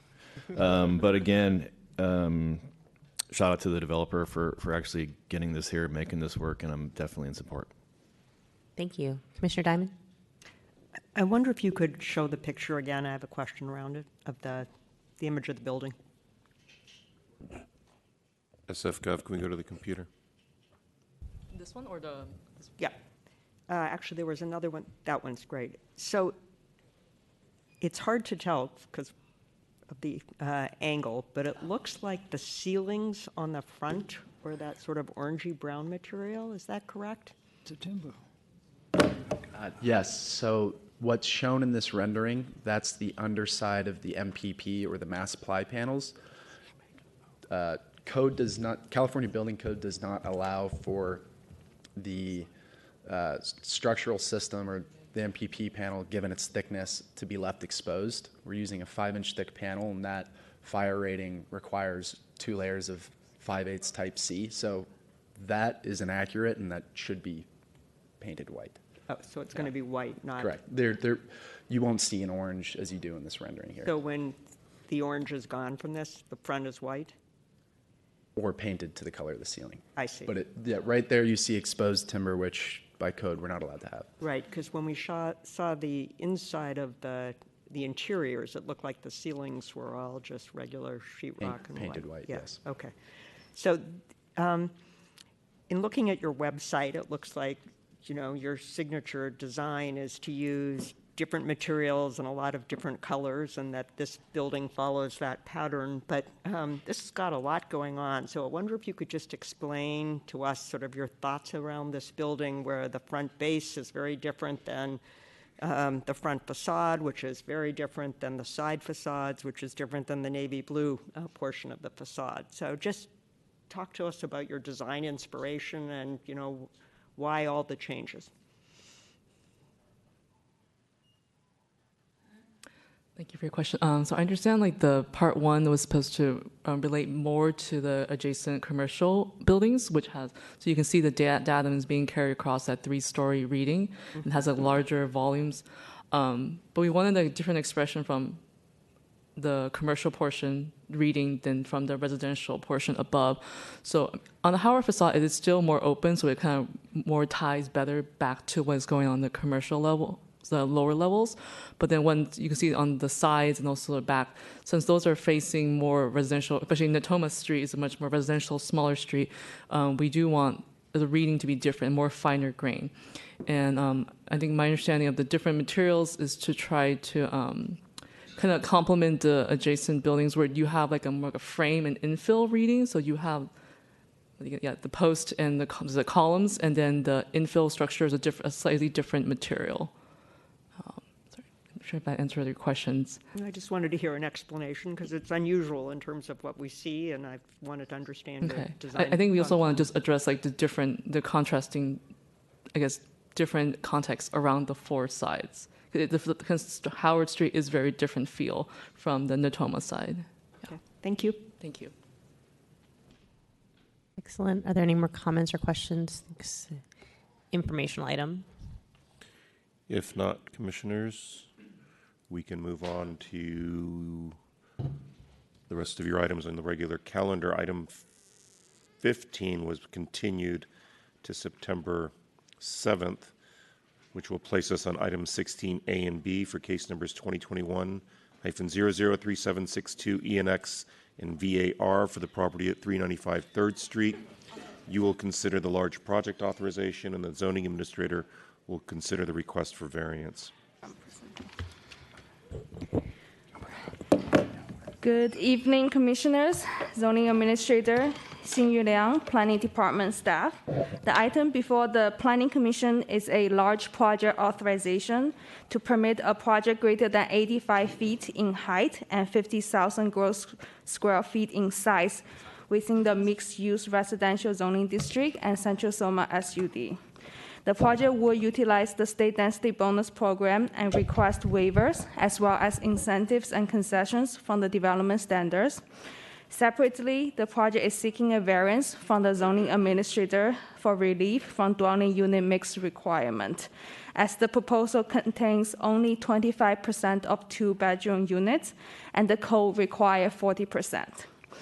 The project includes the demolition of an existing surface parking lot on the project site and the new construction of a 35-story, 370-foot tall mixed-use building with approximately 456,000 square feet of residential use for a total of 524 dwelling units, 4,500 square feet of ground floor retail use, 208 Class 1 and 32 Class 2 bicycle parking spaces, as well as 125 off-street below-grade parking spaces.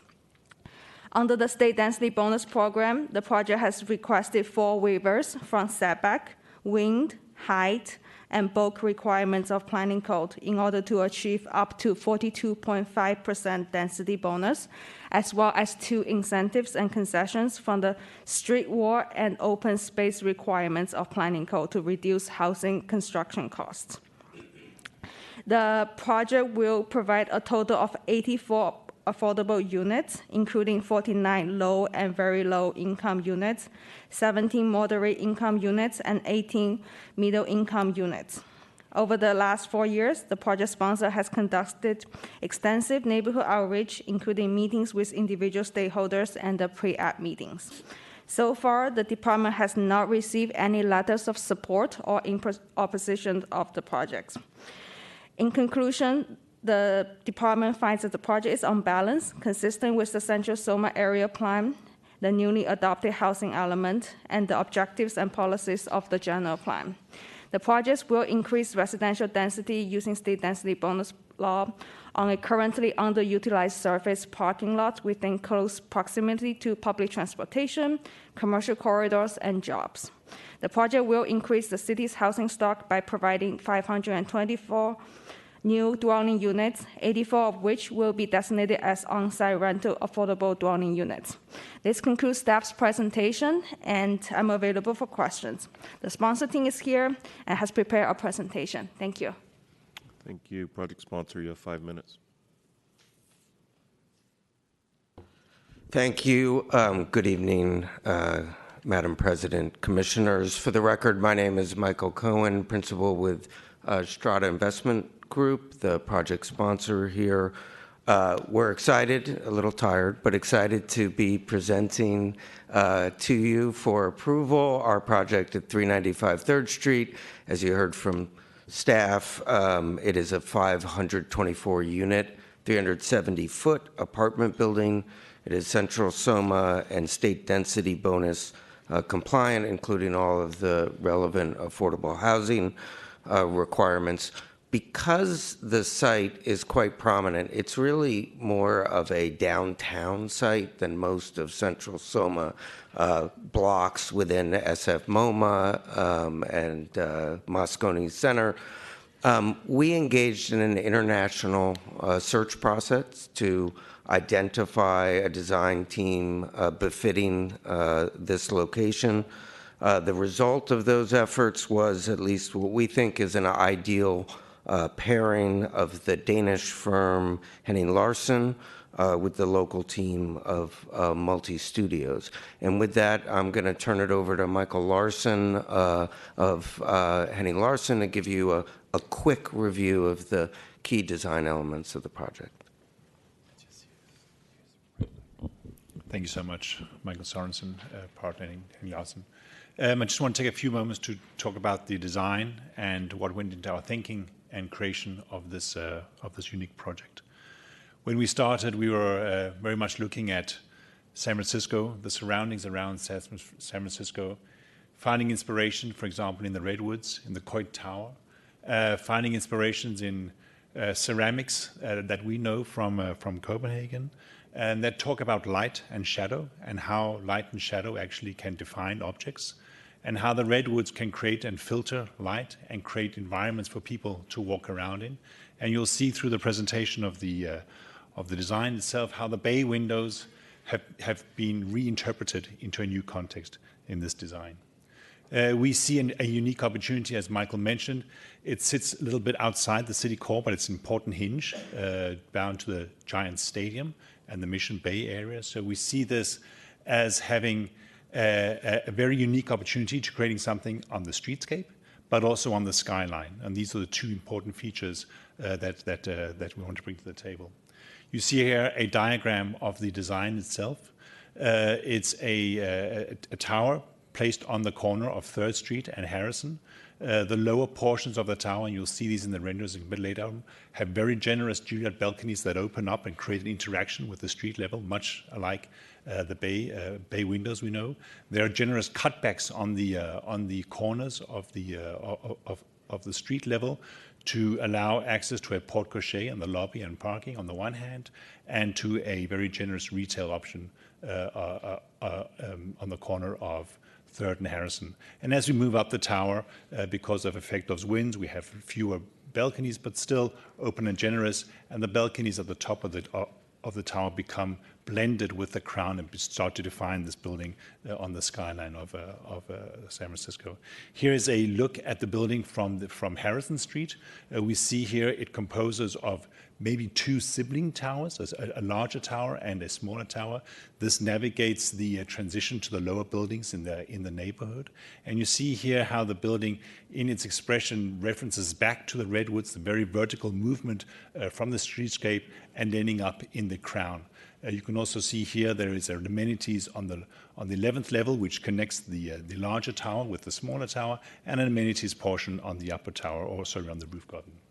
Looking from 3rd Street and looking into the building here, you see the porte-cochere moment that's pulled back from the street. This allows us to get traffic off the street very quickly. From here, you can then pass into the parking and, of course, into the main lobby itself.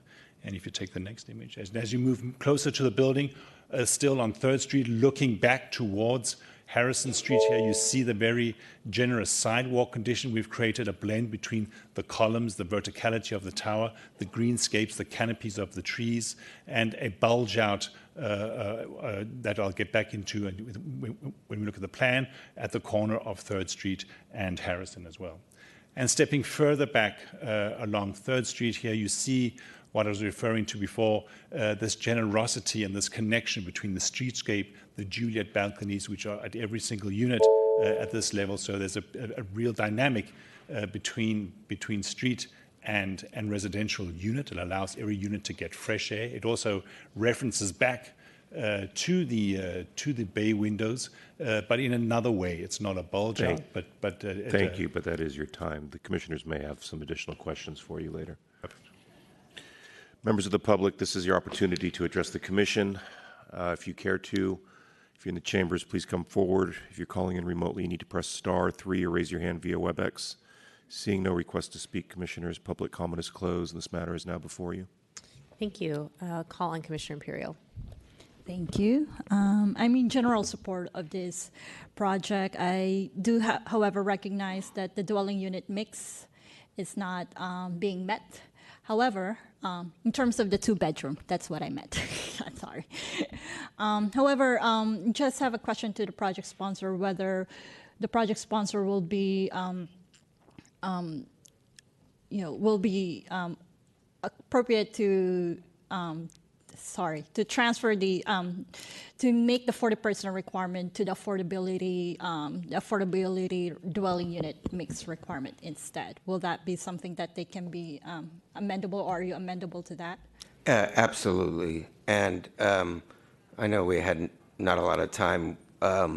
Just very quickly, it is the case that in addition to the large project authorization, which is in front of the commission, we did submit a variance request for consideration by the zoning administrator.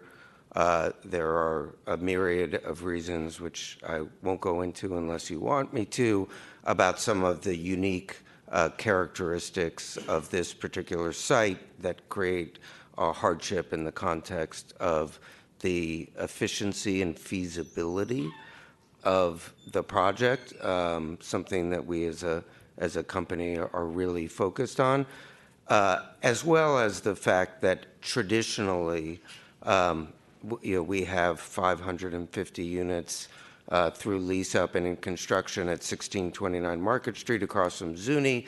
We're very active in this market. Our experience is that the two-bedroom requirements are the least efficient to build, the slowest and hardest to lease, notwithstanding the previous project sponsor, Godspeed. And they are overwhelmingly occupied by roommates, not serving the original public policy intent for family housing.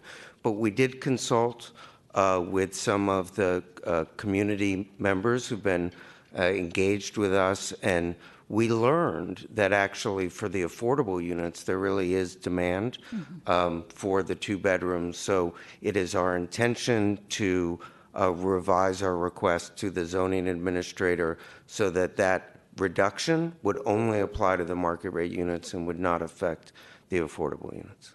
Thank you very much. I would like to put that as a recommendation or as part of the conditions in this approval. So approve with conditions with recommendation that dwelling unit mix requirement applied to the affordable unit mix. That the dwelling unit mix for the affordable units, they would meet the dwelling unit mix requirement. Okay, great. Thank you. Commissioner Moore? Thank you, Commissioner Imperial, for clarifying that. I think it's an important question.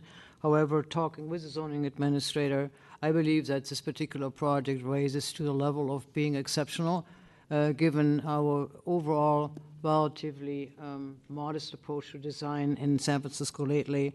I believe that this project raises to a level which is exceptional, and I'm significantly interested, perhaps for Mr. Larson, to spend about 2 minutes talking about the treatment of the facade at close-up, because there is something about it which is very, very lovely. It's a lacy kind of a curtain, and really an attention to the quality of living in a rental unit. And I think I want to elevate that for everybody to appreciate. Can you see the screen? I'm not sure if you can. SFGov, can we go to the computer? Thank you. Okay, thank you. So here you see a portion of the building, which is of course the top of the building, and the top 3 floors that are set back with a wraparound balconies, and below that you see units that generally occupy Could 2 you speak cubes. into the microphone, please, because there are people on TV who listen That to generally us. occupy several cubes, and the intent is to offer Juliet balconies instead of balconies. So that everybody has the opportunity to open up their unit and get fresh air into that. The facade itself is thought of as either a precast concrete or a GFRC facade. It'll be a unitized facade, of course, with openings, windows that are operable. And then the balustrade is a quite unique design feature that is an important reference back to the bay window and the way they approach the street level. Here it becomes more of a texture draping the facade. Thank you for explaining that. I hope that everybody could see it well enough. I wanted to just briefly talk with Mr. Cohn one more time. We have been under a lot of pressure as of late. This is a very large project with 524 units with a large element of affordable. Is this being built? And just to point out, Strada is one of the exceptions in San Francisco, having realized buildings throughout the time, through COVID, through everything else, where some of the people who should have been able to bring things forward just didn't. So I think I take that as a very strong point of credibility and make a motion to approve with conditions, including the comments and the requests made by Commissioner Imperial. And just for clarity's sake, because you said recommending, but it's a condition of approval, right? I'll put as a condition. As a condition of approval. Okay, very good. Great, thank you. Since it has been acknowledged by the applicant already, I think that is just an important thing to do. Absolutely. Mr. Teague, are you okay waiting, or do you want to jump in now ahead of some of the other commissioners? If I could jump in on just one issue, and then I'm happy to wait for the others. On that specific issue of potentially, even though only 25% of the units would be 2 bedrooms, making sure that 40% of the affordable units would be 2 bedrooms. Once that proposal came in, we've been kind of looking in the code to see if there's a method under the code to actually allow that. The planning code does require that affordable units be comparable to the mix in the building. And there's provisions in the code that kind of don't allow the zoning administrator to modify that. And there's limited times and ways in which that can be modified. So it's not entirely clear that that's something that could be conditioned. So if it's at all possible, if we want to move this out today in some form or fashion, we could even, and you wanted to include that condition in case that's a potential outcome, to caveat that language with something along the lines of, if determined to be permitted under the code by the zoning administrator, et cetera, because with the limited time we've had to look into that now, we've not been able to find an exact way under the code to allow that disparity between the unit, the building as a whole, and the affordable units. If that makes sense. If the sponsor is amenable, we could also, as an alternative, include it as a finding. Could you repeat what you said? I couldn't quite hear the last part. Since the project sponsor is amenable to that condition of approval, and the zoning administrator is expressing some concern whether or not we can actually condition it, then we could, as an alternative, we could include it as a finding. The challenge there is that if there has to be a method under the code to allow it to happen, because the provisions of the code are that the affordable housing units on site must be comparable in size and distribution, et cetera, to the whole project as a whole. I always thought that applied to like the type, the condition of the unit. You don't want a unit of lesser quality. You don't want them all on the ground floor, not necessarily to the unit, the mix of bedrooms. It applies to multiple facets of okay. Yeah, including bedroom size, et cetera. It goes beyond that. But just to add to that, I mean, I think we can work. It's good to hear your kind of stance on this, because I think what that code language was trying to get at was that we would not kind of lower standards on affordable housing units. And the fact that we're doing additional 2 bedrooms, I think we can work with the zoning administrator and the city attorney. Squint really hard at the intent of that code section. Sure. And perhaps could the city attorney comment on that? I think Secretary Iona makes a suggestion to make it a finding. Yeah, would you advise us to make it a finding, Austin, or to add language that says, like, to the extent feasible to try to achieve this mix? I mean, maybe that's a little bit more helpful. So, Deputy City Attorney Austin Yang, I believe it's fine to make a finding that says that the project sponsor has committed to the 40% 2-bedroom mix for the on-site units. There is a part of this that it is this purview of the zoning administrator to interpret the code and how the code gets implemented.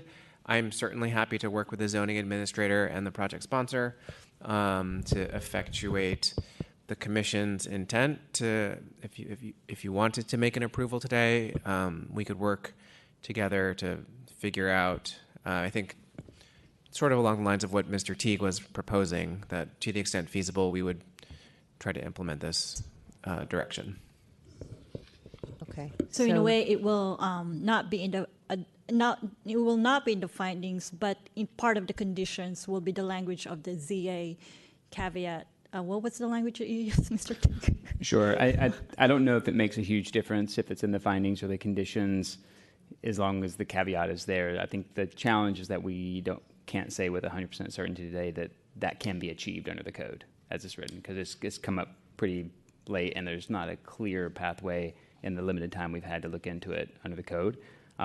So the caveat language is to basically require it if deemed possible. If we want to move forward today, if you want to move forward with a motion on that, like questions about the larger variance aside, just on that particular issue. So essentially it'd be what Commissioner Moore motioned, but to the extent found feasible under the code. Exactly. Depending on your discussion, we'll make it work. So is that amenable to the maker and seconder? Yes. Okay, great. I was a maker. I think I was the second. Yeah. All right. I think I see Commissioner Koppel next. Is that correct? Okay. Yeah, thanks to all involved. I wanted to shed a little more light on what Strata Investments has been doing as a whole for the city, in the recent couple of years, not only with 555 Bryant, but with the Market Street Plumbers Union Hall. They've been using skilled and trained workforces for these construction projects, and it may not seem like a big deal to many. A lot of people actually think we should outsource our construction work, hire companies outside of the city, and use workers outside of the city just because it's cheaper. But people like Michael Cohen are operating businesses that are helping invest in San Francisco. This is a big deal for our economy as a whole. If we keep losing our blue-collar workforce at a rate at about 20%, which is actually being very conservative, if you take 20% of our workforce leaving the city every year, it's in the very near future. There's not going to be many of us here. And what projects like this are doing is they're using local contractors that actually have their businesses here in San Francisco. And they employ workers that live here in San Francisco, and they use apprentices that are actually formal apprentices and state-approved apprenticeship programs that are here in San Francisco, that are very specific direct gateways to career opportunities for City Build graduates, which are women and brown people and disadvantaged neighborhood residents getting career opportunities to build projects like this. Some people think that's not the right way to do it. They'd rather do it and have it done elsewhere and then ship it in. But if you ask me, and I'm a product of all these bodies and groups, and you know what? I took the bus and I rode my bike to every job site I built in this city. I spent my money here in San Francisco. I got to stay here in San Francisco. I'm still spending my money here in San Francisco. So I want to say thank you from all of the trades, all the labor organizations, to you, Mr. Cohen, for keeping us working. Thank you, Commissioner Koppel. Commissioner Diamond? I'm very supportive of the project. The design is beautiful. I think all the amenities are wonderful. I love the way they did the Juliet balconies down below and then the real balconies that are inset a little up top. So many features of the building that are, really beautiful to gaze upon, and I hope you build it quickly. But I'm going to be a technocrat for a second, and that is, Mr. Teague, I have a question for you because I'm struggling with what it is we're approving here. Their original request, when I read the report, was a variance so that instead of providing 2 bedrooms at 40%, they wanted to provide 2 bedrooms at 25%. Is that correct? And now they're saying they'll provide, in the affordable units, 2 bedrooms at 40%, and in the market rate units, 2 bedrooms at 25%. So overall, there's a greater number of 2 bedrooms they're providing based upon the current proposal today than what we got in the staff packet. Am I correct so far in my understanding? Not sure if I followed the second part. Well, the total number of 2 bedrooms, if you do 40% in the affordable and 25% is greater than if you did 25% across the entire denominator. So we're getting more 2 bedrooms then. But there's still a deficit of 2 bedrooms because we're missing 15% of the 2 bedrooms in the market rate. So what I'm trying to understand is they still need a variance of some kind. If you can't find a way for them to do this, they need the variance in order to do 25% everywhere, or if you can find a way for them to do it, then it's 40% below, but a variance for just the 15%. Could they volunteer to do more than is required, even though you can't? I mean, it's for you and the city attorney to work out, but in the findings, could they commit to doing more than is required, even though the code requires them? If you grant the variance for 25% for all of it, that's permitted, correct? If you were to grant a variance, that's not a problem. If we grant the variance and they only do 25% 2-bedroom units instead of 40, then what the code would say is, 25% of the on-site affordable units also need to be 2 bedrooms. I think what we're saying, the challenge is that's what the code says. Like the distribution has to be proportional. Right, I understand that. So I'm saying, could you grant a variance at 25% and they could commit in the findings to do above and beyond what's required? But I'm saying is that... that would still violate the code from your perspective? Well, they would be volunteering to violate the code. Because the code says it has to be proportional. Okay. That's a distinction from simply proposing to do more affordable housing that are also 2-bedroom units. That's clearly not what's on the table here. But to your point, that's exactly right. They would, whether we conditioned it or they volunteering, if the outcome is something that the code doesn't seem to permit, then that's the rub. Okay, That's the challenge there.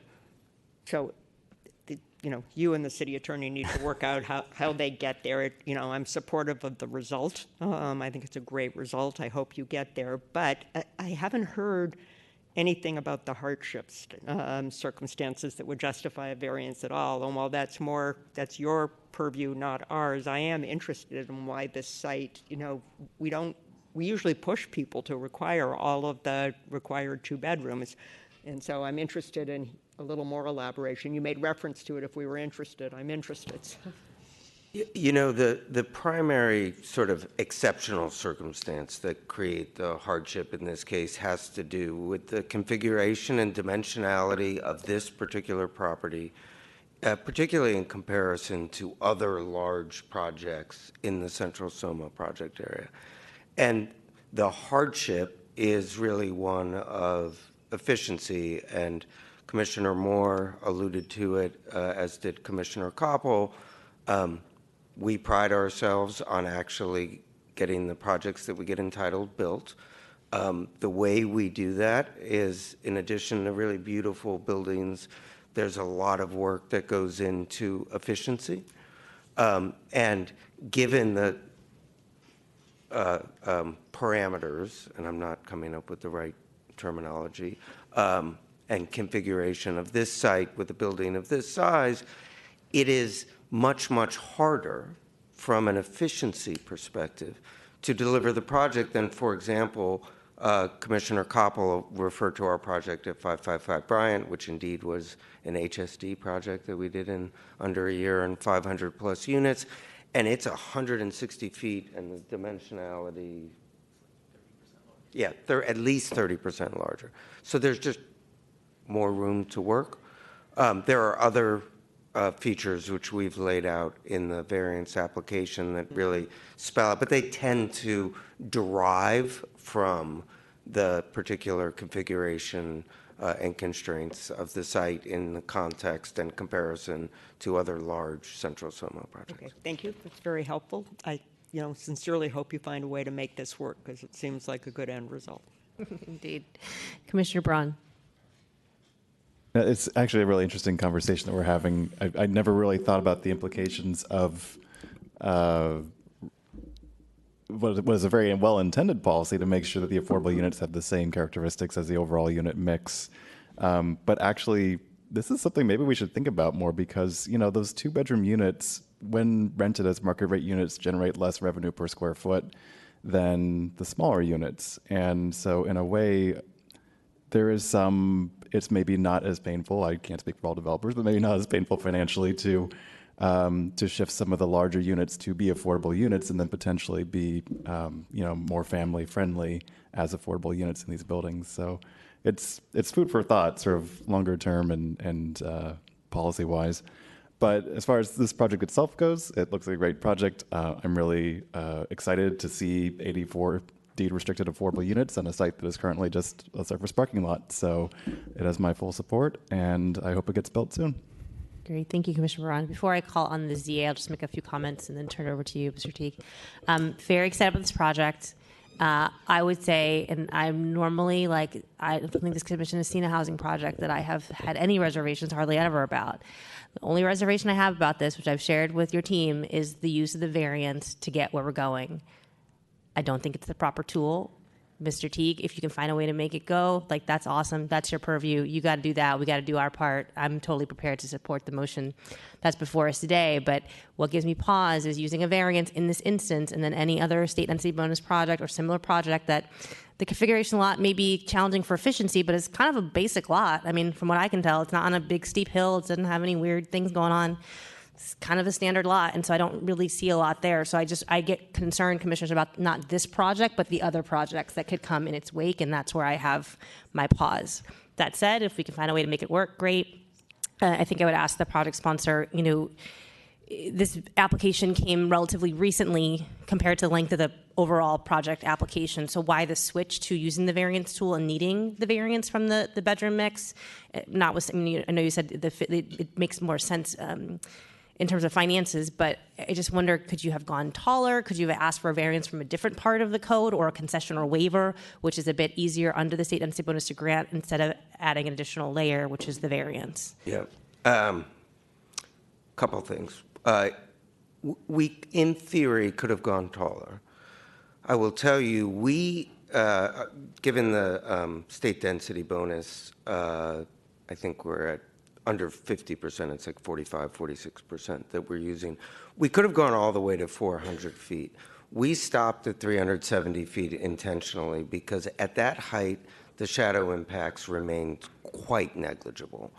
And we strive to be pretty good with our community neighbors. And so we made the decision that, we don't need that extra 30. And indeed, as thinking about going taller as a means to recover the units would otherwise lose, we did some preliminary analysis, and shadow impacts go up 25%. It's sort of the break point. So we made a decision. No one put a gun to our head. We thought it was the right thing to do.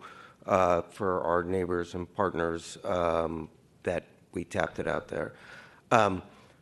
We do believe there is some interesting potential for the use of a density bonus waiver or incentive for this kind of thing. I think in subsequent conversations with the zoning administrator and the city attorney's office, as we're looking at how to best achieve these policy objectives, we're happy to have those conversations. And I do want to address a very basic point. If the zoning administrator determines that this doesn't fit properly within a variance, we're still going ahead with this project. We are 100% in on this project. What we might have to do is find another vehicle. We're not going to stop trying. We do think the public policy argument that Commissioner Braun and others have alluded to is really strong. We would like the opportunity to work through those opportunities, whether it's through the state density bonus. If we had to go to our legislative body, to the Board of Supervisors, and say for Central Soma projects that are closer to downtown on the other side of the freeway off-ramp, can we have a lower requirement? We're not gonna stop no matter what. I do welcome the opportunity to work with the zoning administrator, city attorney's office to just find the most efficient solution. And I think today we're really just hoping to get the large project authorization from this commission, and then we'll do whatever we have to do to move it forward. Okay, great. I'm glad to hear that commitment, and certainly balancing different objectives that, you're trying to mind the shadows, which is also something we value and find very important. The only last thing I'll say before I call on you, Mr. Teague, is again, I'm not an attorney, I'm not the zoning administrator. However, and you have explained to me the rationale of why it is not appropriate to have a variance or have a dwelling unit mix be something that can be waived or conceded. And I would just ask you both, Mr. Yang and Mr. Teague, to look at that again. I don't find that argument to be persuasive that has been made to me. So take that for what it's worth. But I do have concerns about the variance as a vehicle, but I don't think they should need a variance. I think they should be able to concede or waive it. So anyhow, I'll call on you, Mr. Teague. Can I comment on that before you? Certainly, Sorry. Commissioner Diamond. Sorry, Corey, I know you're waiting. I just want to say, I completely agree with Commissioner Tanner, and if in fact you think the law doesn't allow it, then we should consider an amendment to the legislation, because I think it's silly, quite frankly, that we can't get more than what we want if in the affordable units. That seems like bad policy to me. So I recognize, you have to deal with the limitations of the actual language, and if the language is getting in the way, then we should propose, they don't need to propose it. We could propose the amendment in order to accomplish this. So I agree with that entirely. Or the zoning administrator could issue an interpretation. So many ideas here. No. All right, Corey. So many things that I could do, apparently. Well, and just to touch on that, I do think that the intent of that provision is not necessarily that we want more to. We want a diverse mix of housing in the affordable market, right? So there's a place for all those unit types. So there's a issue in the building itself to have, you know, the affordability be representative of the building itself and not clusters in ways that are, you know, inappropriate. But also for the city market, we need twos, but we need ones, and we need all of them. But I agree with you on the policy issue. Like that's a policy question. Because I think when we look at this project, I mean, I think everyone's in agreement. It's a great project, right? It's a very well-designed project. It does a lot of things that the city wants us to do. You know, Commissioner Tanner kind of stole some of the challenges, like with the variance process, because again, the variance is intended to be something that's kind of, you know, there's something unique to this site creating a hardship, right, that is really impacting like property rights for development. And as was mentioned, you know, it's not the biggest site in Soma, but it's, you know, it's over half an acre. It's a corner site. You know, it's a substantial site. It can hold the units. But I do want to ask a quick question, because I believe President Tanner kind of asked this to some degree, and it wasn't 100% answered, which is, you know, the project application's been in for a while. I'm not sure, like 2-ish years. And I think the switch on the dwelling unit mix only came a month, 6 weeks ago. Can you talk just a little bit about what changed in your calculus and that timing as opposed to the honest answer is, and Commissioner Tanner alluded to this, we work in many other jurisdictions in the state of California, and all of them allow you to use a density bonus waiver or incentive on this issue. I think we thought we were going to be able to. We understood that there's a standing interpretation that says you can't hear, so we decided to pursue what seemed like the next best alternative. And as we said, well, if this one doesn't work, we'll just find the next one. So. Right. And do you think, I mean, some of the issues you raised for this site in particular, you know, some of it was like better efficiency, but not an inability to accommodate. I mean, do you feel like there are any issues relative to the dwelling unit mix for this site that is unique to this site relative to other kind of standard development sites in Central Soma or in other districts that have the dwelling unit mix? And the reason I'm asking that is just because this is an issue of precedent. If this is like a universal issue because of some issue in the current market or just changing dynamics, this is a variance for one project, but the rationale would theoretically apply to other projects as well. I mean, I will say I do not have the variance application in my head. I know we went through, and happy to review that with you, both as appendices and in answering the questions in the questionnaire.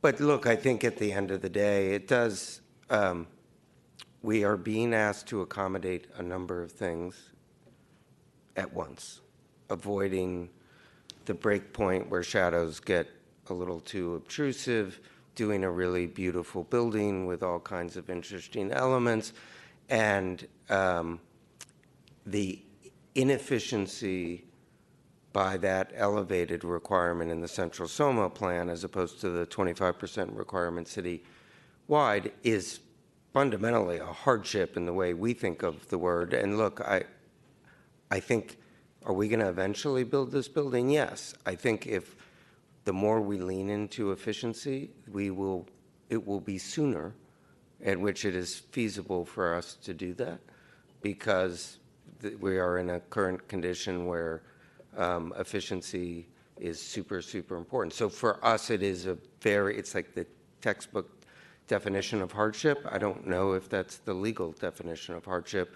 I will say in the application, which again I don't have in front of me, we were cognizant of this issue, and there is greater detail on the unique characteristics of the site. I just can't recite them off the top of my head. Okay, thank you.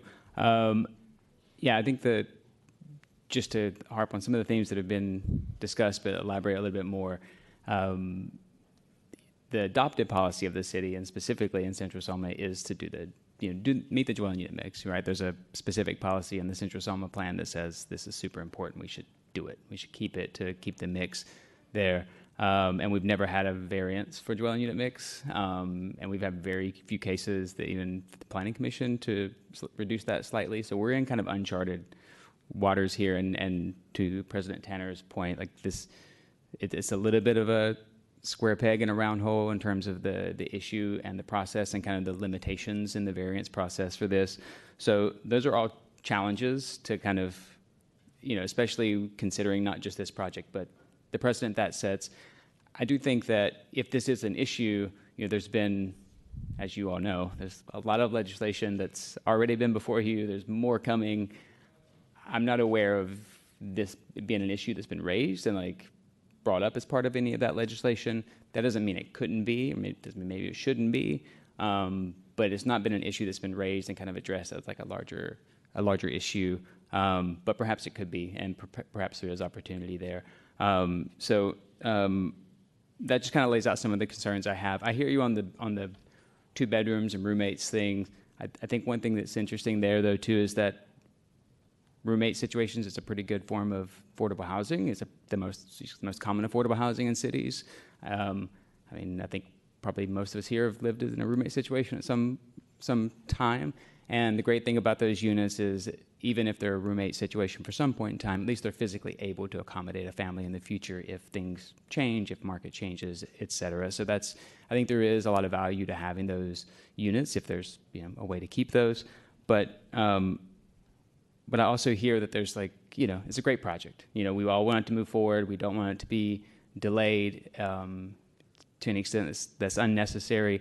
So I'm happy to not make any specific decision on this tonight, and eventually would take it under advisement to continue to work with the team, even on potentially a lesser variance option or something like that. But I think there's a lot to consider on this one. I'm happy to hear you say that even if you're still moving forward regardless. But those are my thoughts on the variance, and I'm happy there's any other comments.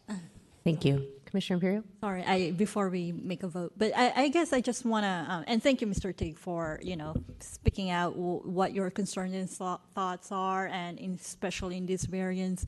I guess because this is the legislation, the inclusionary housing, and that's your purview at this point of interpreting and, implementing it.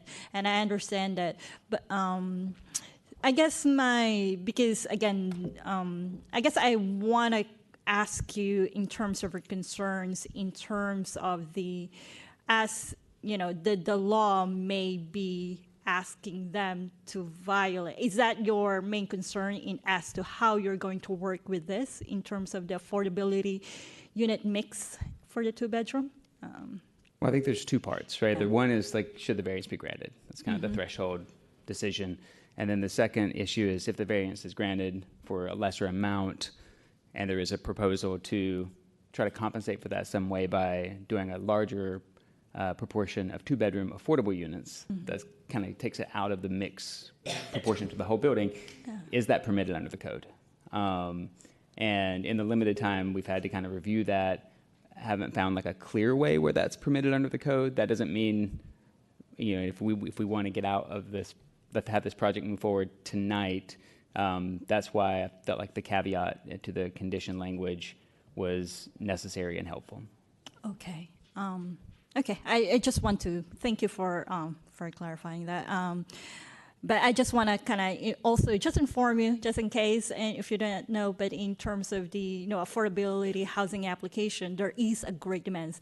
When there is a 60 units of affordable housing units in they usually receive 3,000 applications. So I'm trying to, at the same time, trying to implement as well the racial and social equity here, and I would like you to also interpret it in that way. Sure. And that's one of the concerns I had raised about the variance to begin with. Is that it would impact the amount of 2-bedroom affordable units, and then I think this is a response to that concern. Okay, thank you, Mr. Tig. Thank you, Commissioner Braun. I just have a procedural, next steps kind of question. So if the Planning Commission authorizes the large project authorization, we approve it, but then it turns out that the variance can't be used to change the unit mix in this way, or there's, I don't know, any number of problems that could come up with the variance. Does does our large project authorization still stand even if the unit mix changes in the future? It's not, it's not going to have to come back to us, or will it have to come back to us? That's a great question.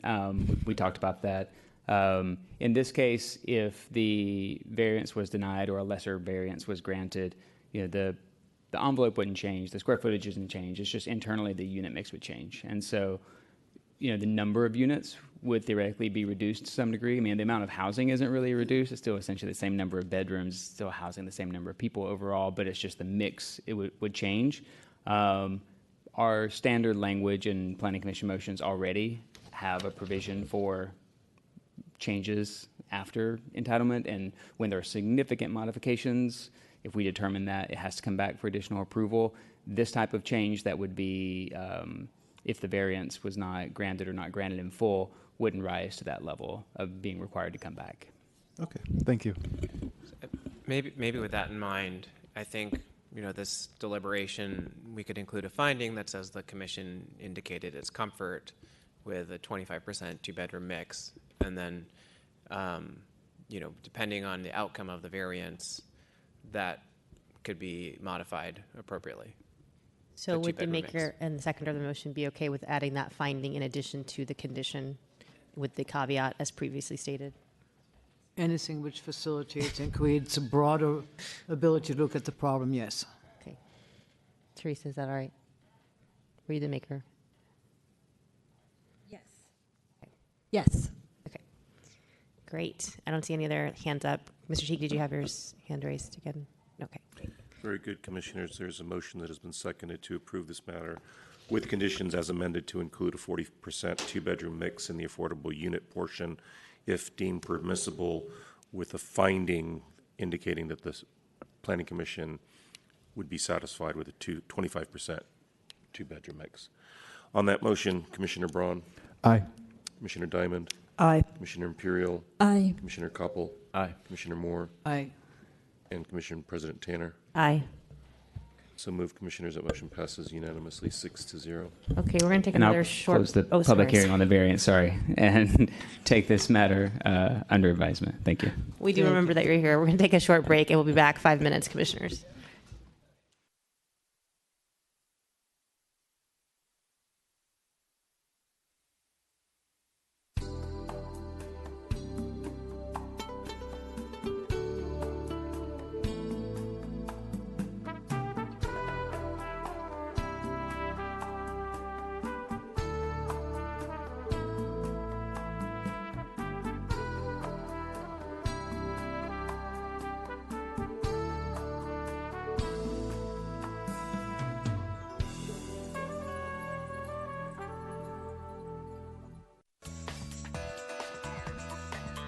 SF Gov TV, San Francisco Government Television.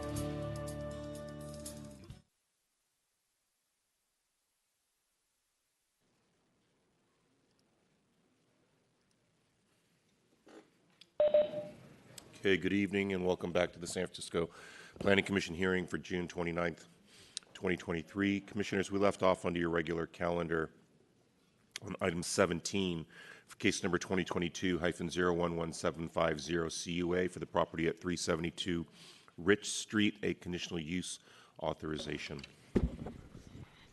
All right, good evening again, Commissioners. Xinyu Liang, Planning Department staff. The item before you is a conditional use authorization to permit a cannabis retail use located in the Central Soma Mixed-Use Office Zoning District and the Central Soma SUD. The project will establish an approximately 2,800 square feet cannabis retail within the existing one-story commercial building. The project proposed only interior tenant improvements. No major changes to the building exterior or envelope are proposed. The project does not seek any form of on-site consumption or cannabis products. The draft motion for approval of the project is conditioned to prohibit on-site consumption of cannabis products at the site, such that any future addition of smoking or vaporing room will require subsequent conditional use authorization. The project is not located within a 600-foot radius of existing private or public school or cannabis retail or medical cannabis retailer. The sponsor conducted outreach under the Office of Cannabis Good Neighbor Policy and the pre-app meeting on December 1, 2022. So far, the department has received 5 letters of support from the existing tenant, adjacent owners, and business. In conclusion, the department finds that the project is on balance, consistent with the Central Soma Area Plan and objectives and policies of the general plan. The project activates an existing underutilized commercial space by bringing a new type of retail business to the area and supports the city's equity program administered by the Office of Cannabis. The department also finds the project to be necessary, desirable, and compatible with the surrounding neighborhood and not to be detrimental to persons or adjacent properties in the vicinity. This concludes staff's presentation, and I'm available for any questions. The sponsor is here and has prepared the presentation. Thank you. Project sponsor, you have 5 minutes if you need it. Good afternoon or good evening, Commissioners. My name is Martin Encinas Leon, and together with my partner, Michael Wright, I'm pleased to present today our proposal for our company, SFRE, to bring a new cannabis retail storefront to 372 Rich Street. I was born and raised in San Francisco's Mission District, and as a city native, I pride myself in bringing a unique knowledge, insight, and perspective into the local market and its trends. Michael has also deep roots in San Francisco, and together we've entered the cannabis industry with a focus on sustainability, corporate responsibility, and community outreach and leadership. We believe that our proposal will be a positive contribution to Rich Street and the community, as evidenced by the letters of support from the surrounding neighbors. And we are proud to be advancing this project during a particularly challenging economic time in San Francisco. I will now turn it over to Michael to walk you through the details of the proposal.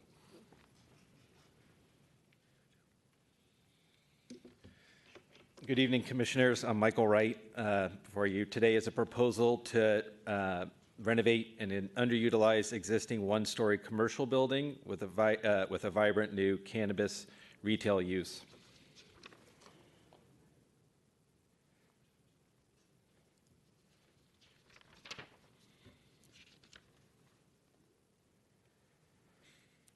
The building's located on Rich Street between Townsend and Brannan. It currently contains small demised spaces that have been rented to various retail tenants, though most spaces have sat vacant for some time now. Though it's a non-contributing structure in an Article 10 landmark district, we have endeavored to minimize changes to the exterior of the building to preserve existing neighborhood characteristics.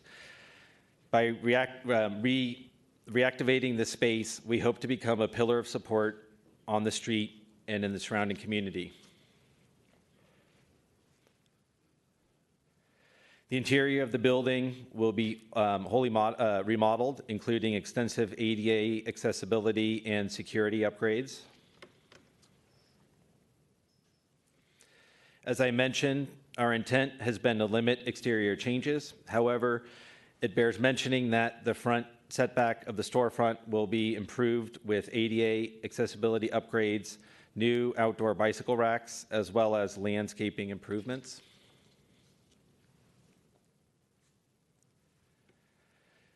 Here's a slide showing the current demising of the 2,800 square foot building.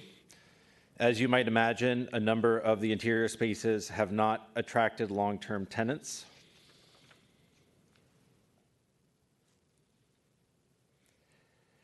And here's the proposed layout that we believe will create an inviting experience for customers while also fully complying with the planning code's active use requirements.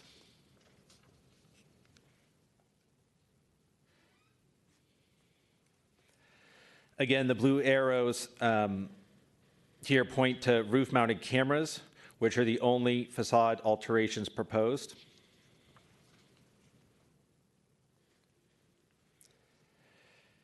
In my remaining time, I just want to emphasize SFRE's commitment to safety and security and being a good neighbor. Our security guard will strictly enforce age restrictions, discourage loitering and consumption outside of the premises, and will seek to prevent double parking on Rich Street.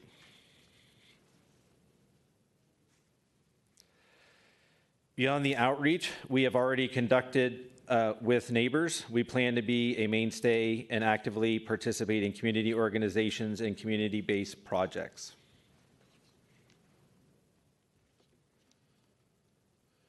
These are our good neighbor commitments.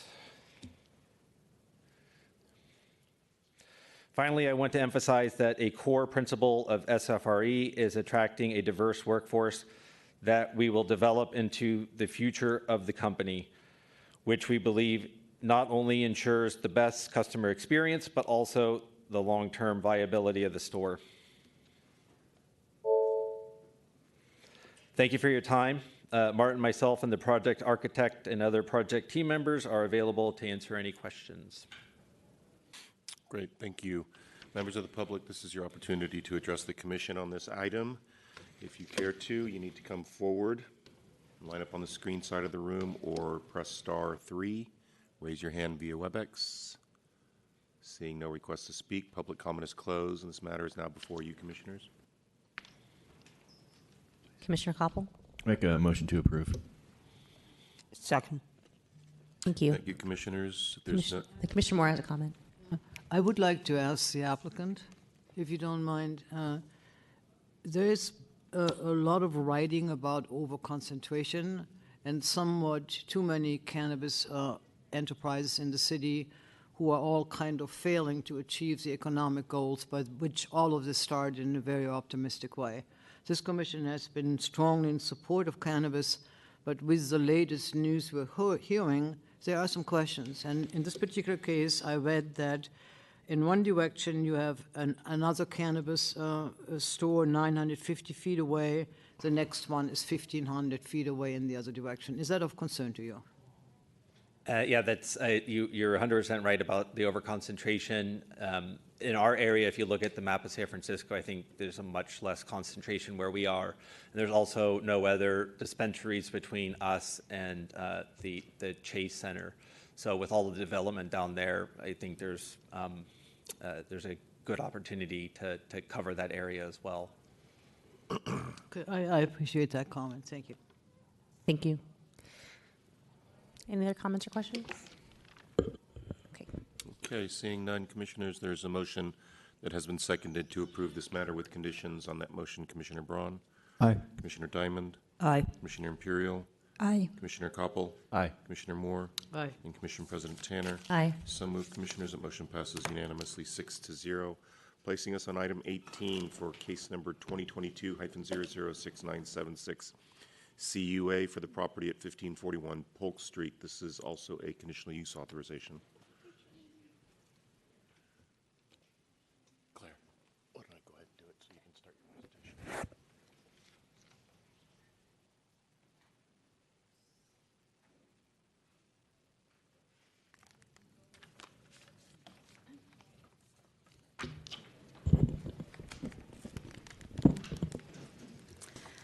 Good evening, Commissioners.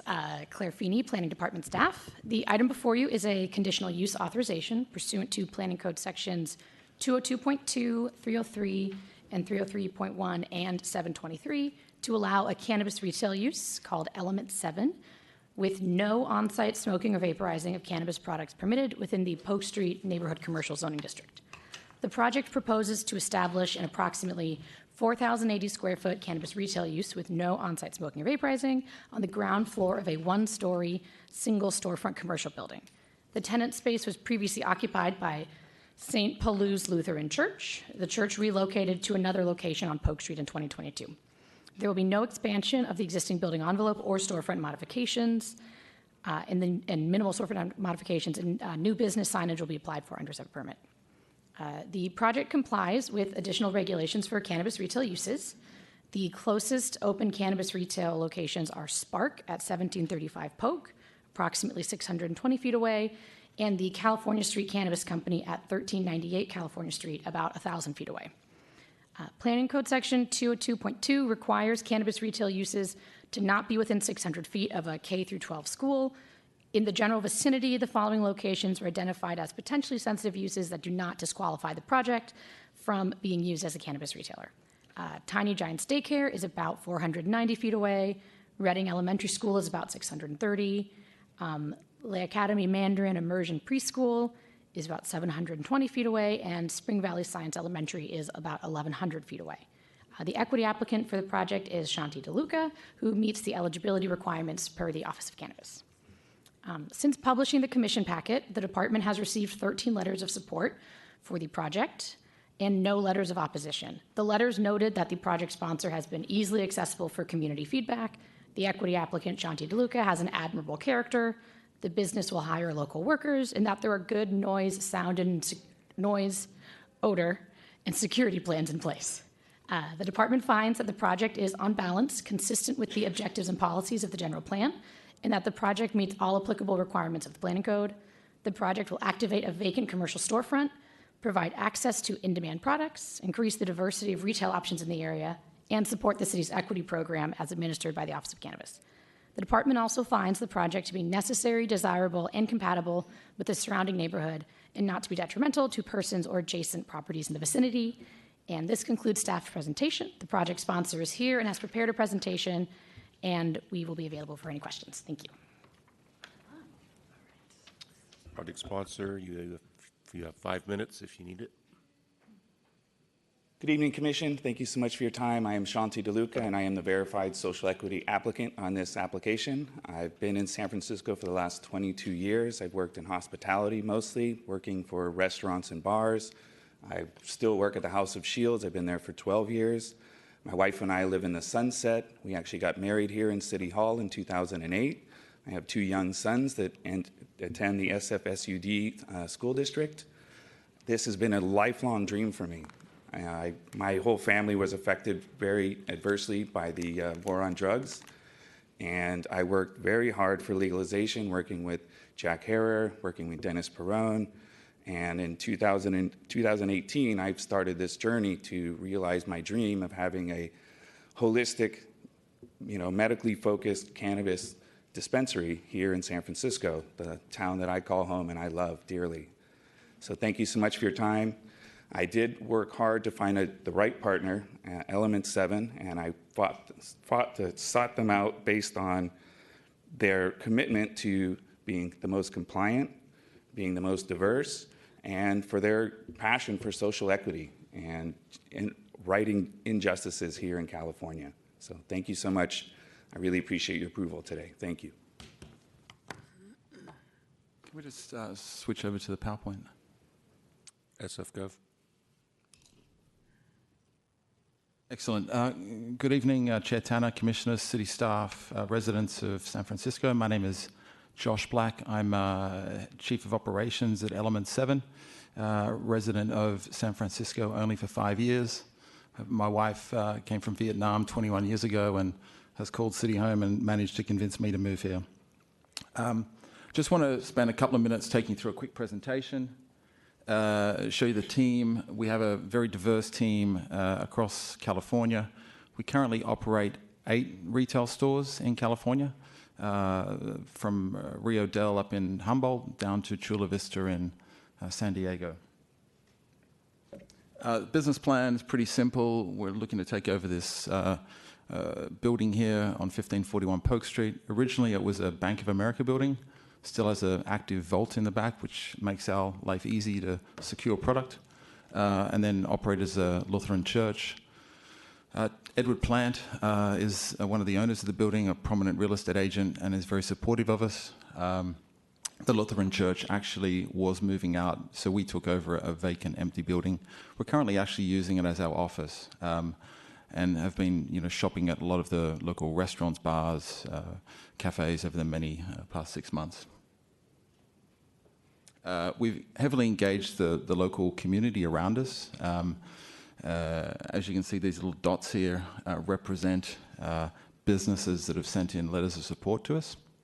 And they include everything from the security company around the corner to small cafes, restaurants, bars, multiple businesses in the area. Compliance, as I said, sits at the heart of our operations. We have an internal compliance officer that looks after our business and makes sure that she goes in every 3 months and makes sure that we're doing the right thing before regulators turn up. 43% of our customer base is over the age of 40. So we tend to skew a little older and more conservative than other dispensaries. And to Commissioner Moore's question earlier, do we worry about the nearby dispensaries and overconcentration? To be honest, not really. There's about 12 bars and restaurants, 200 or 300 feet either side of us. There'll be 2 cannabis dispensaries in close proximity, us and Spark. We serve a slightly older and more conservative demographic than they do, we think. So we think we're going to reach a slightly different audience. In terms of safety, a lot of different things go into the building, shutters, alarms, motion detectors, all that sort of stuff. As I said earlier, we do operate 8 stores across California, ranging from Humboldt down to Chula Vista, and have really strong design standards. And we'd implore you to approve this project tonight on the basis that we've met all the zoning conditions, we're over 600 feet from our nearest competitor, and over 1,000 feet from our second nearest competitor, which is California Cannabis Company. We're a minority partner in the project. Shanti is the CEO. He will own 51% and control the company. This is a social equity business. We've got the support of our neighbors, our landlord. There's a lot of vacancies around us, which Thank we're you, looking sir. to fill. That is your time, but the commission may have questions for you. Thank you.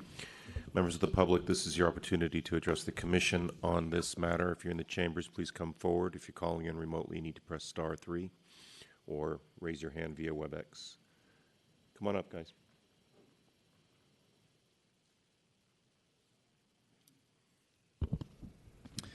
Good evening, Commissioners. My name is Jakari Donaldson. I am here as the CEO and social equity owner of the California Street Cannabis Company, located at 1398 California Street in Nob Hill. I would like to point out a number of reasons why this application should be denied. For one, Element 7 was deceitful in their affidavit, as they stated they had 8 existing locations and 2 applications pending in San Francisco, when in reality they had 4 in San Francisco at the time of the affidavit, and more than 8 outside of the city. Also note that the entity name of the proposed location is Element 7 SF4 LLC. I assume the 4 indicates this is their 4th location. Secondly, I attended their community meeting at the beginning of the year, where they shared their strategy for success, which involved leveraging their size to undercut their competition. This is an Amazonification of our industry, which undercuts the local mom-and-pop businesses like myself.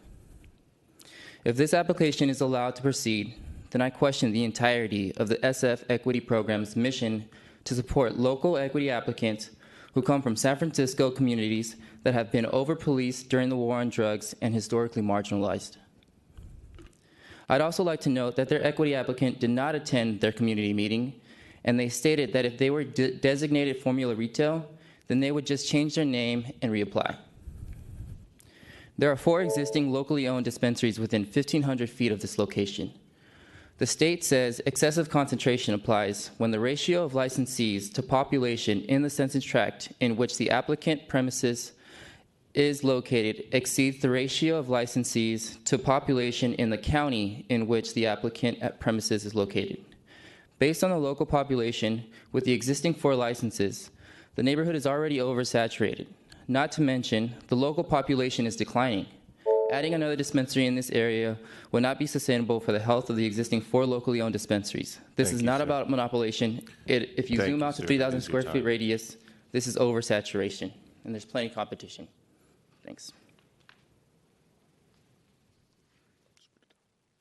Commissioners, I have some written testimony. The first page is pertinent and summarizes. The other pages are for your review. My name is Chris Schulman, a resident of Lower Polk. Thank you for your time. We're here today to oppose Element 7 dispensary, most of us with no advanced testimony, not because of our strategy, but because of forced strategy on part of the applicant. The applicant at a community pre-app meeting told equity applicants and other community members that if they were found to be a Formula Retail business, they would just change their name, trademark, etc., and come to you as a wolf in sheep's clothing as a non-Formula Retail business. This would have put the burden on us.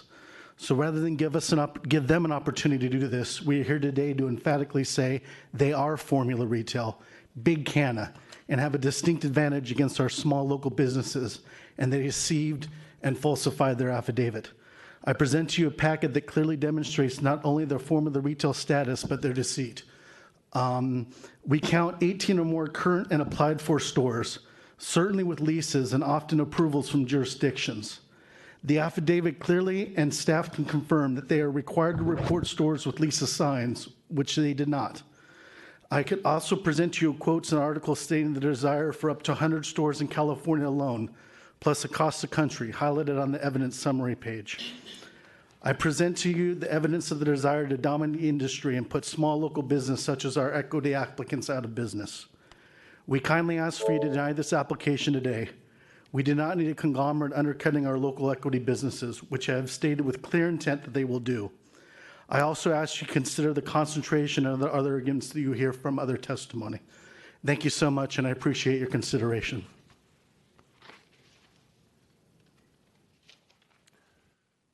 Okay, let's go to our remote caller.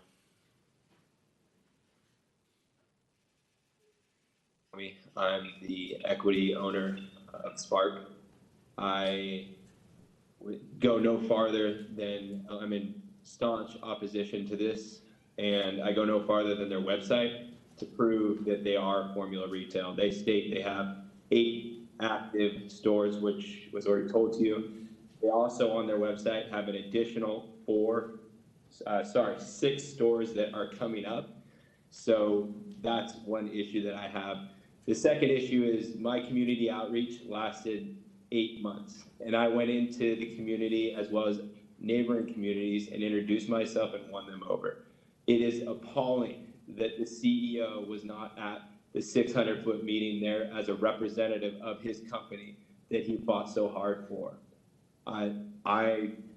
It is a little also offensive that they are 620 feet from my store and they're just going to skate into our community. I'm staunchly against it, and I hope you take my consideration into your vote.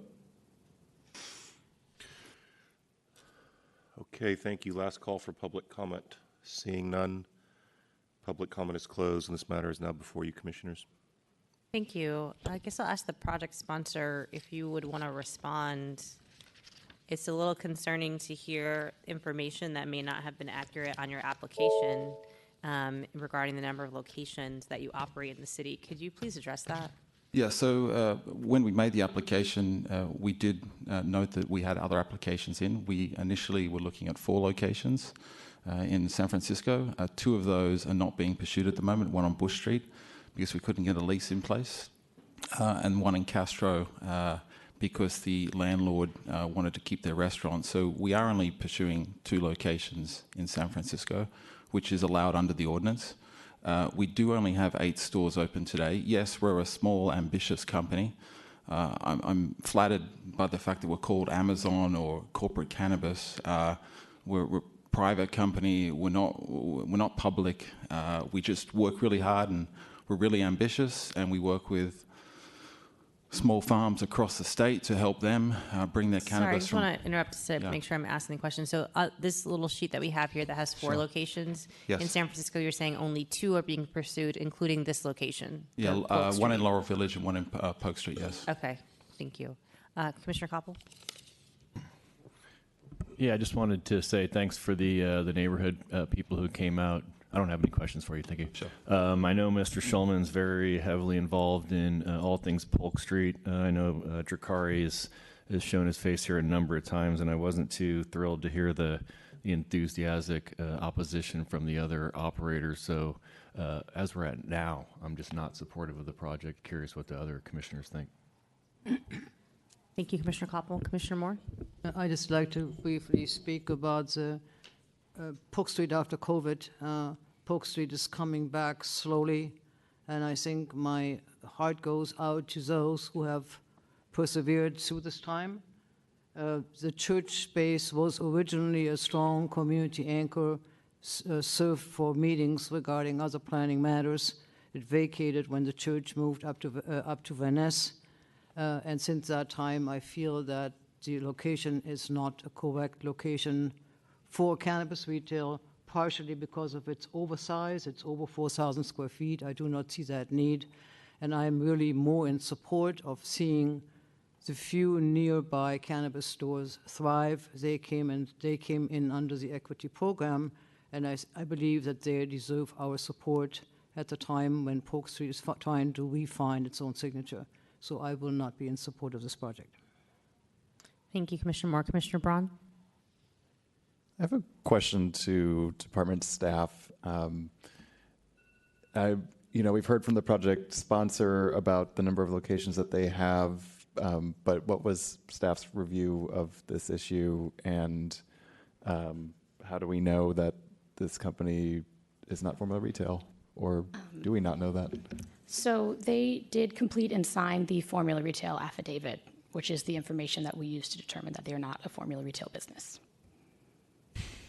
Which basically is them saying that they're not, right? I believe they are not formula retail from the information I have, but the affidavit is the documentation that we have. Sorry. And just to add to that, when we get formula retail affidavits, we usually do, an initial, Google search to verify these things. I mean, we don't go deep into the weeds, but we usually do a preliminary to verify the information and make sure there's not obviously anything that contradicts it.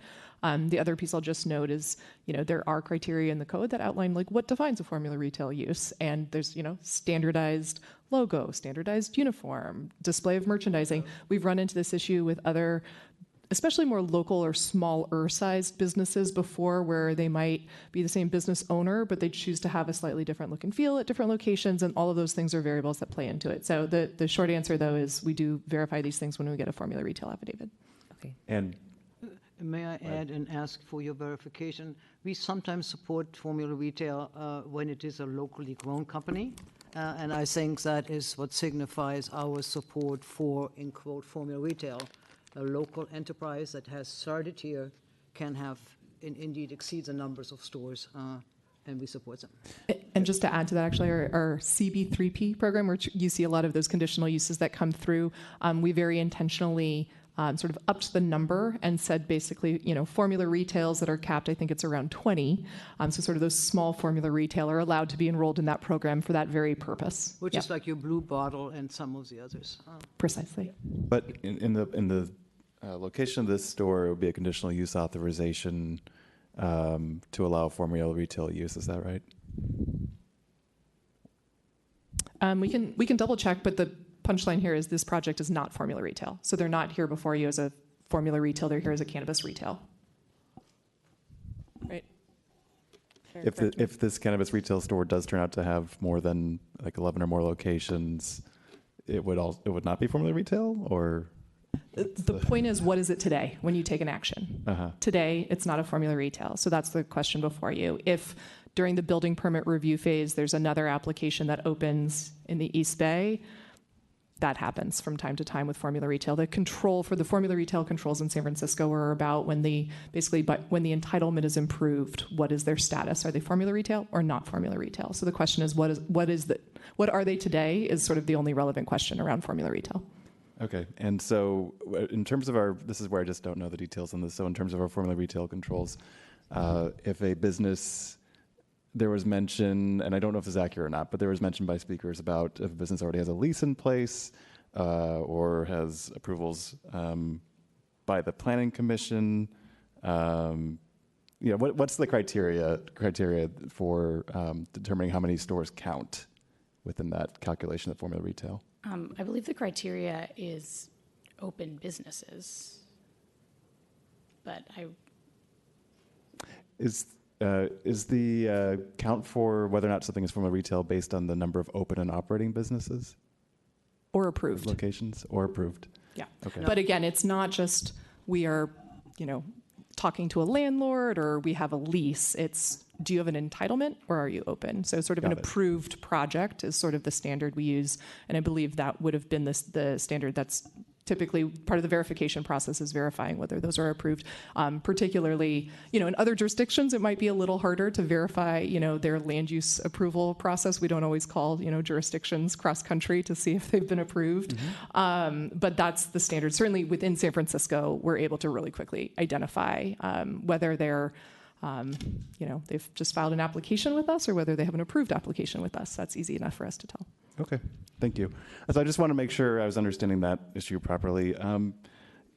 This store does have an equity partner. I have historically always been a little less concerned about the idea of the saturation of these stores, and ultimately, if a store can provide a superior experience or other competitive advantages, then I just think that's going to be part of the competitive process.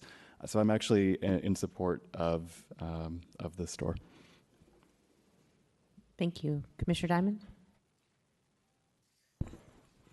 Question for staff.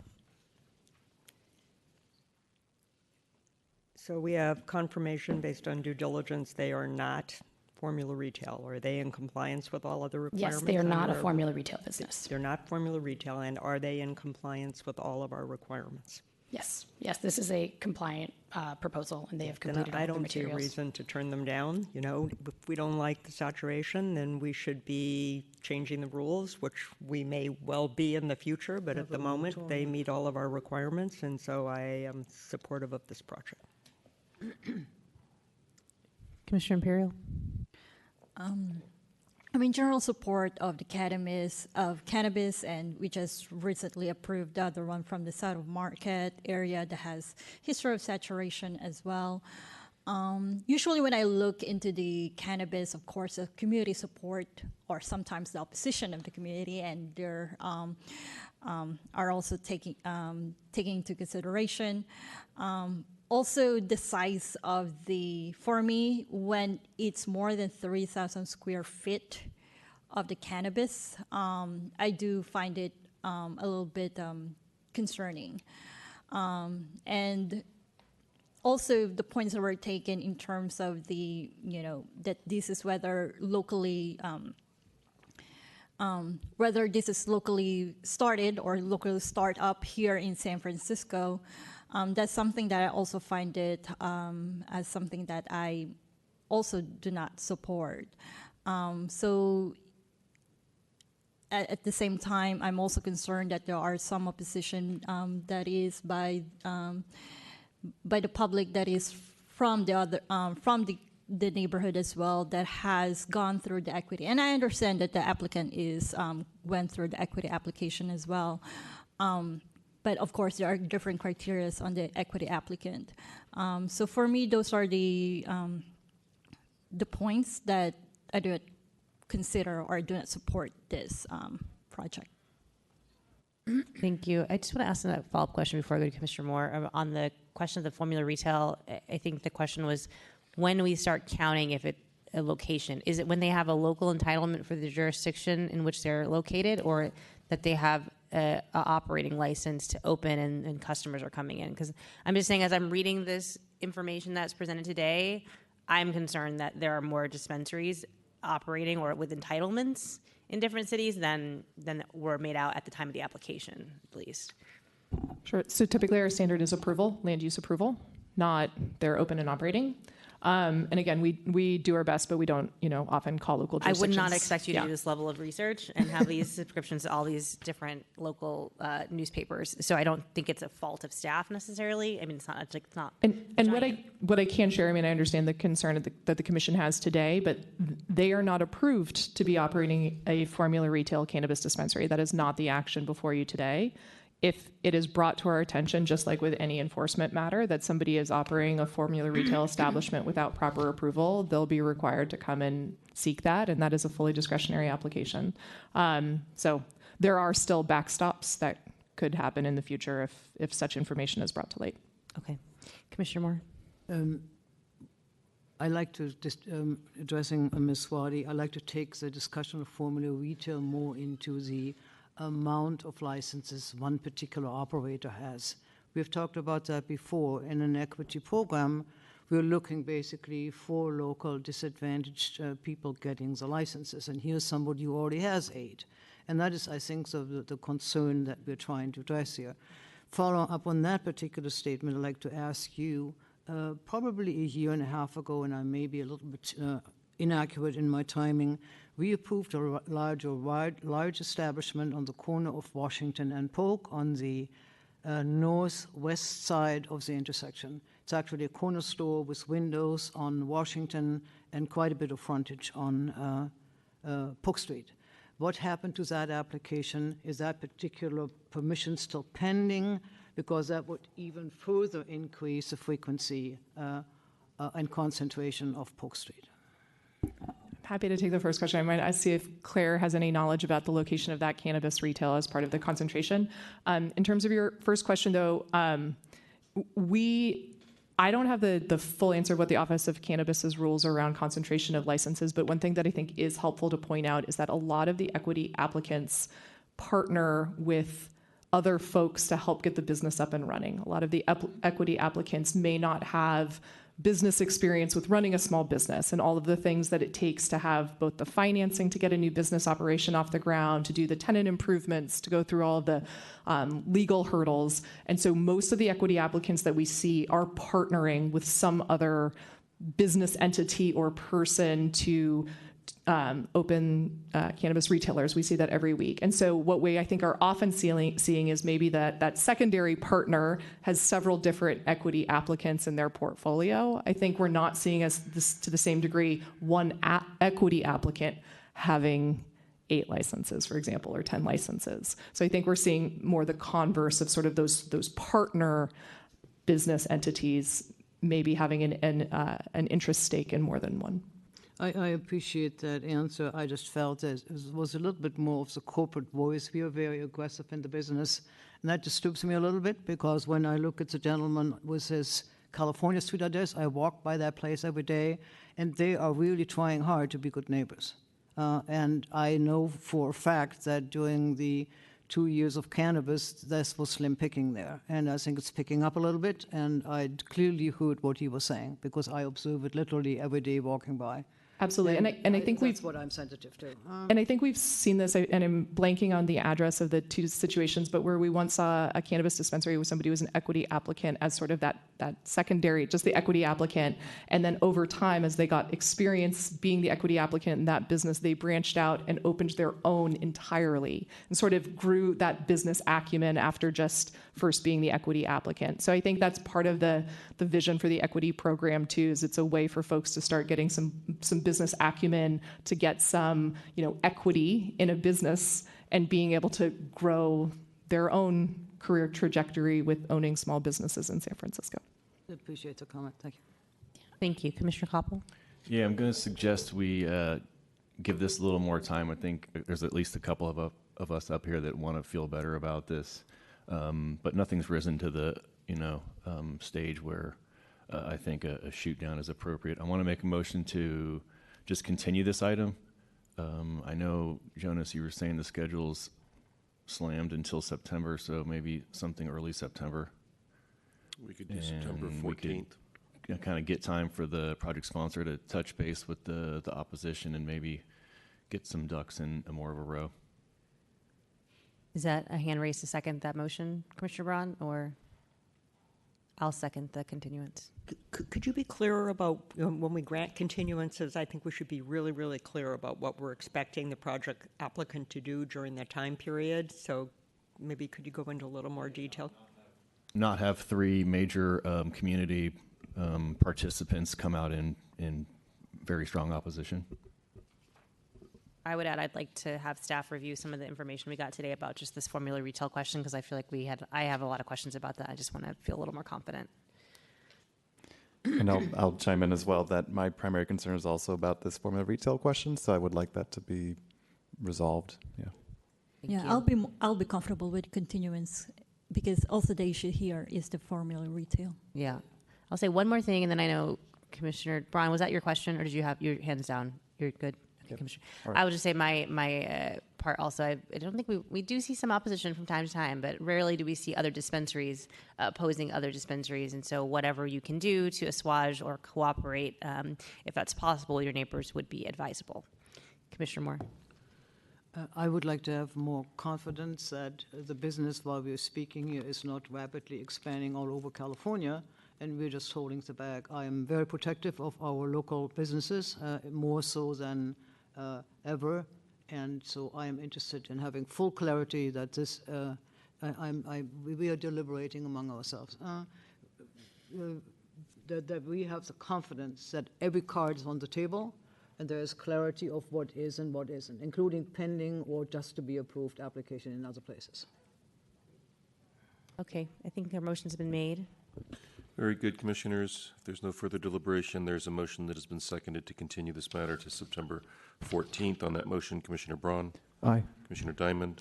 Aye. Commissioner Imperial? Aye. Commissioner Koppel? Aye. Commissioner Moore? Aye. And Commissioner President Tanner?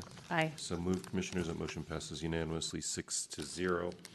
And we'll place this under your discretionary review calendar for item 19, case number 2023-002864 DRM for 1 Sansom Street, a mandatory discretionary review.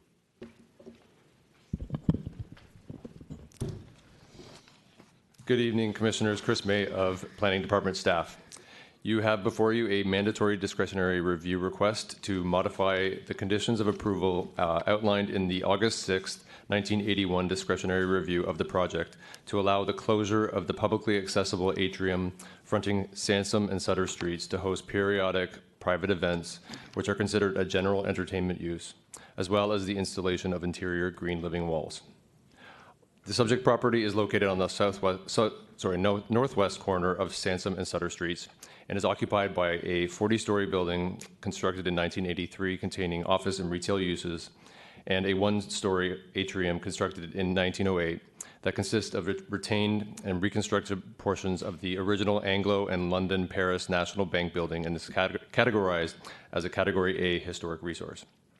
In accordance with Resolution Number 9085, which allowed for the construction of the office tower, the Commission required that the approximately 10,000 square foot interior of the atrium be adopted for public use as semi-open space through the introduction of generous skylighting and landscaping designed for community use and enjoyment.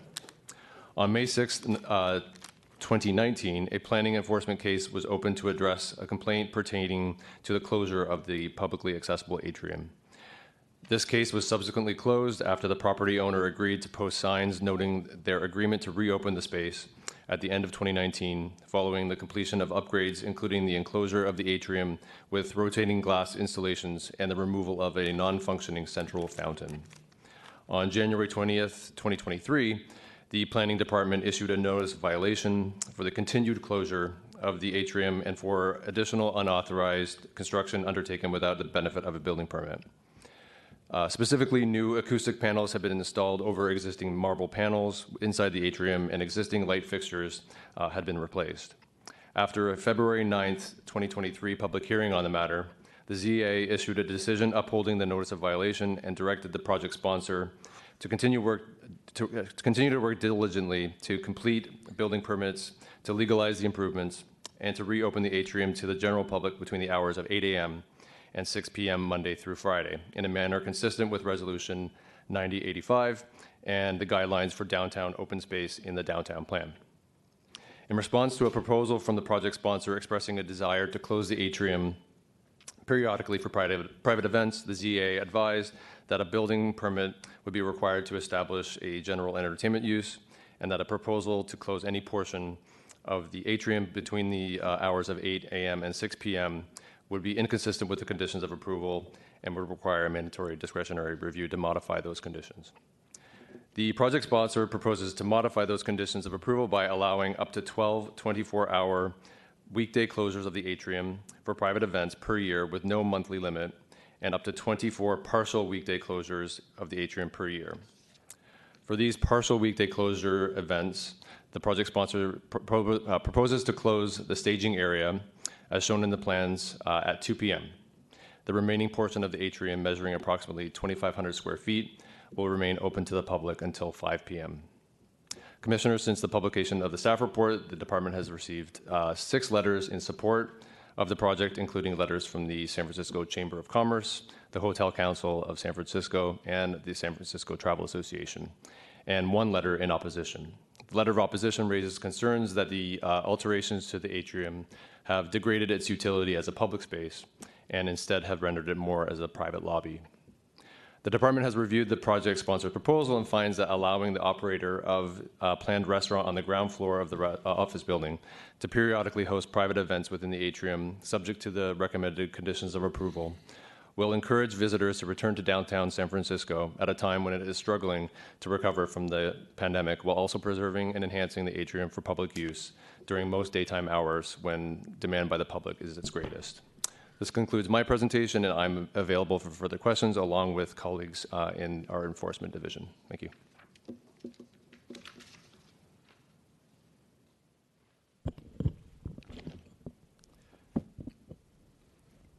Can I get the overhead, SFGov? Thank you. Good evening, Commissioners. Mark Loper, Ruben Junius, and Rose. On behalf of the owner of 1 Sansom Street, I want to thank Chris and Corey and his team and everybody on planning staff for a lot of hard work. We're really excited to be here today to present the team's vision for activating the open space at 1 Sansom to help revitalize downtown. Just briefly, a little bit of background on the building in the atrium, which we call the conservatory. The office tower with the conservatory was originally approved in 1981. This is before the downtown plan and the current POBOS requirements came into place. This picture shows the bank building, pre-office tower, which was then converted into the conservatory. And as Chris mentioned, while the 1981 approval required a public plaza, it also says that the conservatory could be activated with some programming flexibility. So fast forward about 40 years later, and the owner of 1 Sansom decided to do a $24 million multi-year comprehensive upgrade to the ground floor and carried it out in the midst of the pandemic. This upgrade involved a complete renovation of the lobby area, a new bar and restaurant directly accessible from the conservatory, and a renovation of the conservatory itself, including adding operable doors that are open to the public during the weekdays. And I have some photos that I can share later. This project represents the final piece of that effort, adding flexibility to successfully hold periodic events in the conservatory. Essentially, this is a bet on San Francisco's downtown. Periodic events will bring people downtown who otherwise would not go there, and will keep employees downtown instead of taking off for home when the clock strikes 5. It would enliven a central part of downtown at a crucial time for other businesses and lead to more hotel stays, restaurant reservations, and pedestrian window shoppers, among other positive benefits. It also realizes the mayor's roadmap for downtown San Francisco's future, including enhancing a public space to showcase downtown, facilitating a new use and flexibility in an existing building, and transforming downtown into a leading arts, culture, and nightlife destination. It's also consistent with the downtown revitalization ordinance that the Board of Supervisors passed on a second reading last Tuesday. Just briefly running through some of these changes, we're essentially asking for more flexibility in 2 ways, which Chris mentioned, one relating to full-day events and one relating to logistics for evening events. First, we're asking to hold we're asking to hold more than one full-day event per month. Candidly, if the commission sees fit to let us have more than just 12 events per year, that would be welcome. And second, for evening events, we're asking to start staging in one section of the conservatory in the mid-afternoon while leaving another section open with public seating. We're also asking to start evening events at 5 instead of 6. And for those evening events, we're asking for 24 partial closures per year. Another way of thinking about that is it's an average of 2 times per month when the conservatory would be partially closed to the public starting in the mid-afternoon. These changes are necessary for the conservatory to succeed and activate the space. Getting rid of the monthly limit on full-day events allows events during the times of year with more demand, such as conventions and holiday season. And for the 24 partial closures, starting staging at 2 p.m. is necessary to make sure that events can start on time and be successful. And starting events at 5 instead of 6 is critical to attendance by keeping people downtown. Attendance plummets when events start too late. More importantly, these changes will not adversely affect the public's use and enjoyment of the conservatory. We're not asking for more full-day closures than are currently allowed in a year, just flexibility, but again, we're happy to have more if this commission wants to provide more. For partial closures, 2,500 square feet of the conservatory will be open to the public, and we've agreed to provide seating and benches with a minimum count. And it's also the owner's experience that the conservatory is most frequented by the public during lunchtime, which is consistent with most popos around the downtown. There's just minimal use in the mid to late afternoon. As Chris mentioned, we've worked with staff on several DR conditions, and we think that they will ensure that this activation does not interrupt the primary purpose of the conservatory as a public open space. This project represents a huge commitment to the downtown, and it's the sponsor's hope that it serves as a catalyst for other businesses downtown and brings this beautiful space to life. And I have 15 more seconds, so I'm going to show a couple photos. If I can still, thanks. This is the conservatory. Actually, I took this photo yesterday at 1:30. And this is what the conservatory looks like with an event. And this is another event. So thank you, and we're available for any questions. Thank you. Members of the public, this is your opportunity to address the commission on this matter. If you're in the chambers, please come forward. If you're calling in remotely, you need to press *3 or raise your hand via WebEx.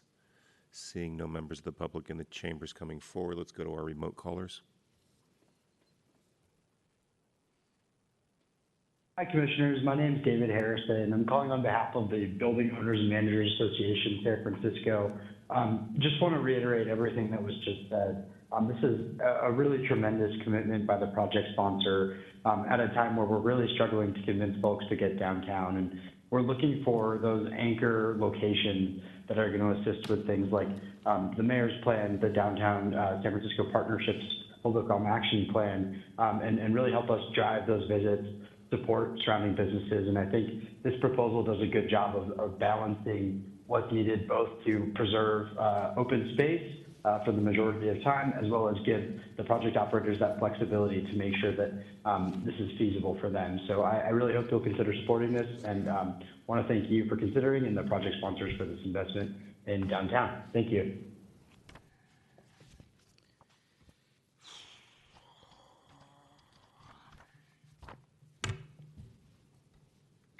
Good evening, Commissioners. My name is Julia Rome, and I'm calling on behalf of San Francisco Travel in support of the proposal for One Sansom. SF Travel is a destination marketing organization with a global reach, focusing more than ever on bringing business and leisure travel to San Francisco. Along with our membership base of over 700 organizations, we are eager to support investment in the city and particularly the downtown core like this proposal. In order to drive visitors and foot traffic to the financial district, we must provide flexibility in activating available public space and increasing opportunities for art, culture, and entertainment events. With its proximity to Moscone and the Ferry Building, the Conservatory at One Sansom is at an ideal location to provide event space for conventions and as a draw for visitors touring through downtown.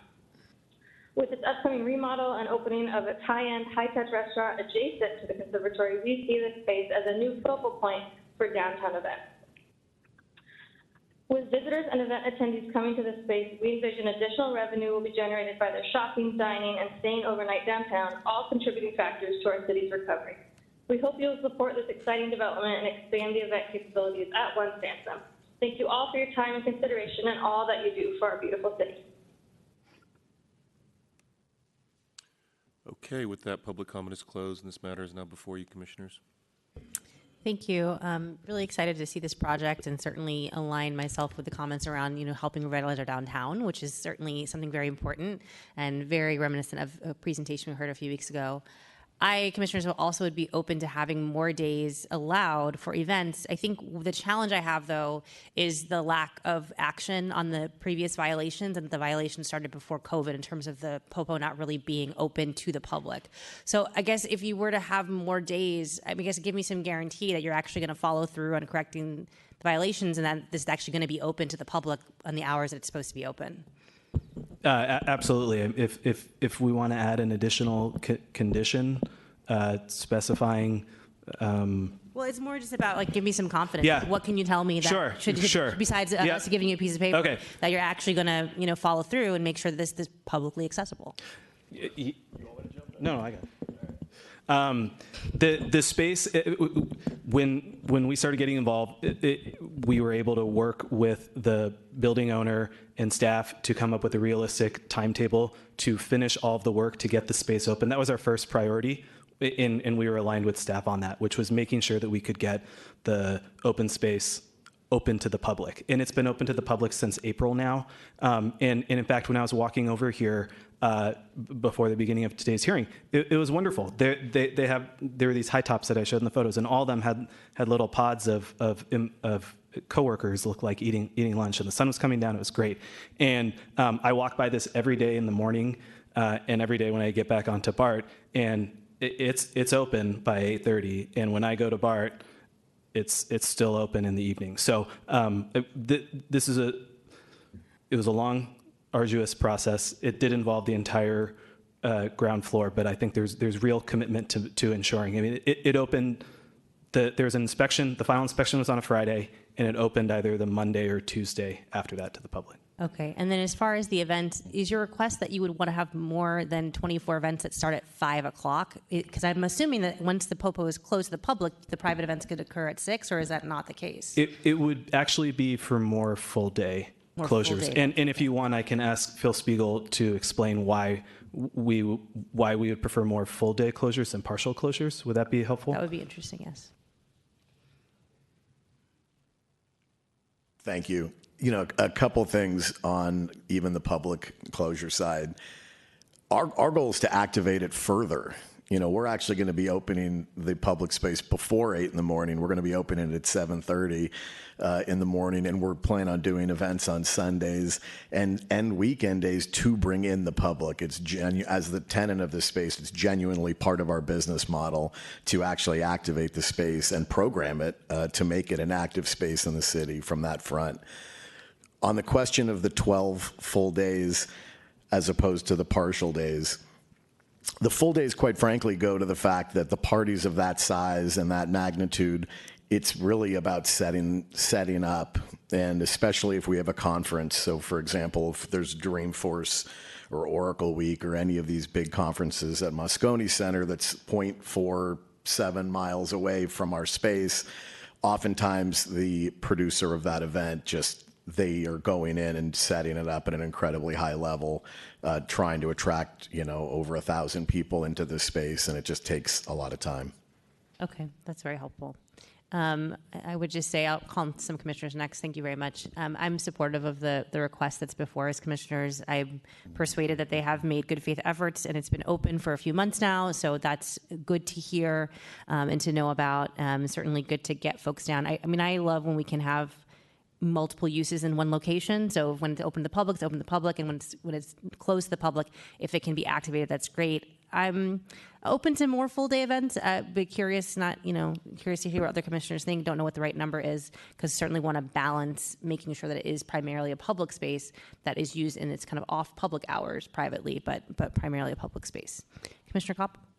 Yeah, so I don't think it's any secret to most people. I've been incredibly distressed and worried about downtown, and it's not too speedy recovery. So today, even though we're here pretty late, I'm actually in a pretty good mood. We approved 420 Sutter a couple weeks ago. We were talking 952 Howard, 395 3rd Street, and now this project. So kudos to you. Thank you for having the courage to even attempt this type of project.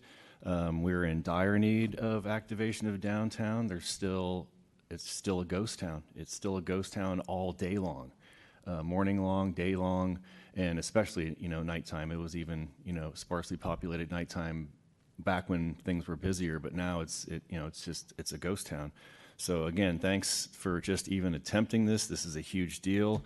It's such an incredibly well-built structure. It's an incredible looking building. It's literally steps from the BART and Muni train stops down by Sutter, and just the list of support coming from BOMA, the Chamber of Commerce, the Hotel Council, and SF Travel.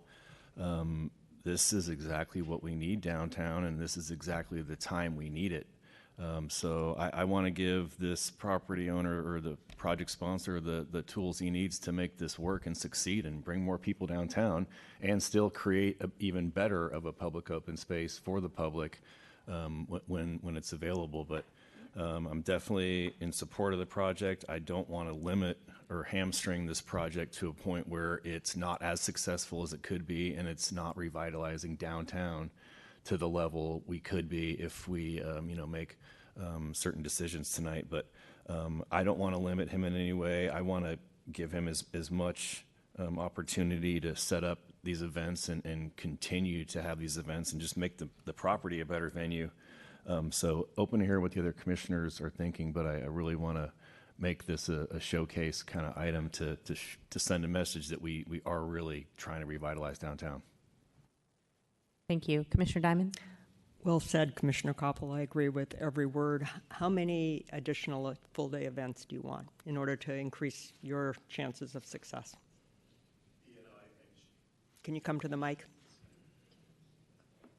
It's a good question. And, I would say from a safety valve perspective, there's a restaurant as well that we want to keep open. So there is actually a balance of we want to do events, but we want to be open to the public as well. So, in a perfect world, I think 24 would be a great number.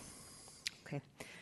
I will say we are in a completely different world, sadly, than we were in 1981 when this project was approved. It has been a spectacular public space that has been enjoyed by downtown workers, tourists, visitors, convention attendees for, almost 4 decades. And we need to think about this differently than we did previously. And the kind of events that you are proposing seem like they are designed to not only keep people downtown, but attract people downtown. So I am an enthusiastic supporter of what you want to do. I don't know that I would go to 24 immediately, but I could certainly see feeling comfortable with 18 to 20 full-day closures at any time during the year that you want. But I would like to hear what other commissioners have to say about that. Thank you. Commissioner Braun? Yes, it is really a wonderful space. I think the response from Mr. Loper about how great it is and it's been open since April would have been nice if it was open earlier than that, before it got so far with the enforcement actions, because it could have been enjoyed quite a bit more for quite a bit longer. I have a slightly different perspective on some of this with this space. You know, the thing to me that stands out primarily is the public space part of this. I get that it's privately owned, but to me, it's a public space. And I recognize it's not always open, but in many ways, when I think about using this space for private events, it's almost like, to what extent are we willing to have a park used for private events? And that does happen. There is a process for that. So I am flexible on this to some extent. But really, I don't want to move too far away from the original mission of this as a public space. And so, and I'll also just point out, you know, the renovation of this space, there was no approval to have these private events or have these changes for using the space privately at the time that the renovation plans were put forward. I mean, I don't think that, it doesn't sound like that was ever part of the story there either. And so I am comfortable with what has been proposed as given to us already. The 12 full day closures a year, just changing that so that they can occur at any time of the year instead of once per month. I'm comfortable with that. I think, and then I am comfortable with I think it's 24 days a year with the partial closure, maintaining part of the space still open, but then also allowing the space to be closed at 5 p.m. for private events. That I'm also comfortable with that. I'm not really willing to go much further than that, though. I think I would not support expanding beyond that personally, just because, again, I want to make sure that this maintains its, you know, presence as a public space. And also, I'm concerned that we're setting a precedent, and if the further we go with this precedent for other spaces, many of our popos would be wonderful private event spaces, and I don't want to create a rush to really intensely start privatizing a lot of the use of those spaces. So I'm comfortable with what has been proposed. I think it's already giving a lot for private use of a public space, but I'm personally just not going to go much further than that. Thank you. Commissioner Imperial. Thank you, Commissioner Braun. I have a question in terms of how to make sure that the open space, that the public open, when it's not for private events, how do we ensure that the public know that it's open space? I believe that the planning department, we have some requirements on that, right? Sure. One of the conditions of approval is to have signage up, similar to what we have for popos. This is not technically a popos, but it would be similar to that. And then the project sponsor has agreed to put up temporary signage in advance of the private events, so to differentiate between when it would be open to the public and when it would be closed to the public. Okay, so thank you. So that's great that it will be there in terms of the making sure that it's open when there are no private events. I have a question to the project sponsor in terms of the community liaison that it will have, or is that the zoning administrator to put on, or perhaps, okay, go ahead. Yeah, there's a condition of approval that there will be a community liaison. I believe it's borrowed kind of from this standard entitlement community liaison, and I don't think I'm speaking out of turn to say Phil or somebody on his team will be that community liaison. And the community liaison will do only to address issues of concerns to owners and occupants, and that's it? Or will it? No, to anybody in the community or in the city or anybody that has any issues will be able to get the community liaison's contact information and can contact them. I'm not sure if staff wants.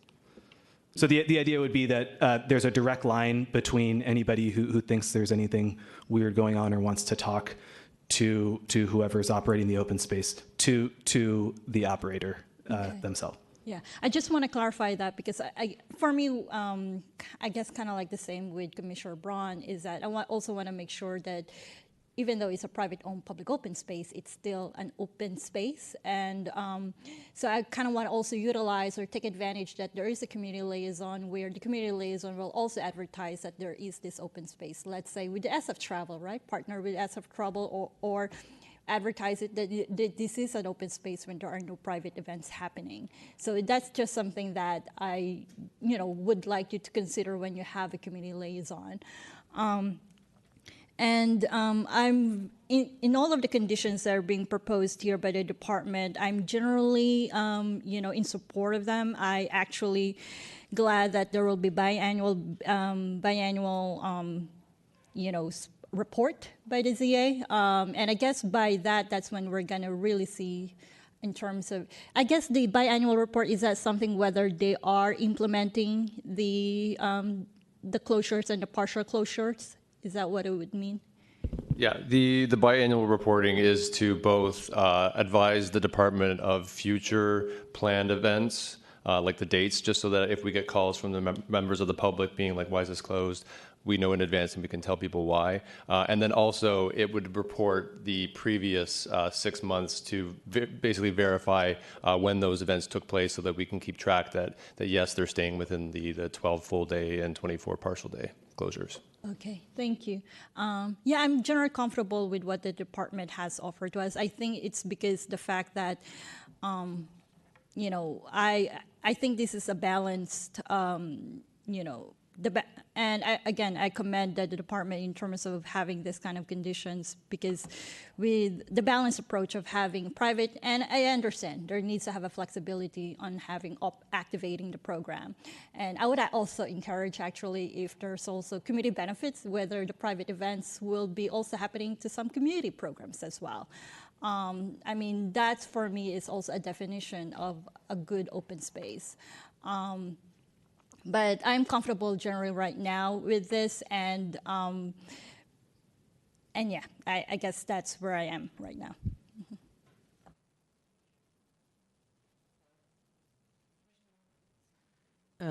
I appreciate Commissioner Brown's thoughtful analysis, and I have to admit, operating an introverted public open space is extremely difficult. I know this corner for too many years, and always felt it was not as inviting a public open space as others are. It is really more a formal passageway, like a lobby per se, a public lobby, yet it had a more private feeling.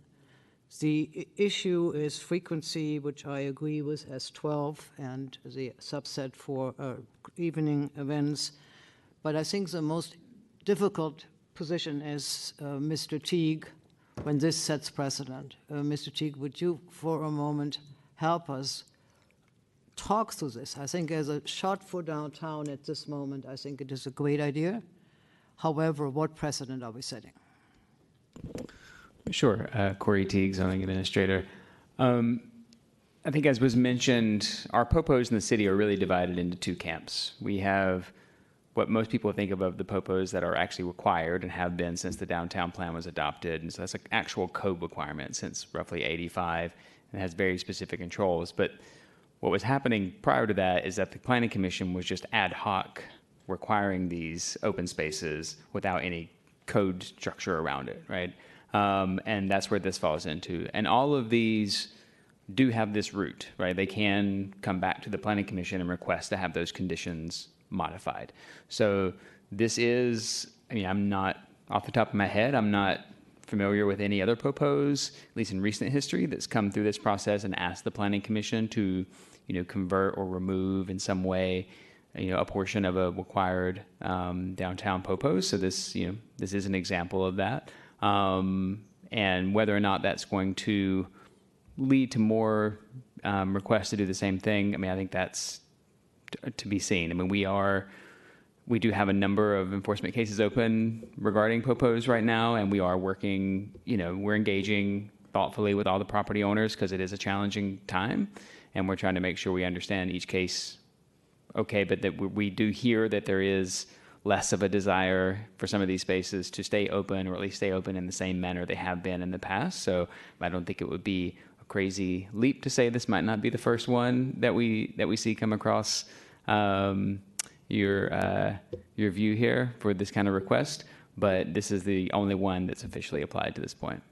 I assume and I hope that you'll steady on the helm as we move forward. I do think at this moment it is a necessary move. However, I would like to see, should this venture not succeed at the rate that we are currently supporting it, that there is an additional look, because as this place would be less active or not really pick up the way we're envisioning it, that it remains public and it's be fully reverted to public open space just as a quiet sitting place. because if we don't pay attention to that, it will ultimately be privatizing. And I think that is a fair way to having the reporting back and seeing, and I wish that it will happen, that it becomes really a magnet and a destination point.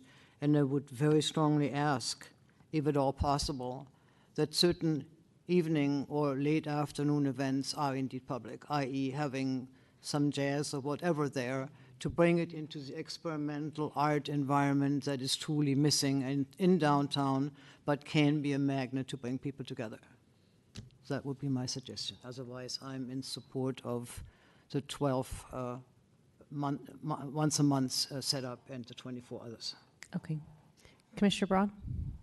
Yes, just kind of a self-education question for the zoning administrator.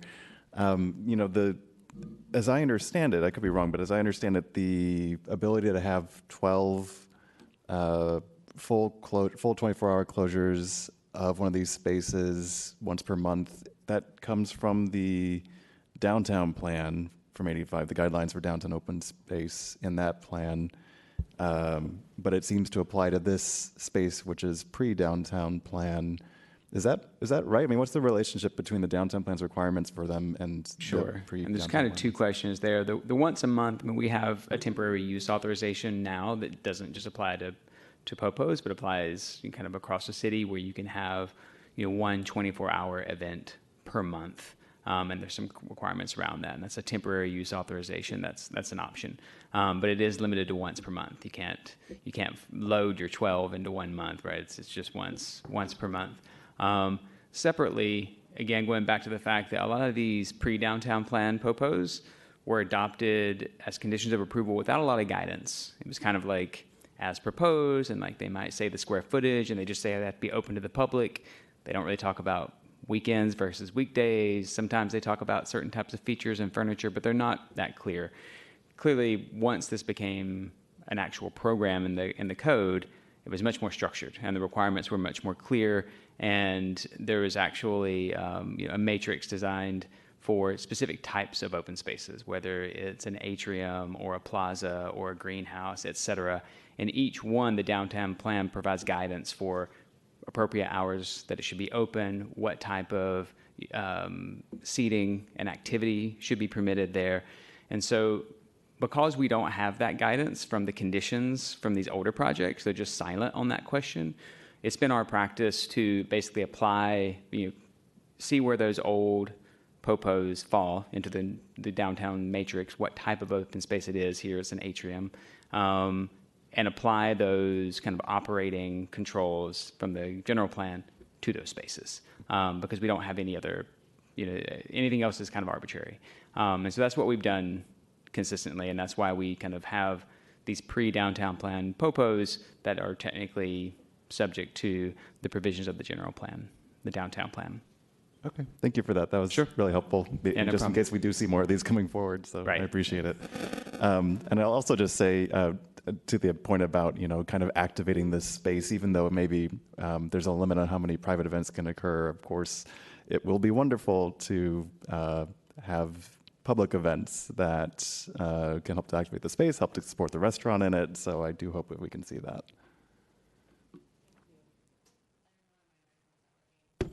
Your time ends. I'm hearing only 3 votes potentially for more than 12 days. So I think what I'd like to do is make a motion to approve the project as proposed. And, if it turns out as you operate that you think that more days would be necessary, then come back to us and we can reconsider that in the context of, what you've been doing so far and what the economic circumstances are and public events that have been held. But for now, I think we should keep the motion the way it is in the package, so I move to approve. With the modifications proposed by staff. I believe there are some modifications. What's the modification? It's take DR and approve it. No modification. All right, very good then. I was just going to suggest, I think the conversation's been good. I just don't want to miss a potential opportunity. We struggle. I've been working with the Office of Economic Development and the Mayor's Office on downtown and how we get more activity downtown. We had ULI here who talked a lot about events. So maybe we can come back in a year, and set that as a time period and see how it's operating and change the conditions, because it is a nice space. Commissioner Moore, I had the same experience. I worked a block from here for many years. Even when it was open as a Popo's before the renovation, it didn't feel terribly open and inviting. There wasn't a lot going on in there. So I just don't want to miss an opportunity to both make this public, and keep it open and public and have seating there, but also like we do in our own park spaces, whether it's Yerba Buena or Union Square or whatnot, have the ability and flexibility to have some private events there that clearly activate it and the surrounding area. So maybe we can calendar even just in a year, where you can change the options. Do you want to require them to come back or just invite them to come back in a year? Yeah, invite, but you're telling us, open it up in a year, report back, maybe reopen those conditions Yes, as we see how it operates. but I don't want to create an opening to change the conditions in a way that's less than Sure, what we're they're looking at- doing, because they're going to be making investments and an expectation. So Yeah. it's why I'm a little anxious about adding it as a condition. I think rather I would just encourage you and invite you to come back, and we can actually calendar asking them to come back for an informational hearings, and if at the time they want to open it to expand the conditions, I think that would be great. Well, maybe I'll just say one last thing, is that any of the three commissioners who are not supportive of more than 12 days could be persuaded to do 18 or 20. In the overall scheme of things, it's a very small percentage of the days that it's even open to the public as it is. So just to say, it's still mostly, super mostly, going to be open to the public. But if there's not, then, we have the motion we have. Yeah, I'm comfortable with Commissioner Diamond's actually recommendation. I guess you can call it a recommendation too, in terms of having the report back and having for the commission to consider to add more, but not less, in your events, in your private events. But in terms of Director Hillis, because I think you're also asking separate in terms of having a separate hearing or a separate in I terms just of wanted some looking into the built-in proposed flexibility, because I do think the context has changed downtown, right? Yeah. It's a tough environment. This will actually attract people downtown. I get the history, there were permit issues, but I also very much remember this space, walked by it 1,000 times, was never compelled to go into it, even when I worked there, because there wasn't much there, and it's a great transformation. So I think we want both the public, but the ability to generate activity and have events there. Yeah, I'm open to that, to have I guess you put at standards, but Again, you can do 12 events now. We're not giving them much by saying you can do 12 and you can just spread them over a month. Again, I'm asked every day about what we're doing downtown, so giving 18 or something like that, I think, is appropriate. We can have a report back, see where it goes. Commissioner Koppel. Yeah, I'd really be interested in the report. I'd even be open to sooner. 6 months. Only because I'm downtown every day. There's nobody downtown. And this guy's invested, I don't know how much money, into an incredibly beautiful space. And he's taken the walls that are windows and made them open up so that not just the doors, like literally the building itself opens itself up to the public, and anyone can just literally walk right in. So I can't see a better example of what could revitalize the financial district part of downtown, where there is nobody, and this guy's willing to take a chance and stick his neck out for almost the whole downtown. I'll have I just want to add that, I go to the Salesforce Popos, and it's one of my favorite Popos in the city. And I think the reason that Salesforce Popos is successful is because it's designed to be an open space to the public. And there is actually, when it was open, there was some marketing on that. And so there are people from outside the Bay Area coming to the Salesforce Popos. And so once on Some, I've never heard of it, so I've never been inside. And I also go to that area too, at least twice a month in that area. But when I go to the, so it's I guess that's got to be a separate conversation in general. It's also for a the challenge purpose, to them to make it feel public Mm-hmm. and open when it's not closed, because I think you and I had the same experience. It didn't feel public and open and inviting. It felt like a lobby you'd walk through. Yeah. So I think it's both a challenge to them to make it feel more public and invite the public in when it's not open. At the same time, we're giving them some leeway to program it for events. Okay. Commissioner Diamond, did you have another comment? All right, we haven't persuaded anybody else to join the 20-day club, but we have invitation for y'all to come back, hopefully with some success stories. So is there a second to Commissioner Diamond's? I will second the motion. Thank you. There's no further deliberation, Commissioners. There's a motion that has been seconded to take DR and approve this matter with conditions on that motion. Commissioner Braun? I apologize. Could we clarify, did we add the condition to come back in a year or in 6 months? There's no condition, it's just that they can come back. Report back. Just report back, okay. Well, they are going to do a biannual report, so that will happen, which they could have, staff could share that with us. But they're not required to come back, but if they would like to come back to pursue more days, assuming that they could do that, and we would entertain that happily. Sure. And we all have the ability to walk by the during lunch to set a good There we go. example. So There we go. here you go.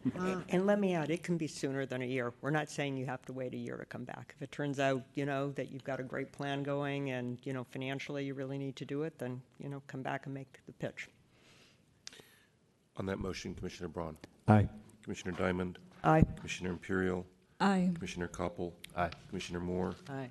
And Commission President Tanner? Aye. So moved, Commissioners. That motion passes unanimously, 6-0. And we're just saying farewell to Chris May as his last. Chris, Last it's your day? last day. What? You're leaving in 2 weeks. Chris is moving to London. Oh my Oh my goodness. He's been with us since 2015, so his going away party is down at One Sansom tomorrow. Closure. Testing the territory, right? Well, thank you so much for your service to the city. Appreciate We it. It's been a pleasure. appreciate Thank it. you. Bon voyage. Farewell. Wow. Commissioners, item 20, case number 2021-00726 DRP-02 at 939 Lombard Street, a discretionary review.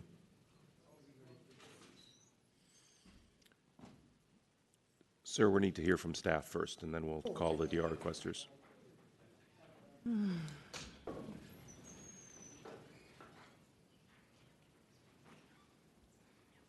Good evening, Commissioners. David Winslow, Staff Architect.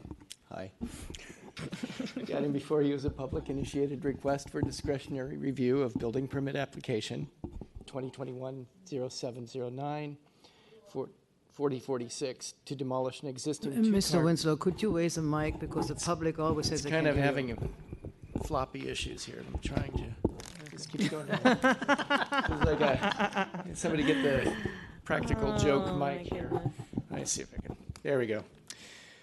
To demolish an existing two-car parking structure at the front of the lot and construct a new 5,173 square foot single-family dwelling. The site is approximately 27.5 foot wide by 137.5 feet deep, laterally sloping lot. There is an existing building located in the rear of the lot.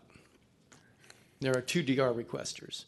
The first, Martin Eng of 953 Lombard Street, the adjacent neighbor to the west, is concerned that the proposed project will affect the structural stability of the retaining wall adjacent to Yowick Elementary School, that the setback and rear yard requirements are not met, and that construction impacts, including fume, gas, and suppliers and workers, will take away parking and spaces from tourists and be hazardous to people's health and safety. His proposed alternative is to deny the permit. The second DR requester, Mark Schwartz, representing 945 Lombard Street Homeowner Association, a 4-unit residential condominium adjacent to the southwest, is concerned that the proposed project does not protect the neighborhood's character nor enhance the quality of life for the city. Additionally, the proposed construction will create significant impacts for the residents of the Lombard Street HOA. The proposed project is sited directly adjacent to the driveway and will most likely require significant disruption of vehicular access while excavation and foundation footings are constructed. The department to date has received no letters supporting and one petition letter opposing the project from parents of the Yowick Elementary School. Staff supports the proposed project as it complies with the planning code, policies, and residential design guidelines. Construction impacts are not within the purview of the planning department to regulate. The proposed building is within the buildable area of the lot. The adjacent uphill building of the DR requester at 953 Lombard is separated by an approximately 9-foot wide driveway, while the adjacent building at 945 Lombard occupies nearly the entirety of the rear lot accessed via an easement access across 953 Lombard. These lots were originally one lot, which were split into separate lots in 1989. The proposed project would create a condition similar to the adjacent neighbors. The proposed building is 4 stories in height and aligns with the front and rear walls of the adjacent street fronting building at 953 Lombard. Additionally, condition number 2 in the 1998 variance NSR stipulates that the zoning administrator, after finding such expansion complies with applicable codes, is compatible with the existing neighborhood character and scale, and does not cause significant loss of light, air, view, or privacy to the adjacent buildings, may determine that a new variance is not required. Staff met with the ZA prior to the neighborhood notification being sent out, and he determined that a new variance, in fact, would not be required to facilitate the proposed project at 939 Lombard, as it is code complying, is compatible with the existing neighborhood character and scale, and does not cause significant loss of light, air, view, or privacy to adjacent buildings. Therefore, staff deems there are no exceptional and extraordinary circumstances and recommends not taking discretionary review and approving the project. Thank you. First DR requester, you have 5 minutes. Well, do we need to wait? Anyway, my name's Martin Ning. I'm involved with North Beach neighbors, the Russian Hill neighbors, and the Talhi and the Kaka, and the school. I'm opposed to permit for many reasons, and really doesn't benefit me personally, the permit or not. I think the biggest suffering, I think it rendered the schools almost useless. A lot of the times the noise, the films, the dust, and the little kids, the kindergarten, they're right next to it, okay? And I also wonder environmental thing, the CEQA. And so there's 2 discretionary review, and there's a few others, they missed the deadline, otherwise you will have 3 or 4, and some of them are going to speak on the phone. Okay, if we have so many interests opposing it, I just recommend maybe you guys want to hear more in the next section for other people. But anyway, the school there with a retaining wall, I think you have seen pictures of it. And anyway, the imposing building here, and that's going to cast a giant shadow. And then look at the retaining wall all the way down, you're going up the hill. So anyway, if you look at the natural disaster like flooding or earthquakes, that's not a safe wall. And besides, they're 29 feet wide. I used to own this lot, and we have 2 grandee restrictions. I have a grandee restrictions on this lot. And then Cimino family, the famous Cimino, they have a grandee restriction also. And Dan Freelander of Lim Furniture, and he's okay with a special restriction. He built a garage there, Freelander. Anyway, if you just look at it as a common sense, that lot is too small, it's dangerous, and also I heard they have to drive 25 feet down, 4 pile, to secure the building. If a building is 45 feet, with the rooftop and all that, I mean, a big earthquake could flip that building over. That happens in Pacifica, Sea Cliff, and in China, Taiwan, India, it happens, even today. And the flood could wash it down. Natural disaster, doesn't matter how strong the building is. And that's not the right place to it. And the school going to suffer, and the construction could go for 4 years, and you got parking, and the parents are lining up on the street, and then you got delivery truck people, they don't care. They have a long truck, they're going to block the street. And you want to argue with them, you could put your life in danger. Anyway, that street is funny. I'm sorry to say, there's a baby got drowned across the street, and then there's a worker in Castle Court. He was killed by the rocks. He was digging out the garage, and then a car hit the tree. So we do have some bad luck on the street, and I don't feel good about this construction. Okay, so this permit must be stopped. Even if you let him build 1,000 square feet, he's going to have to do the foundation, the noise, and the dirt. It's the same old thing. So it's not going to do it. When I talk to many buyers who want to buy it, they say, no, we're not going to build anything in the front. So actually, I'm doing a favor not for myself, but also for the kids, for the parents. A lot of these parents, they don't speak English, and not all of them have the time to come here. And you got after-school activities right now going on today. And then weekends too, because they want to keep the kids off the street, crimes. So they keep them busy there, and they make all the noise they want, and that's fine. Okay, if you look at that lot, it's not a place to build. You already got a house in the back, is what? The house is already very expensive, and it's historical. And if you build in the front, you're going to hurt the house in the back. Who's going to buy two houses next to a school? So I wouldn't. Actually, I might do the developer a favor not to do it, because he could go bankrupt, and he's not qualified. It takes $5 million to build a house for 5,000 square feet. He put down $750,000. That's a disservice for San Francisco. It does not benefit the poor. It does not benefit the rich. Even the middle class who can't afford it. So the construction is very expensive. So I got 5 seconds, right?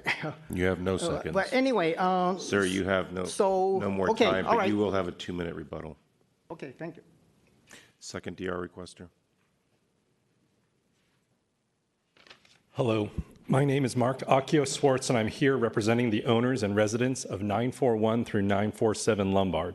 Our HOA is situated behind and just to the west of the proposed development at 939 Lombard. Our concerns are as follows. Light and ventilation.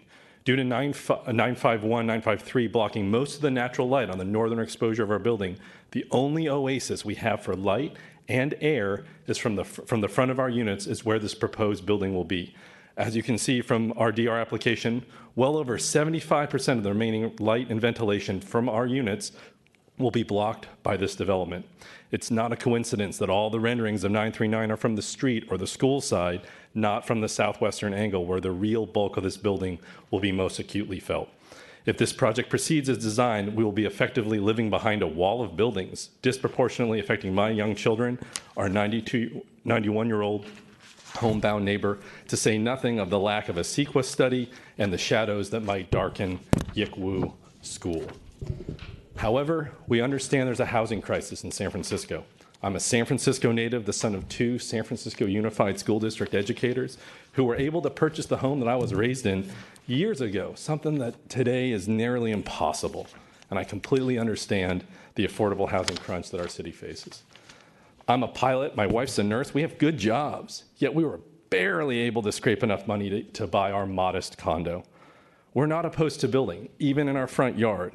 What we are opposed to is a 5,000 square foot mansion being built for the ultra rich. If this proposal was for a multi-unit condo or a reasonable home that reasonable people could afford, we'd be in support of it, and we'd work with the developer to kind of address some of the situations that we brought up. However, that's not what's being proposed.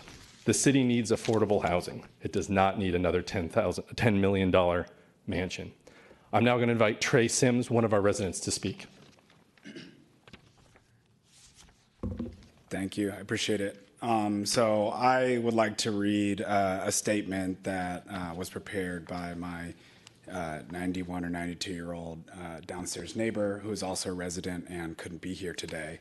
But she writes, "It is our contention that San Francisco Planning General Code, Section 101, Sub A, B, C, and D, as well as Section 101.1, Sub 2 and 3, have been completely ignored in order to approve the 939 Lombard project. However, in Section 311, Sub C, Sub 1 of that section of the Planning Code provides that residential design guidelines shall be used to review plans for all new construction, and application of the guidelines as a mandatory step in the permit review process, and all permit applications must comply with both. The Commission's website states that San Francisco is known for its neighborhoods and the visual quality of its buildings. A single building out of context with its surroundings can be disruptive to the neighborhood character and, if repeated often enough, the image of the city as a whole. So sub A of the previously mentioned section requires the guidelines to adhere to control and regulate future growth and development in accordance with the city's general plan. However, this project has been approved by the Planning Department in ignoring several areas of the city's general plan.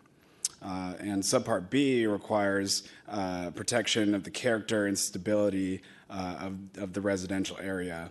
The proposed project visually from Lombard Street, if built, would be seen as a massive, modern, flat plane or a monolith extending 40 feet skyward and 27 feet wide, beginning at the edge of the sidewalk. The existing neighborhood buildings use period designs and elements to break up their inherent masses. The proposed construction does not attempt to address its mass with any elements that would help fit the neighborhood. The proposed construction is out of context with its surrounding and hyper-disruptive to the neighborhood's character. And the guidelines also call for providing for adequate light, air, privacy, and convenience of access to property, and to secure safety from fire and other damages. And I personally think this is really important. The existing single-family home is 82 feet from the street behind the proposed construction and would no longer have direct access to the back single-family unit. This would create a physical barrier for the fire department. This barrier would substantially affect response time for firefighters and reduce the safety of our building, which is only inches apart. Is that time? That is your time. Okay. I'll yield to my public comments, and I have a few more things to say. Okay, members of the public, this is your opportunity to address the commission on this matter. If you're in the chambers, please come forward. If you're calling in remotely, you need to press *3, and you will have 2 minutes. Hello, good evening, commissioners. I know it's been a long day for you all and for us watching at home. I am Stephanie Falkenstein. I am the parent of a rising second grader at Yickwo Elementary School. I chair the school site council, and I am also a member of the Russian Hill Neighbors Board for Families. We unfortunately did not make it in for a DR, but we have been working with the sponsors of the project. We have two major concerns about this project which have yet to be addressed. One, as mentioned, is the light issue. The shadows that will be created on the schoolyard are unacceptable. It will be taking over a third of the schoolyard in the fall and spring. Unfortunately, our school is a late start school, so 3:45 p.m. is still a time when most students are outside. Our school extends until 6 p.m. for aftercare programs. And we really want these to be considered just as they've been considered for beer gardens, public spaces, and other concerns. So we want the needs of the children. Yickwo, if you're not aware, serves a very broad community, very much a component of Chinatown. A third of our students are English language learners. That means their families do not speak English. So we have a school liaison to address that. In addition, a third of our students qualify for free lunch. It is completely upsetting to us that a 5,000 square foot single family home will block the light of children for generations.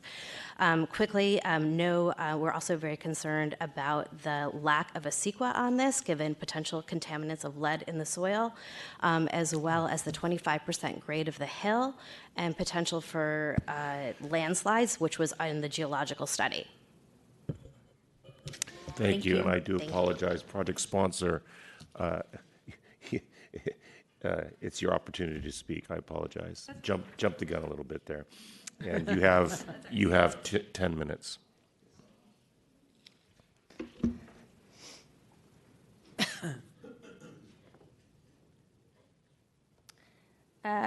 Good evening, commissioners. Thanks for hanging in there today.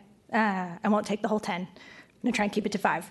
Chloe Angelis here on behalf of the project sponsor. The sponsor purchased this property in 2018 and completed a renovation of the existing house at the rear of the lot in August 2019. He lived in that house for several years, and it's now being leased to a current tenant who lives there now. The sponsor is now proposing to demolish the garage at the front of the lot and construct a 4-story single-family home, resulting in a 2-home lot with a code-compliant shared rear yard. The 2 DRs filed in this case were brought by 2 of the adjacent neighbors who are primarily concerned about the temporary inconvenience of construction and the effect the project will have on their views, which, as you know, are not protected by the residential design guidelines or the planning code. Further, this almost 9-foot driveway adjacent to the property that leads to 945 Lombard, which is not shared with this property, creates a built-in buffer between the project and the adjacent buildings, ensuring that this project will not result in light and air impacts to the adjacent properties. The fact that both DR requesters have asked for the permit to be denied outright, rather than proposing potential modifications, reinforces the fact that their goal is to see nothing built on this lot at all.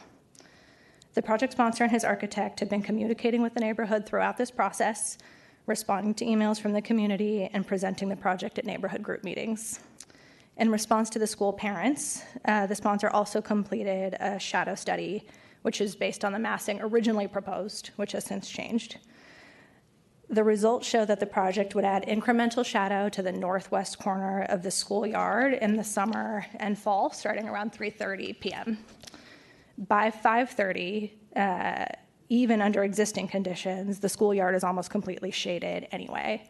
The schoolyard sits at the bottom of a steep slope on Lombard, which means there's quite a bit of shadow late in the day, regardless of what happens on this lot. In response to concerns from the neighbors and the DR requesters about building massing and privacy facing the school, the sponsor has revised the project substantially. He converted the east-facing decks to planted living roof areas so that there's no longer sitting and standing access for people right above the schoolyard. He has incorporated a 5-foot setback from the east property line for the entire 4th floor and has eliminated the rooftop stair and elevator penthouses, which hopefully you can see here. This is small. Regarding construction, a geotech report has been completed, which confirms that the project can be built safely without adding any additional load to the retaining wall shared with the school. Further, this sponsor has already completed a substantial project on this lot with the major renovation of the home at the rear of the property, which was finished without any construction-related complaints. Additionally, in a handful of instances, the school had asked for construction noise to be limited to account for special events happening in the schoolyard. The owner was happy to accommodate those requests and will do the same for this project. On the whole, this sponsor has demonstrated a willingness to be a good neighbor by reducing building massing and converting the east-facing balconies to living roofs in order to provide additional privacy for the schoolyard. The project is consistent with the character of the Russian Hill neighborhood. The immediate vicinity includes primarily 3- to 4-story buildings, and the block across Lombard contains several large single or 2-family homes. Ultimately, the DR requesters have failed to establish exceptional or extraordinary circumstances that justify the exercise of discretionary review. We hope that you will decide not to take DR and allow this modified version of the project to move forward. Thank you, and I'm here with the architect and the sponsor if you have questions. Thank you. Okay, let's go back to public comment. And if you're in the chambers, please come forward. If you're calling in remotely, you need to press *3. Sir, you've already spoken, so this is public comment. Yeah, this is me as a renter. When you're on You've part of the already project spoken, sponsor sir. team, you have to do during this project sponsor time, You'll but you have 2 minutes of rebuttal. You'll have a 2-minute rebuttal. Okay. Can't take 2 bites of the same apple. All right. I read my other tenant's statement into the record, though. Can I project my own views? In the During 2-minute your rebuttal. Okay. Let's go to our remote callers. Oh, hello. My name is Natasha Babayan. I've been a parent of YICWO students for 11 years and the outdoor education teacher there for 5 years. I have significant concerns about the sizable shadows that will be cast across our schoolyard, where Activities begin on site at school at 9 a.m. They finish at 6 p.m. when you account for our after-school program. We also have programs running throughout the summer. The YMCA conducts a summer camp there. So the shadows cast will significantly impact the fruit trees and other food and native plants that we have planted over the last 6 years and worked very hard to cultivate. So the shadows are a significant concern, as is the plan to start construction when permits are received instead of planning around more safe school finish and start times. Also very concerned about the lack of study on soil contaminants. So thank you for your consideration of my comments.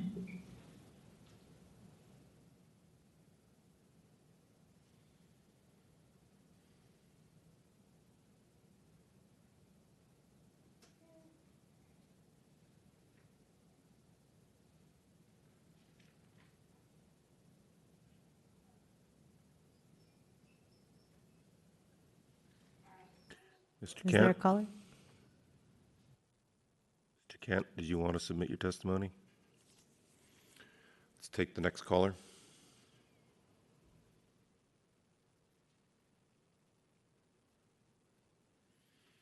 Again, when you hear... Go ahead. Go ahead, sir. Can you hear me? Yes. Yeah, it's Rico Frosty. I'm a parent also of a second grader at Yickwo. I just echo what I think you've heard from both the Yickwo families that just have spoken, that I think they're just making concerns around besides shadows that have been mentioned. I think just safety for the children there, particularly around the contaminants in the soil or any particular studies or really just understanding what types of structural damage could happen to the retaining wall if you just look at it. And so it's kind of staying sure that those considerations have been met. And then another point, I don't think a lot of the families at Yickwo had a chance to really understand that this was even going. So I think this had to come together quickly, and I think it's parents knew that this would have a lot more good. Those are all my comments. Thank you. Thank you. Last call for public comment.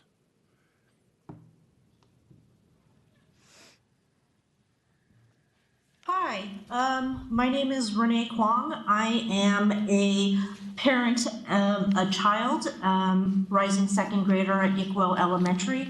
I am also the co-treasurer of the Yickwo Parent-Teacher Organization. I have quite a few objections to this. The main one being the shadows cast upon the schoolyard. I think you've heard many of the other parents speak about how the shadows will affect the children, and we're talking about this affecting them for years and years and generations to come. If I ask that no shadows be cast upon construction of this building. My other objections are in regards to the retaining wall, traffic and construction, and the dust and particles coming from the disruption affecting the children. Yickwo is a kindergarten to 5th grade. We have young kids there and many kids also with special disabilities. Studies need to be done in terms of how this will affect the children. One of our teachers, specifically Ms. Dorset, had an issue in regards to the noise and the effect of learning with the kids who are trying to learn to read and do math and learn. And, even limiting the noise and disruption may not be enough, because especially with after the pandemic, post-pandemic, we have a lot of learning disabilities and issues with the children. This is just going to tap upon issues on the children. And then my last issue was in regards to the character. I don't believe the 5,000 unit structure really is in line with the character of the neighborhood. It's massive, it's huge, and I just have all of these objections. Thank you for listening to me.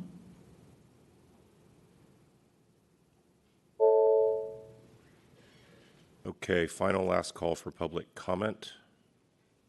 Thank you. My name is Martin Kent. I have also a student at Yickwo, a second grader, about to be a second grader, and also I've been a contractor in San Francisco for the past 20 years. I have listened to the proposed build out and have sat in some of the meetings, and I'm not quite convinced 100%. There was a certain, and forgive me for saying this, a little bit of an arrogance when we asked for a certain timescape about the length of time for doing major foundation work, and giving me, I think they said 12 weeks to do such a major repair. I know it was built to do us a little bit of making us feel comfortable. They're doing their part to get their project done. It was kind of fantasy. Also, from what I understand, the construction that they did do on the property that is in the rear, it was mostly interior work. There was not major disruption because it was mostly interior, and the people that did have complaints didn't know who to complain to. Thank you for your time.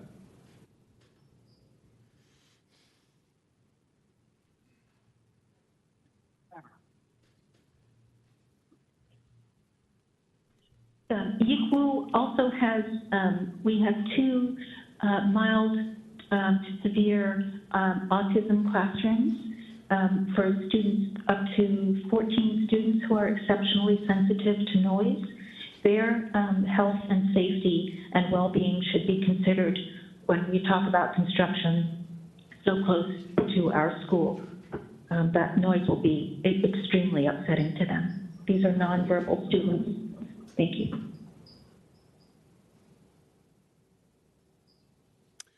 Okay, commissioners, that concludes public comment. First DR requester, you have a 2-minute rebuttal.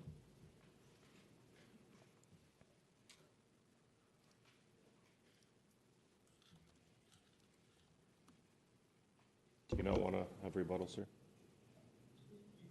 Okay. Doesn't matter who goes first. So I just want to say that the design and the construction of the plans are developed to be facially compliant, but really don't appreciate the on-the-ground realities for residents like myself. I'm definitely pro-housing. I'm from Oakland, California, but this is not anywhere near the kind of housing that will address SF's housing crisis. I'm also an attorney and realize they've put together a compelling one-sided narrative. I haven't talked to any of these people other than the notice that was put on my front doorstep, and I live right next door. But make no doubt, this is a hyper-luxury housing unit on a lot where one resident already lives. They're trying to have their cake and eat it too by failing to compromise on demolishing the main living structure to build a lower housing unit.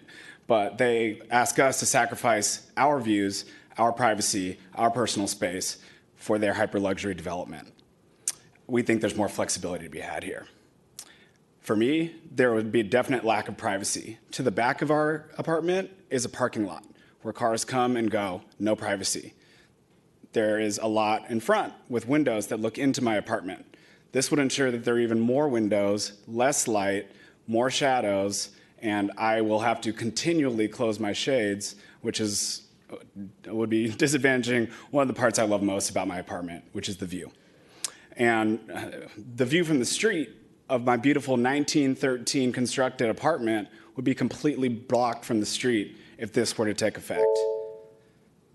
And lastly, I haven't heard anything about how the development will protect the migratory patterns of Russian Hill's beloved parrots. There are 2 trees specifically that parrots migrate to and visit on a predictable basis, and this is the city's official bird and a major tourist attraction as tourists walk up and down Lombard Street all day. I haven't heard anything. I believe this is one of the purposes of CEQA to explore how these patterns will be impacted. Thank you.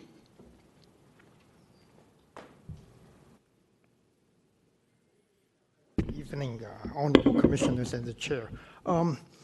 Yeah, we have a massive garden there, you know, with the parrots and you know, you got raccoons, you even have rats there. So one time they cleaned it up, and all the rats and they ran all over the place, came to this and there. Anyway, the sequel we must have it, and also the water coming down the hill all the way up, and it's all the water is the buck stop there. That's why the trees grow so big and high, and eventually it could loosen the soil and the whole building flip over. That happens, okay? It's not a joke. No matter how strong you got an earthquake, it's coming, right? And then the hundreds of people I talked to, like Cafe Greco, the owners, they all hate it. But they all against it, and there's hundreds of other people and this project does not benefit San Francisco. It does not benefit any classes of people. I think they might just try to sell the permit and get some money. Who the dummy going to build it and going to lose money? Okay, and first of all, I didn't know there were some special kids. There's a special school. They got autism, that noise, bang, bang, bang, and the drill. I know it's really bad, and it's going to, just like your home is almost useless. You got to go away from there. I'm also a contractor. I'm a developer, and so I know all this stuff, okay? And Peskin had the interim control. And they waited for that to expire so they can go up to 5,200 square feet. But hopefully Peskin could renew that control, and that could kill the project. And we want you as for the public, for the kids, for San Francisco, it's not a place to build there. It's a lot. You already got a 4,000 square feet house there. Thank you for your time. Okay, commissioners. Oh, excuse me. Project sponsor, you have a 2-minute rebuttal. I know we're tired. Thanks, Commissioners. Chloe Angeles. I just want to quickly address a couple of the environmental geotech concerns that came up during public comment. This project requires less than 50 cubic yards of excavation, which is below the threshold for the MAHA program or environmental site assessment. As David mentioned, we're not talking about construction, right, permitting requirements here, but structural drawings will be reviewed by DBI. They will determine if any further geotech analysis is required. We've already done a preliminary geotech study that makes recommendations and said this can safely be done here. And then lastly, on the discussion about, shadows, this is within the principally permitted height limit. This is 40 feet. We made a massing concession already. We got rid of the rooftop penthouses. We haven't studied what that looks like to shadow, but presumably less. Anything that got built here could go up to 40 feet, and it seems like all the concerns voiced tonight would be voiced even if this were a multi-unit project. So, thank you. Okay, commissioners, with that, this matter is now before you.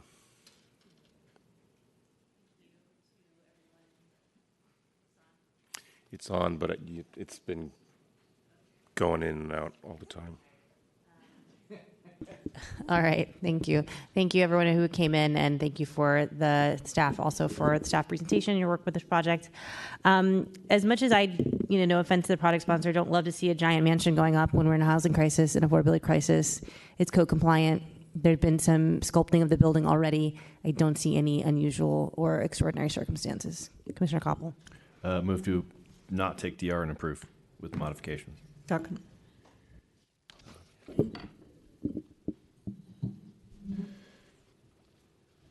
There's no further deliberation. There is a motion that has been seconded to not take discretionary review and approve. On that motion, Commissioner Braun? Aye. Commissioner Diamond? Aye. Commissioner Imperial? No. Commissioner Koppel? Aye. Commissioner Moore? And Commission President Tanner? Aye. So moved, Commissioners. That motion passes 4-2 with Commissioners Imperial and Moore voting against.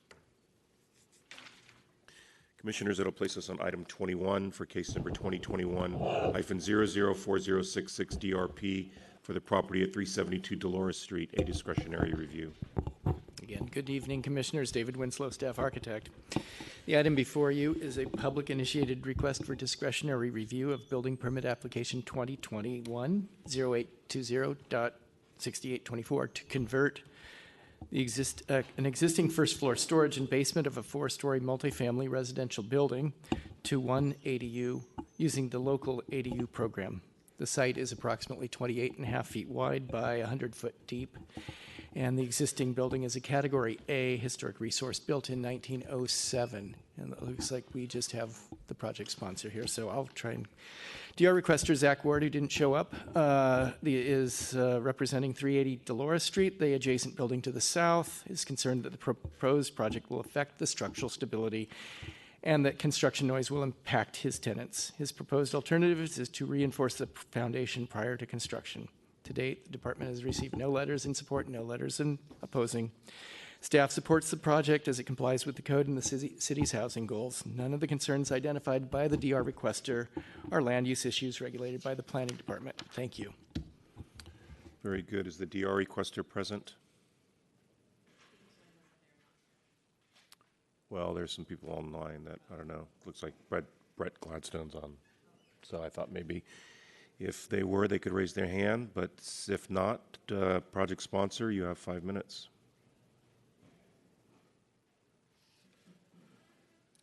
Good evening. My name is Mark Brand. I'm the architect for the project. Good evening, President Tanner and commissioners. Did you say there is someone on the phone waiting to speak? They're not raising their hands, so. Okay. So I think we're all pretty tired, and unless someone wants to posit some questions to me, I'll just let you guys take it under advisement.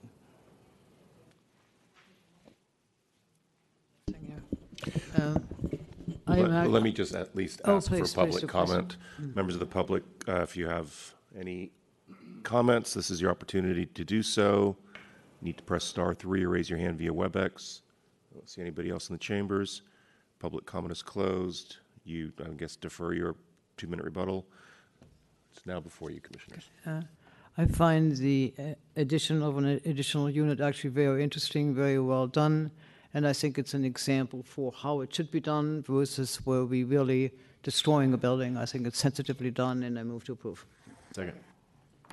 Thank you, commissioners. On that motion to not take DR and approve the project, Commissioner Braun. Aye. Commissioner Diamond. Aye. Commissioner Imperial. Aye. Commissioner Koppel. Aye. Commissioner Moore. And Commission President Tanner. So moved, commissioners. That motion passes unanimously 6-0. And